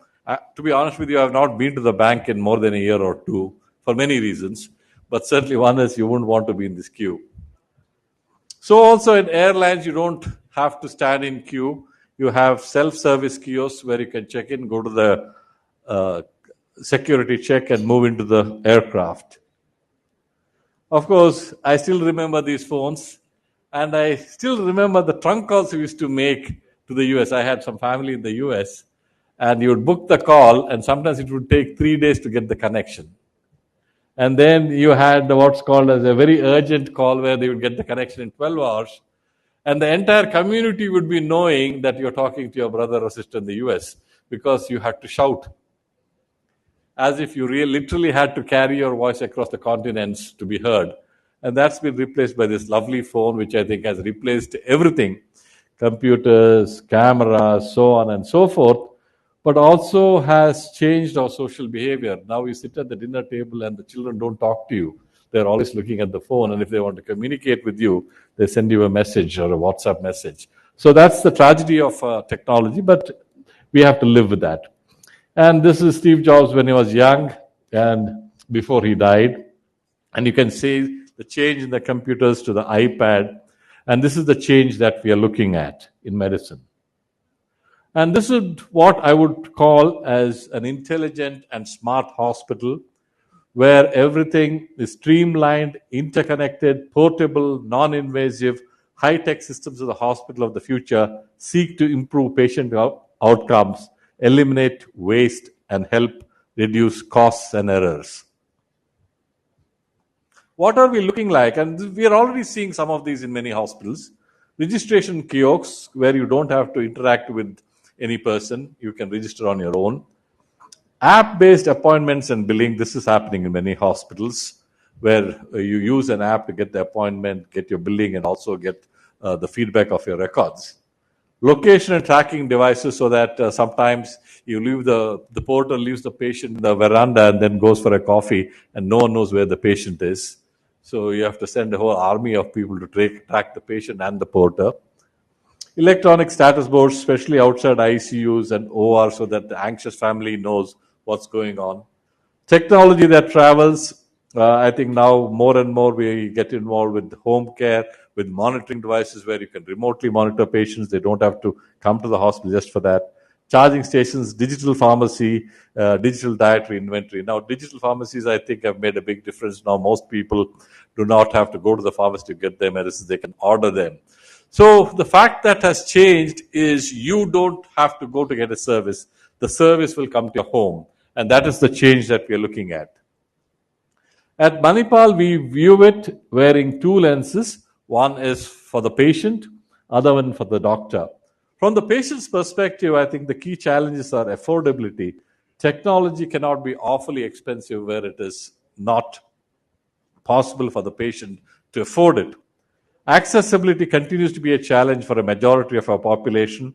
However, I think the COVID sort of speeded up our accessibility in remote areas. Just to give you an example, I used to have a patient who comes every 6 months to see me from the most remote area of Assam. It would take him 2 to 3 days to come to Manipal Hospital, spend half an hour with me, and another 3 days for him to go back. And all that I would do is say hello to him, check his labs, and be done with it. So because of COVID, he could not travel, and he had a very smart granddaughter who actually had a laptop, and they were able to get the connection in his house, and she had a teleconsultation with me. I spoke to him, said the usual things, and she had also had a lab service where they would collect the lab from that remote town, bring it to their main center and get the labs done. So I had all the information I needed. What was surprising to me is I suddenly saw some movement behind him. So, and this place looked very remote, and he was sitting on something like a charpoy. So I was wondering if some animal has come into the scene or something like that. But then it turned out he was in a cow shed on a charpoy, talking to his doctor hundreds or 1,000 miles away. And he saved a week of his time by this telemedicine consult. And that is the kind of change we are looking at. There was absolutely no reason for this man to come and say hello to me, and spend a week on travel. We certainly would like to improve the quality of clinical outcomes and customer experience.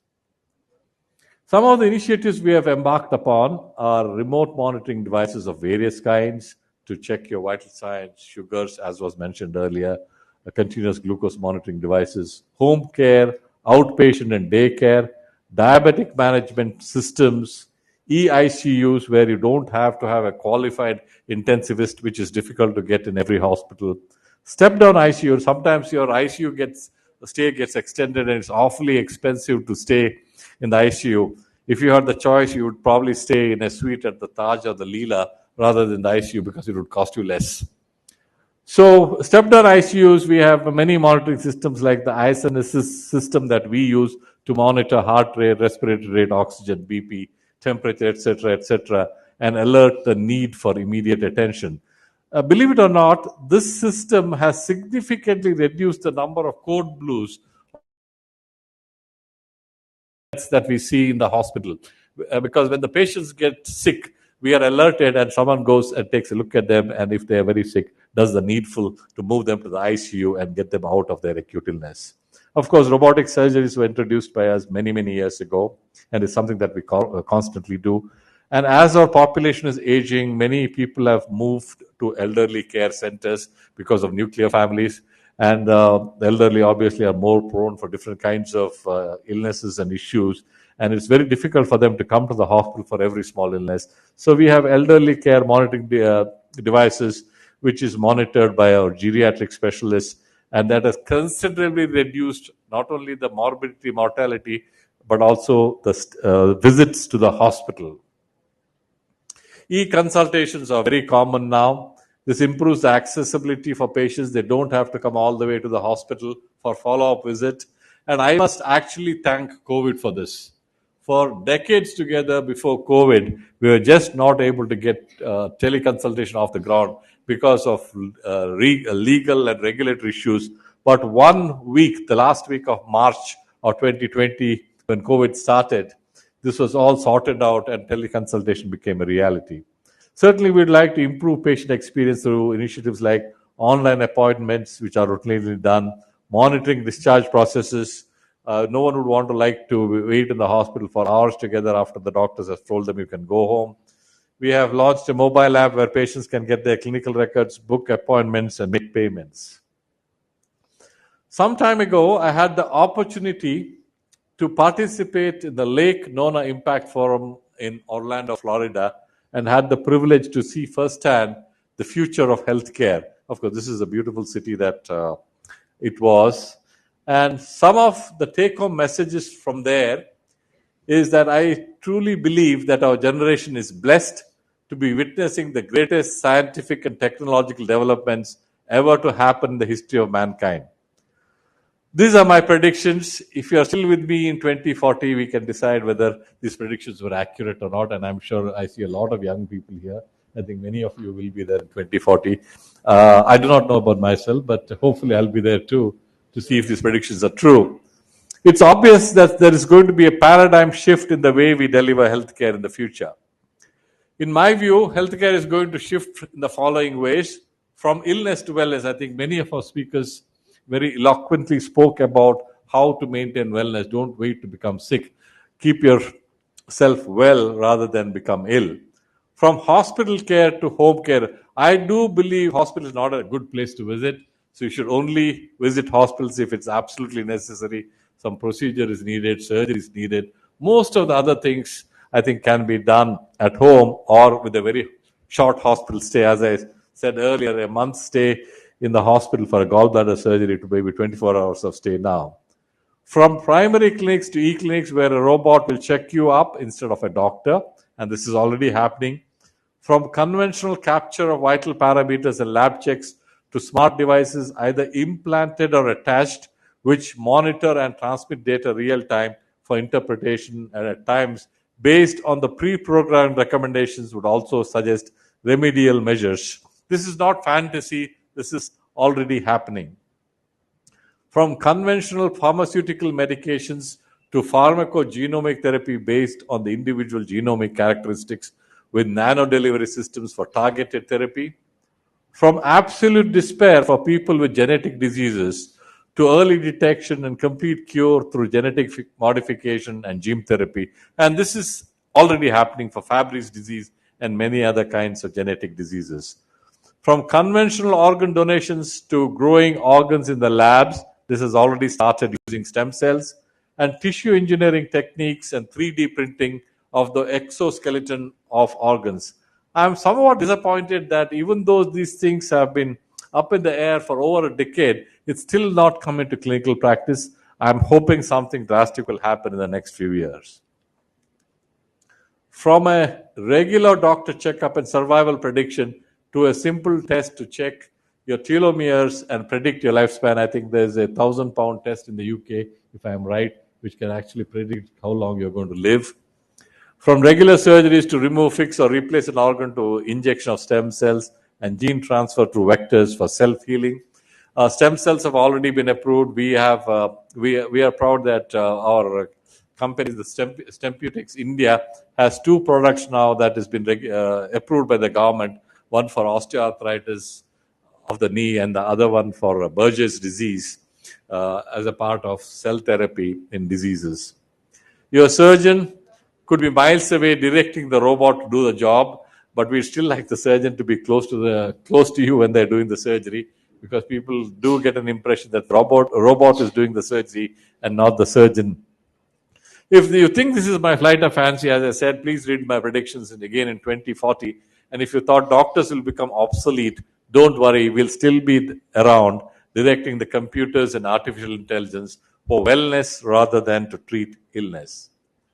We are at the cusp of entering an exciting new era of practice of medicine, and India, with its intellectual capital, technological resources, medical device manufacturing, biosciences, and pharma industry, will be the most suited to enter this new era with a bang. In conclusion, healthcare delivery of the future has thrown up some very exciting challenges, and it is likely to turn our conventional wisdom topsy-turvy. Unless we, the healthcare givers and the planners, adapt to them early, we will perish in the storm of technology and innovation. We will be like this cat who ate the wrong mouse. So, ladies and gentlemen, thank you very much for giving me this opportunity. It's a pleasure to be here. All the best. God bless. Thank you so much, Dr. Balal. If I could request you to please remain sure. on stage. And Dr. Anurag Batra, if I could request you to please felicitate Dr. Balal with a small token of our appreciation. A big round of applause. Thank you for painting such a wonderful picture of the future of healthcare.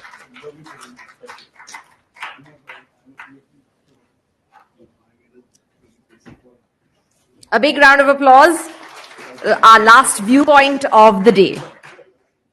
Thank you so much, Dr. Balal. Thank you. Thank you. And ladies and gentlemen, it is now time to welcome you to the highlight of the BW Annual Healthcare Summit, the prestigious annual BW Healthcare World 40 Under 40 Awards ceremony. Can we get a big round of applause for this? This is a very, very exciting portion of the evening. This evening, we gather here to honor and recognize the exemplary individuals and organizations that have made exceptional contributions to the field of healthcare. Tonight, we celebrate innovation, compassion, and excellence. These awards not only acknowledge outstanding achievements, but also serve as an inspiration to push the boundaries of what is possible in the healthcare industry. Today's award ceremony is being streamed live across all BW Businessworld platforms, including our social media channels and on www.bwhealthcareworld.com. Join the celebration of the evening by using the hashtag BW Healthcare 40 Under 40. I would once again like to thank our partners for the day, associate partners, Bharat Serum and Vaccines Limited, BBL Medical Technologies Private Limited, Life Science, Yashoda Super Specialty Hospitals. Our knowledge partner, CAHO Consortium of Accredited Healthcare Organization, our event partners, Joy Travels Private Limited, Fandrum, Beanley Coffee, JustBath.ai, The Thick Shake Factory, Realty Plus, Exchange for Media, IWM Buzz, Impact, and Pitch. A big round of applause for everyone who has supported us today. And we would now like to thank our jury members who painstakingly reviewed numerous nominations. The winners who emerged from a pool of exceptional contenders embody the true spirit of healthcare. May I request the team to show our audience what went through the jury meet.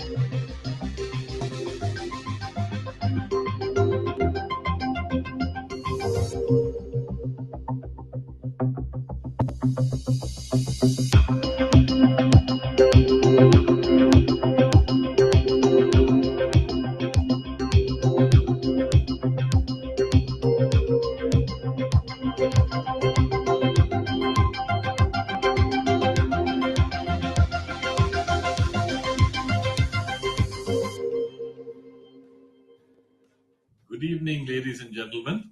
At the outset, I would like to congratulate and compliment Business World and Mr. Narula on hosting BW Healthcare World 40 Under 40 Summit and Awards.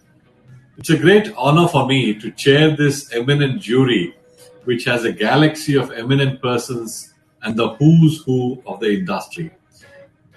It has been a great exercise deliberating on the various nominees and picking the winners. It was a hard choice choosing the best of the best. I would like to thank the jury and team BW from the bottom of my heart for all the hard work put in completing the process.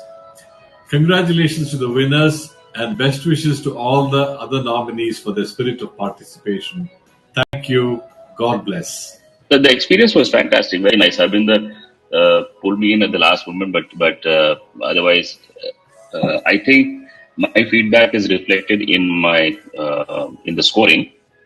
I think some amazing talent could potentially come up through this program. So good luck to all of you guys as well. See, it's always wonderful to sit through these presentations where you see a lot of passion. People come with so much of dream, passion, thoughts, ideas, and you end up learning a lot. And whenever I sit through these kind of sessions, that's one plus. So that's obviously the big plus. It's a wonderful experience, and I think we have put together a nice, fantastic program here. I'm sure it's going to motivate a lot of people. Thanks very much for pulling me in for this. It's a great opportunity.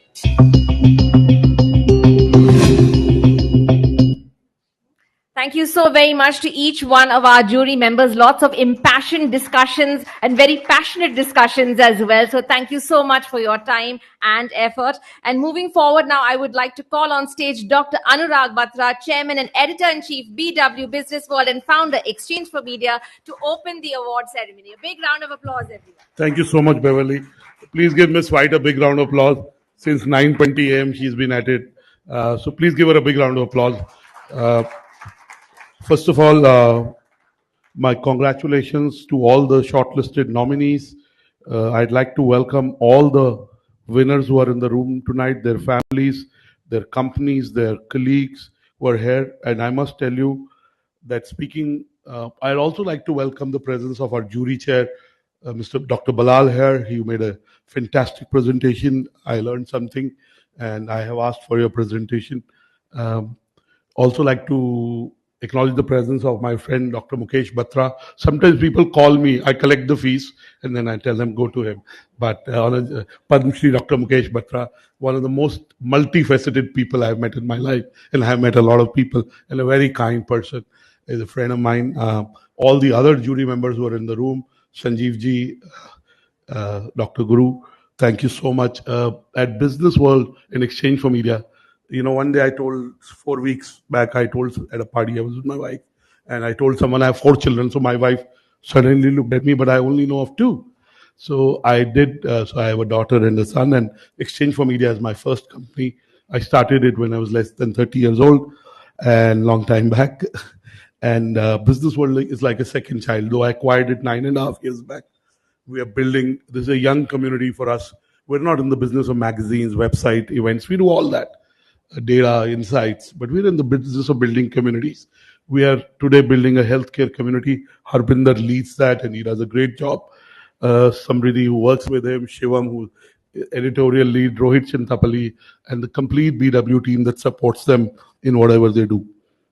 I have a risk, I'm facing the same dilemma that the 7th husband of Elizabeth Taylor faced on the night of the honeymoon.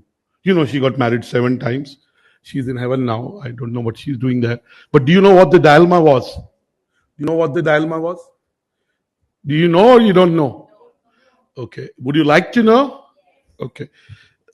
The 7th husband of Elizabeth Taylor said to Elizabeth Taylor on the night of the honeymoon, darling, I know what I'm supposed to do, but I hope I make it interesting.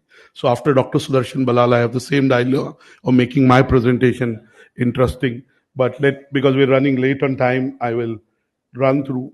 I would like to ask you, what is the future of healthcare in India? Dr. Balal, any guesses? It's a simple guess. Life is not complex. It's in this room. The future of healthcare in India is in this room, literally. You don't believe that? Okay. And, in the morning, I take whatever we do very seriously. And some of you are here. In the morning, I talked about the fact, what is happening in healthcare, what will happen in next 5 years, what may happen in next 25 years. And in terms of singularity, we are running ahead. A lot of experts said singularity will happen in 2034. Looks like it'll happen much closer to next 2-3 years. So maybe what will happen in the next 25 years, what is supposed to happen in next 25 years, possibly will happen in 5, 7, 3. I'm not a futurist. I'm not an astrologer. But all this, so I'll skip. And I said, I was talking to Mr. Arjun Dang on the flight yesterday. He's my friend from Delhi. And I said, what are the 3 P's of healthcare? And very simple, Dr. Balal, you're experts in healthcare. I'm not. First is personalization. You alluded to it. Second is everything is becoming predictive. My friend Shivtosh, he's my alumnus from MDI. I went to MDI. Of course, we went 20 plus years apart. He's building a company which is into predictive. And then is preventive that leads. Also, the 3 T's of healthcare. I'm really keeping to my time is, first is transparency.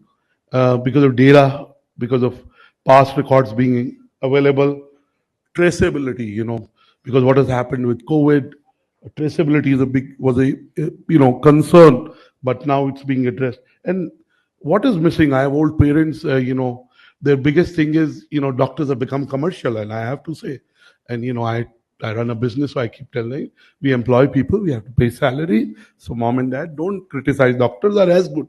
But somewhere there is a lack of trust with institutions overall, including healthcare, that they become too commercial. Doctors have targets. I know it, right? So I think that will bring back the trust. And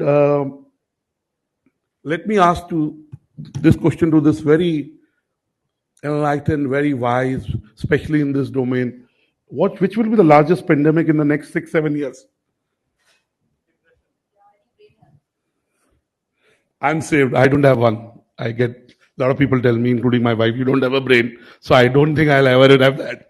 But you're right. Mental health disorders, anxiety, depression, insomnia.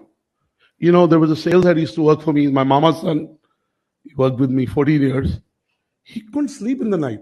I have the other problem, but which is a good problem. I sleep in 2 minutes. So these are the things that you need to deal with. We need to deal with. Do we have enough psychiatrists, psychologists, mental health experts? Not enough. My daughter, who's studying in the US, is preparing to be one. She went for something in the business domain, but she's changed her mind, and of course, she's free to make whatever decision she wants. Also, one of the things that I see corporate executives, I have lots of friends who are founders. I was lucky enough to build Exchange for Media from scratch. Is people compromise on their sleep. One thing I don't do is most days, it's 5 or 6 days a week. 1 day a week, I also fall prey to devices or whatever, is we don't sleep enough. And I think good quality sleep means good quality health. It does aid good quality health. So I do want to recommend a book to you. You can read it, see his TED talk, whatever. I get no royalties or monies on the sales of this book or the other 2 books.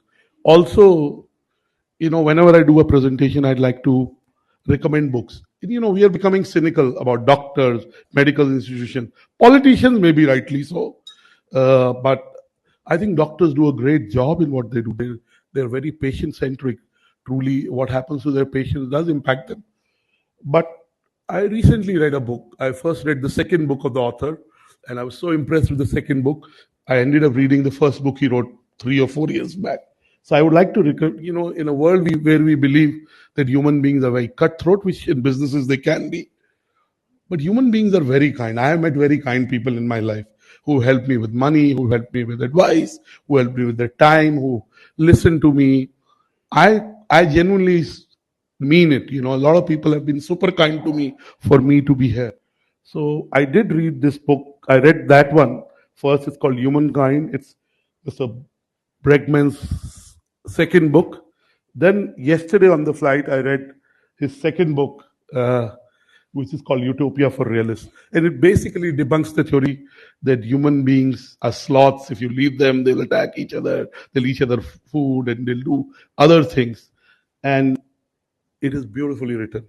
So I would recommend these two books if you can read them, because if we can be kinder, we'll be happier. And what is the purpose of life? It's not more valuation, more money. I mean, I know there are entrepreneurs there who look at it, and that's one facet of life.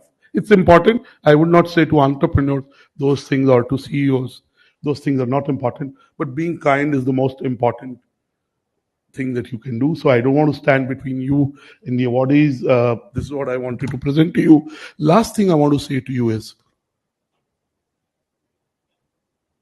we do awards by being on the front foot. I don't know who the winners are. I don't ask most cases. I don't interfere. I was on the jury. I sat with Harbinder and gave my inputs. I couldn't be that day in the jury. But because Mr. Narula is running in some part of the business, we do our awards honestly. We do not sell our awards. Some of those who have participated in our awards, we have 300 people. We have to look at commercial. So this is a very honest award through a very honest process, through the jury stewardship of Dr. Balal, and every jury member is super accomplished and have domain expertise. So in a world where people are trying to discourage you, there is stress, there's competition, we'd be happy to be an encourager. It's a happy moment, and it's coming through a process. For almost every 4 persons who applied, 1 is winning. We'd like to get to, by third year, we'll get to 5 or 6. And it's not that I get any happiness in rejecting people. In fact, I keep thinking, my daughter applied and she came second. I said, maybe Anurag, she didn't do well because you rejected too many people in your awards. So sometimes I think too much about it. And I want to say to you that we hope and we track all our awardees. Awards are an editorial product for us. So your interviews, your journeys, your progress matters. That's why Shivam and Rohit are in the room. They will track you over the next few years. So we are very, very delighted that we do these. We also discover talent. And last point, a lot of times jury members, when I call some important, very big people, and they ask me, or even if they don't ask me, I volunteer to tell them that, what is your ROI for being in this? You're going to spend a whole day looking at it. I said, you discover great ideas, the future of those domains, and you meet great people. Because these are the future, Dr. Balal, of the healthcare industry. With this, I welcome you to the second edition of BW Healthcare 40 Under 40 Awards. Thank you to the jury. Grateful to you for being the jury chair and being jury members. Dr. Batra has been a jury chair of another well-being awards that we do, so he knows the rigor that we bring to that. So I congratulate you, and I hope you do some pro bono work, which gives you a lot of dua, because there's lots of inequality. He'll refer to the cost of healthcare. And I come from the media business. There were 2 tragedies last week. One boat capsized, and it had 600 people. It got 2 days of coverage. And there was another boat, or a submarine, which also had a catastrophic end. But there were 5 people, and every life is important. But look at the disparity in coverage, or the efforts by state governments to be able to, or countries to be able to look for the survivors. Very different. I hope you as doctors are able to not have disparity coming in the way of you treating patients, and you do pro bono work. Thank you. God bless you. Thank you so very much, Dr. Batra, Dr. Anurag Batra. And could I now request Dr. H. Sudarshan Balal, Chairman, Manipal Health Enterprises, Mr. K. Guruswamy, COO, BPL Medical Technologies, Mr. Sanjeev Navangul, MD, BSV, Padma Shri Dr. Mukesh Batra, Founder and Chairman, Dr. Batra's Healthcare, Mr. Harbinder Narula, CEO, BW Healthcare World and Wellbeing World, and Dr. Anurag Batra to please join us on stage for the unveiling of the latest BW Healthcare World special.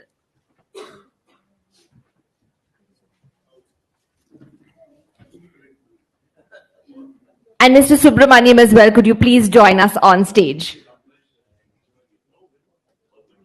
A big round of applause for all the luminaries in our room.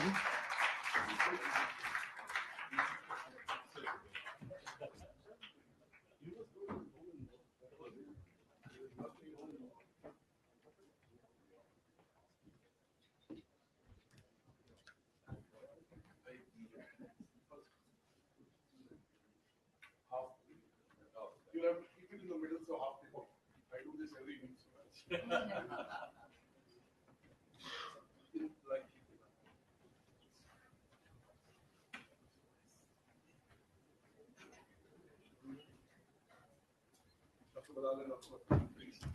is a male panel. I think it shouldn't be like that.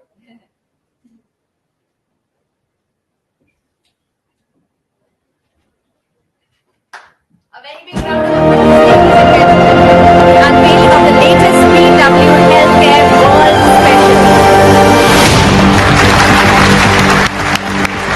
Mr. Hari Subramanian, co-founder, lifetime of the company.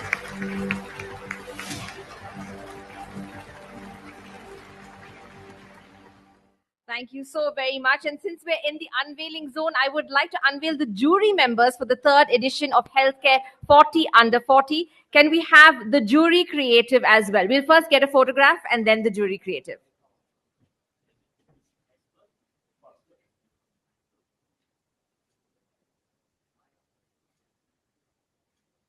Thank you so much, gentlemen. And if we could have that jury creative on screen. Thank you so very much, gentlemen.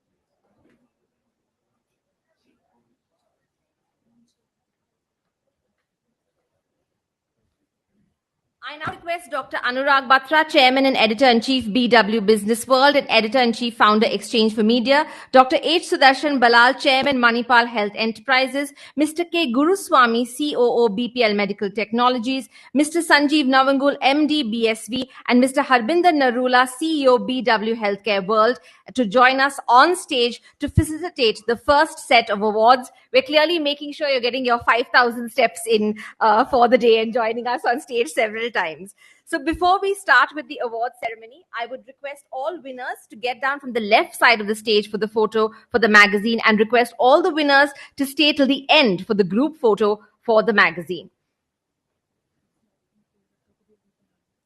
We also have Dr. Mukesh Batra joining us on stage as well. A big round of applause. Dr. Batra has been such an inspiration to all of us through the day today.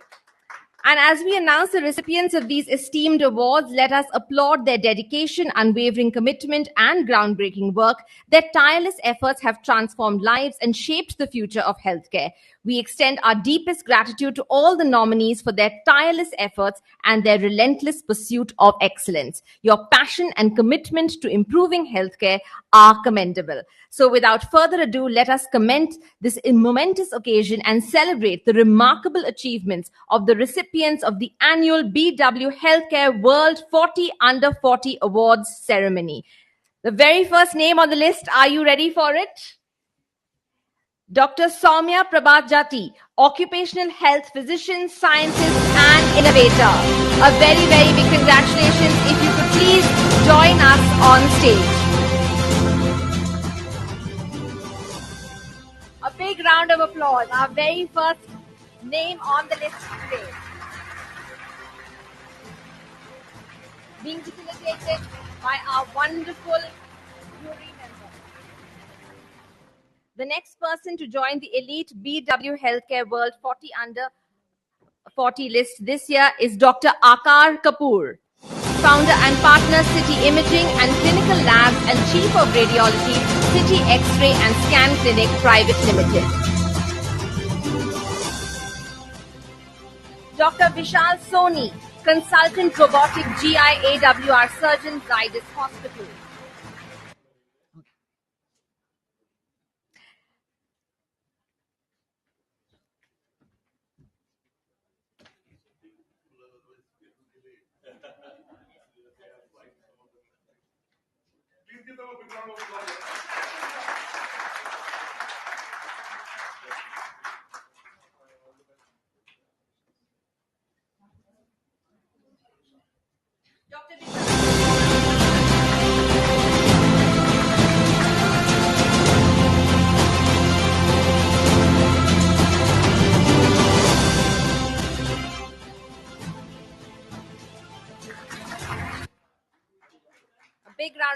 applause for Dr. Vital Soni, consultant robotics in GI Surgeon Zydus Hospitals. The next person to join the elite BW Healthcare World 40 Under 40 list this year is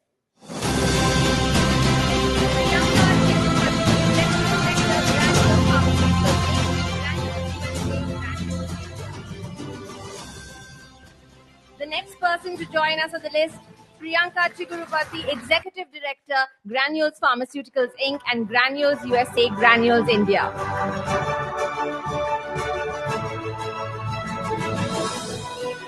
A very, very big and warm round of congratulations from all of us here today.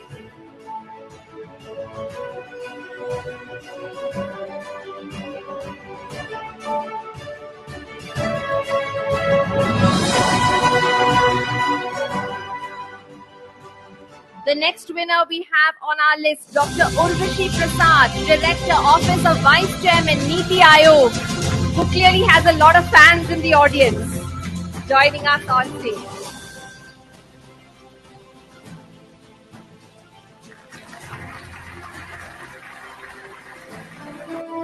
A big round of applause for Dr. Urvashi Prasad, Director, Office of Vice Chairman, Niti Aayog. The next person to join this elite list, Amrita Patil Pimpale, founder, Echoing Healthy Aging. A big, big round of applause for Amrita Patil.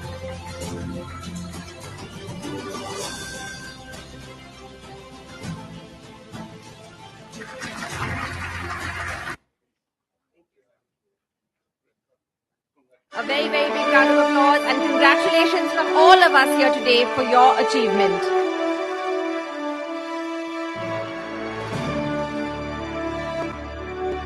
The next person on the elite BW Healthcare World 40 Under 40 list, Vandita Tiwari Kapoor, founder and CEO of Ayurved. Thank you so much for your presence here today. A very, very big round of applause.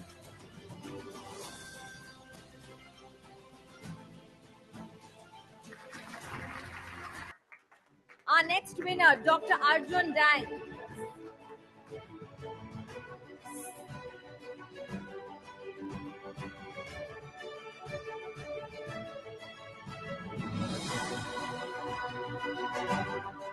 Our next winner, who we've seen from the morning, inspiring us and of course moderating with great flair, Dr. Arjun Dang, CEO, Dr. Dang's Labs.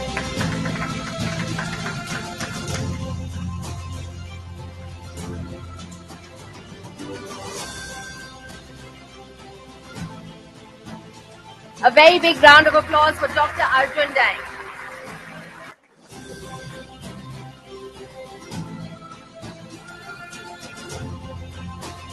Our next winner, Dr. Neeraj Shah, Chief Medical Officer and Consultant for Cataract, Cornea, Refractive Services, Shankara Eye Hospital, Jaipur. Dr. Neeraj, if you could please join us on stage. A very, very warm congratulations from all of us here today.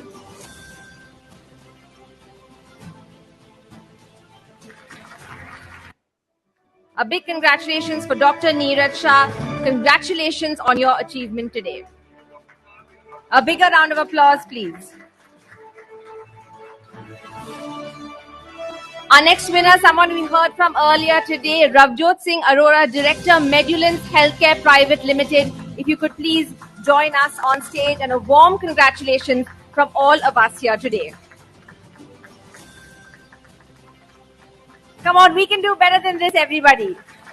This is a very, very elite list.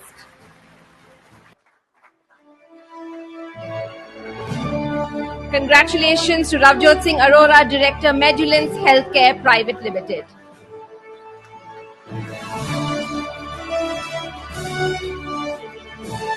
Our next winner, Shaumita Ghosh, Assistant General Manager, Administration and Policy, Tata Medical Center. Can we have Shaumita on stage, please? Congratulations.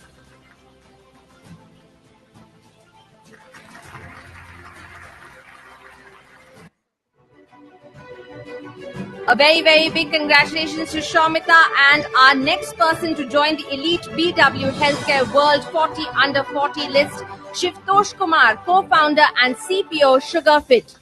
Can we please be joined by Mr. Shivtosh Kumar on stage?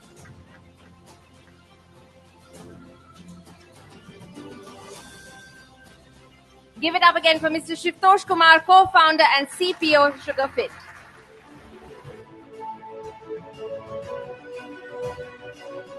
Congratulations on this wonderful achievement. The next winner to join our extremely prestigious list, Dr. Kunal Joshi, Director, Innovation and Business Development, Stempeutics Research Private Limited. Dr. Kunal, if you can join us on stage, please. Dr. Kunal joining us on stage, a big round of applause.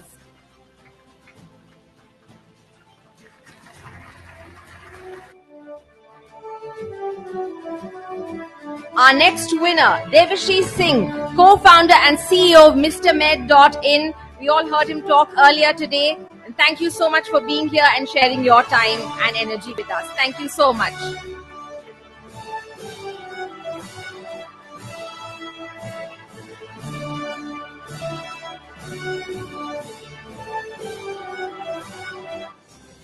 Joining us on stage, Devashish Singh now. A big congratulations for joining the elite BW Healthcare World 40 Under 40 list.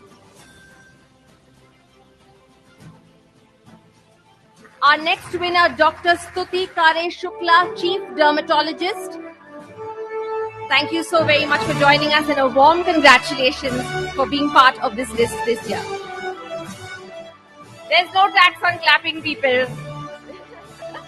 Dr. Stuti now joining us on stage, Chief Dermatologist, and congratulations for making it to the elite BW Healthcare World 40 Under 40 list this year.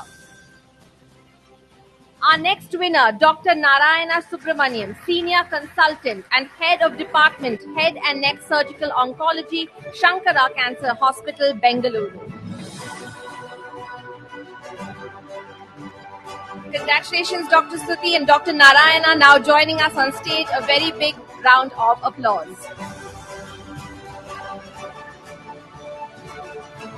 The next person to join this elite list, Dr. Pankaj Mittal, Hospital Director, Manipal Hospital, Gurugram. Do we have Dr. Pankaj Mittal? Yes, walking up towards the stage. Congratulations to Dr. Narayana and now Dr. Pankaj. I hope all is well.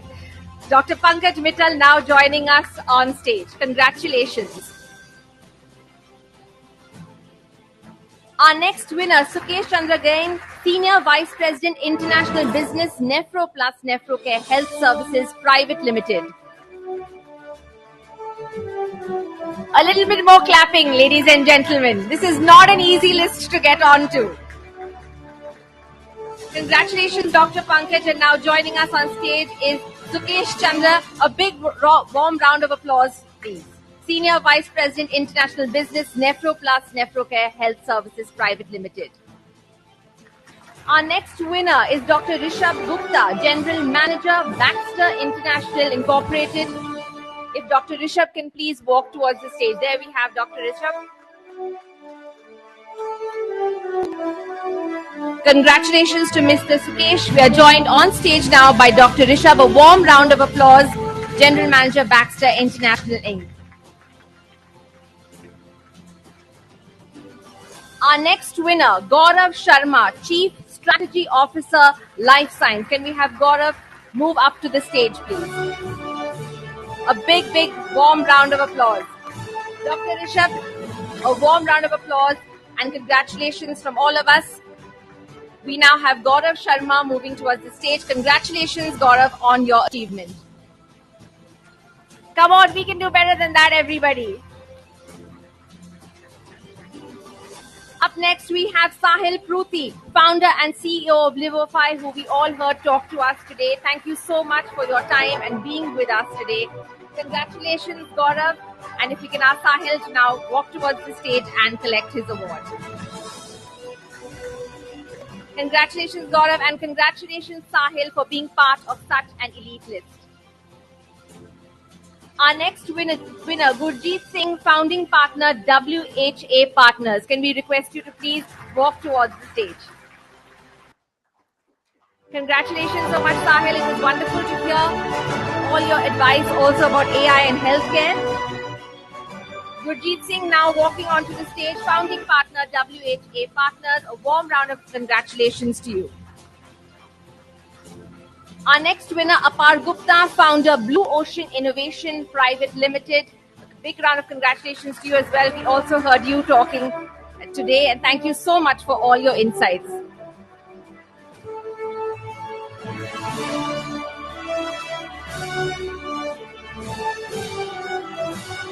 Congratulations to Gurjeet Singh. We're joined now on stage by Apar Gupta, founder, Blue Ocean Innovation Private Limited. Our next winner, Vatsal Agarwal, Senior Vice President, Data and Analytics, Innoplexis Consulting Services. Can we ask Mr. Agarwal to please join us on stage? A big round of applause, everyone. Thank you so much and congratulations again, Apar. And now joined on stage by Vatsal Agarwal, Senior Vice President, Data and Analytics, Innoplexis Consulting Services. Our next winner, Shelja Mittal, founder and CEO of Curex. Can we have you please walk towards the stage? Congratulations once again, Mr. Vatsal, and joining us on stage now, Shelja Mittal, founder and CEO of Curex. Our next winner, Kabir Mahajan, Associate Director, Mahajan Imaging. A big round of applause. Kabir had us all thinking about the kind of hours that radiologists put in and started quite a debate. Congratulations, Sheljan. If I could request Kabir Mahajan now on stage, Associate Director, Mahajan Imaging. Our next winner, Amrit Agarwal, Vice President, International Business, Pristine Care. If I could request Amrit Agarwal to please join us on stage.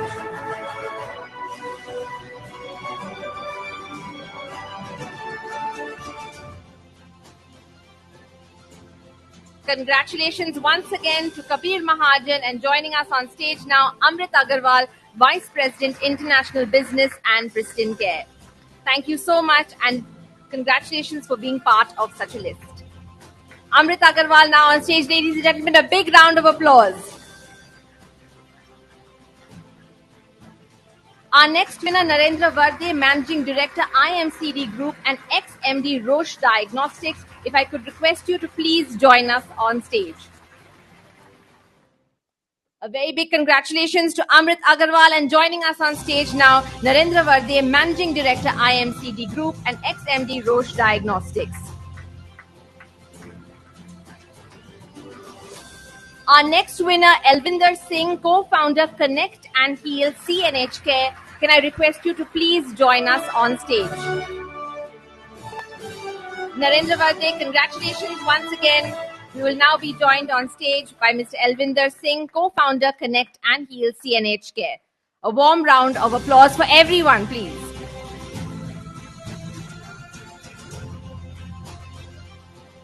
Our next winner is Vijendra Singh, Chief Operating Officer, Apollo 24/7. I believe Mr. Singh is not with us today, but I believe his colleagues are here. If I could request Aditi or Shivam to please join us on stage, or both of you if you're here. Thank you so much, Elvinder, and congratulations once again. You know, today I must say we do this in various. Today it's a little hurried because we have to give the hall. That's why she's faster than she should be, but she is doing it so that you can. But there's no tax on clapping, and clapping is good for heart muscles. So you can clap. If you haven't gone for your walk, clapping will offset that. It'll make you healthier, yeah? I'll try to clap and talk at the same time to show you how it's done. Can we ask Aditi and Shivam to please come on stage to collect the award for Mr. Vijender Singh? So I'm going to clap and talk to show all of you how it's done. A very, very big congratulations. Our next winner, Shakti M. Nagapan, Director, Life Sciences and Pharma and CEO, Hyderabad Pharma City, Government of Telangana. I think his colleague Pavani Chowdhury is here to receive all. Yes. A very, very big congratulations. Can I request the representative of Shakti M. Nagapan to now join us on stage? I'm clapping on this lectern and talking. The least you can do is clap. Our next winner is Shanai Shah, President Shalby Limited. Puneet Maheshwari, if we could request you to please come on stage on behalf of Shanai Shah. Is Puneet Maheshwari here? Yes, hi. Puneet, if we could request you to please come on stage. Puneet will be receiving the award on behalf of Shanai Shah.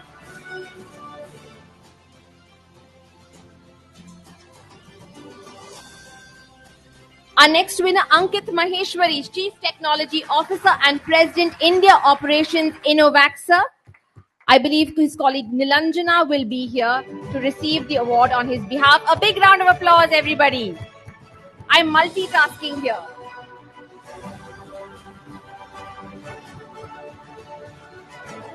Our next winner, Dr. Shubhang Arora, Executive Director, Yashoda Super Specialty Hospitals Limited. If I could ask a colleague of Dr. Shubham to please join us on stage. I believe Mr. Saurav is joining us. Very big congratulations. Now, Saurav Raha joining us on behalf of Dr. Shubhang Arora, Executive Director, Yashoda Super Specialty Hospitals Limited.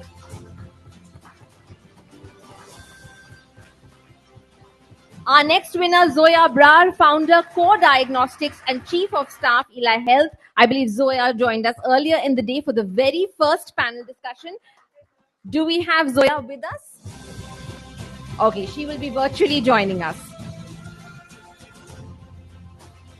Our next winner, Dr. Mansi Shirolkar, Consultant Dermatologist and Founder, Illumina Health, who will also be joining us virtually.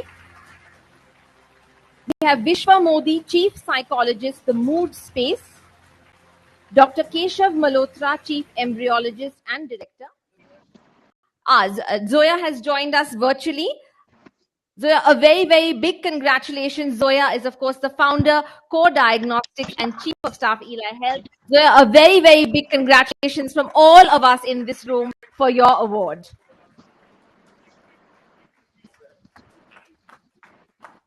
And joining us virtually is also Dr. Mansi Shirolkar, Consultant Dermatologist and Founder, Illumina Health.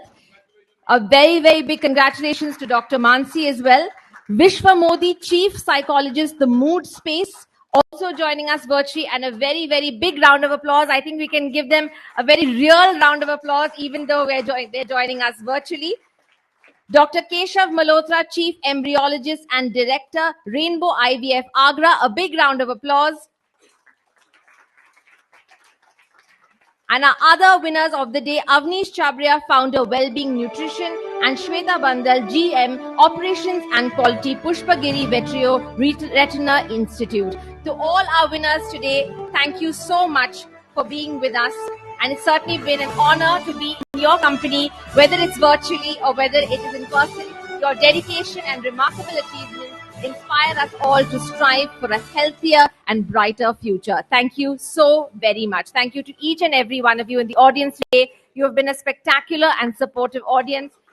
And yes, and who can forget the group photo? So if I could ask everyone to please join us on stage. All the winners with just their trophies. We'll do 2 photos, one with the jury and one just you, which will get onto the magazine. The rest will get onto social media. So if you can get just your trophies. And you did a fab job of, this is the fastest ever we've ever done an award. Because we have to hand over the hall, somebody else's function. So we have to be, empathetic to that. And congratulations to all of you.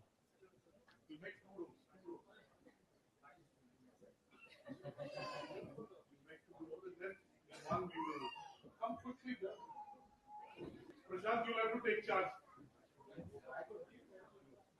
No, we make 2 rows.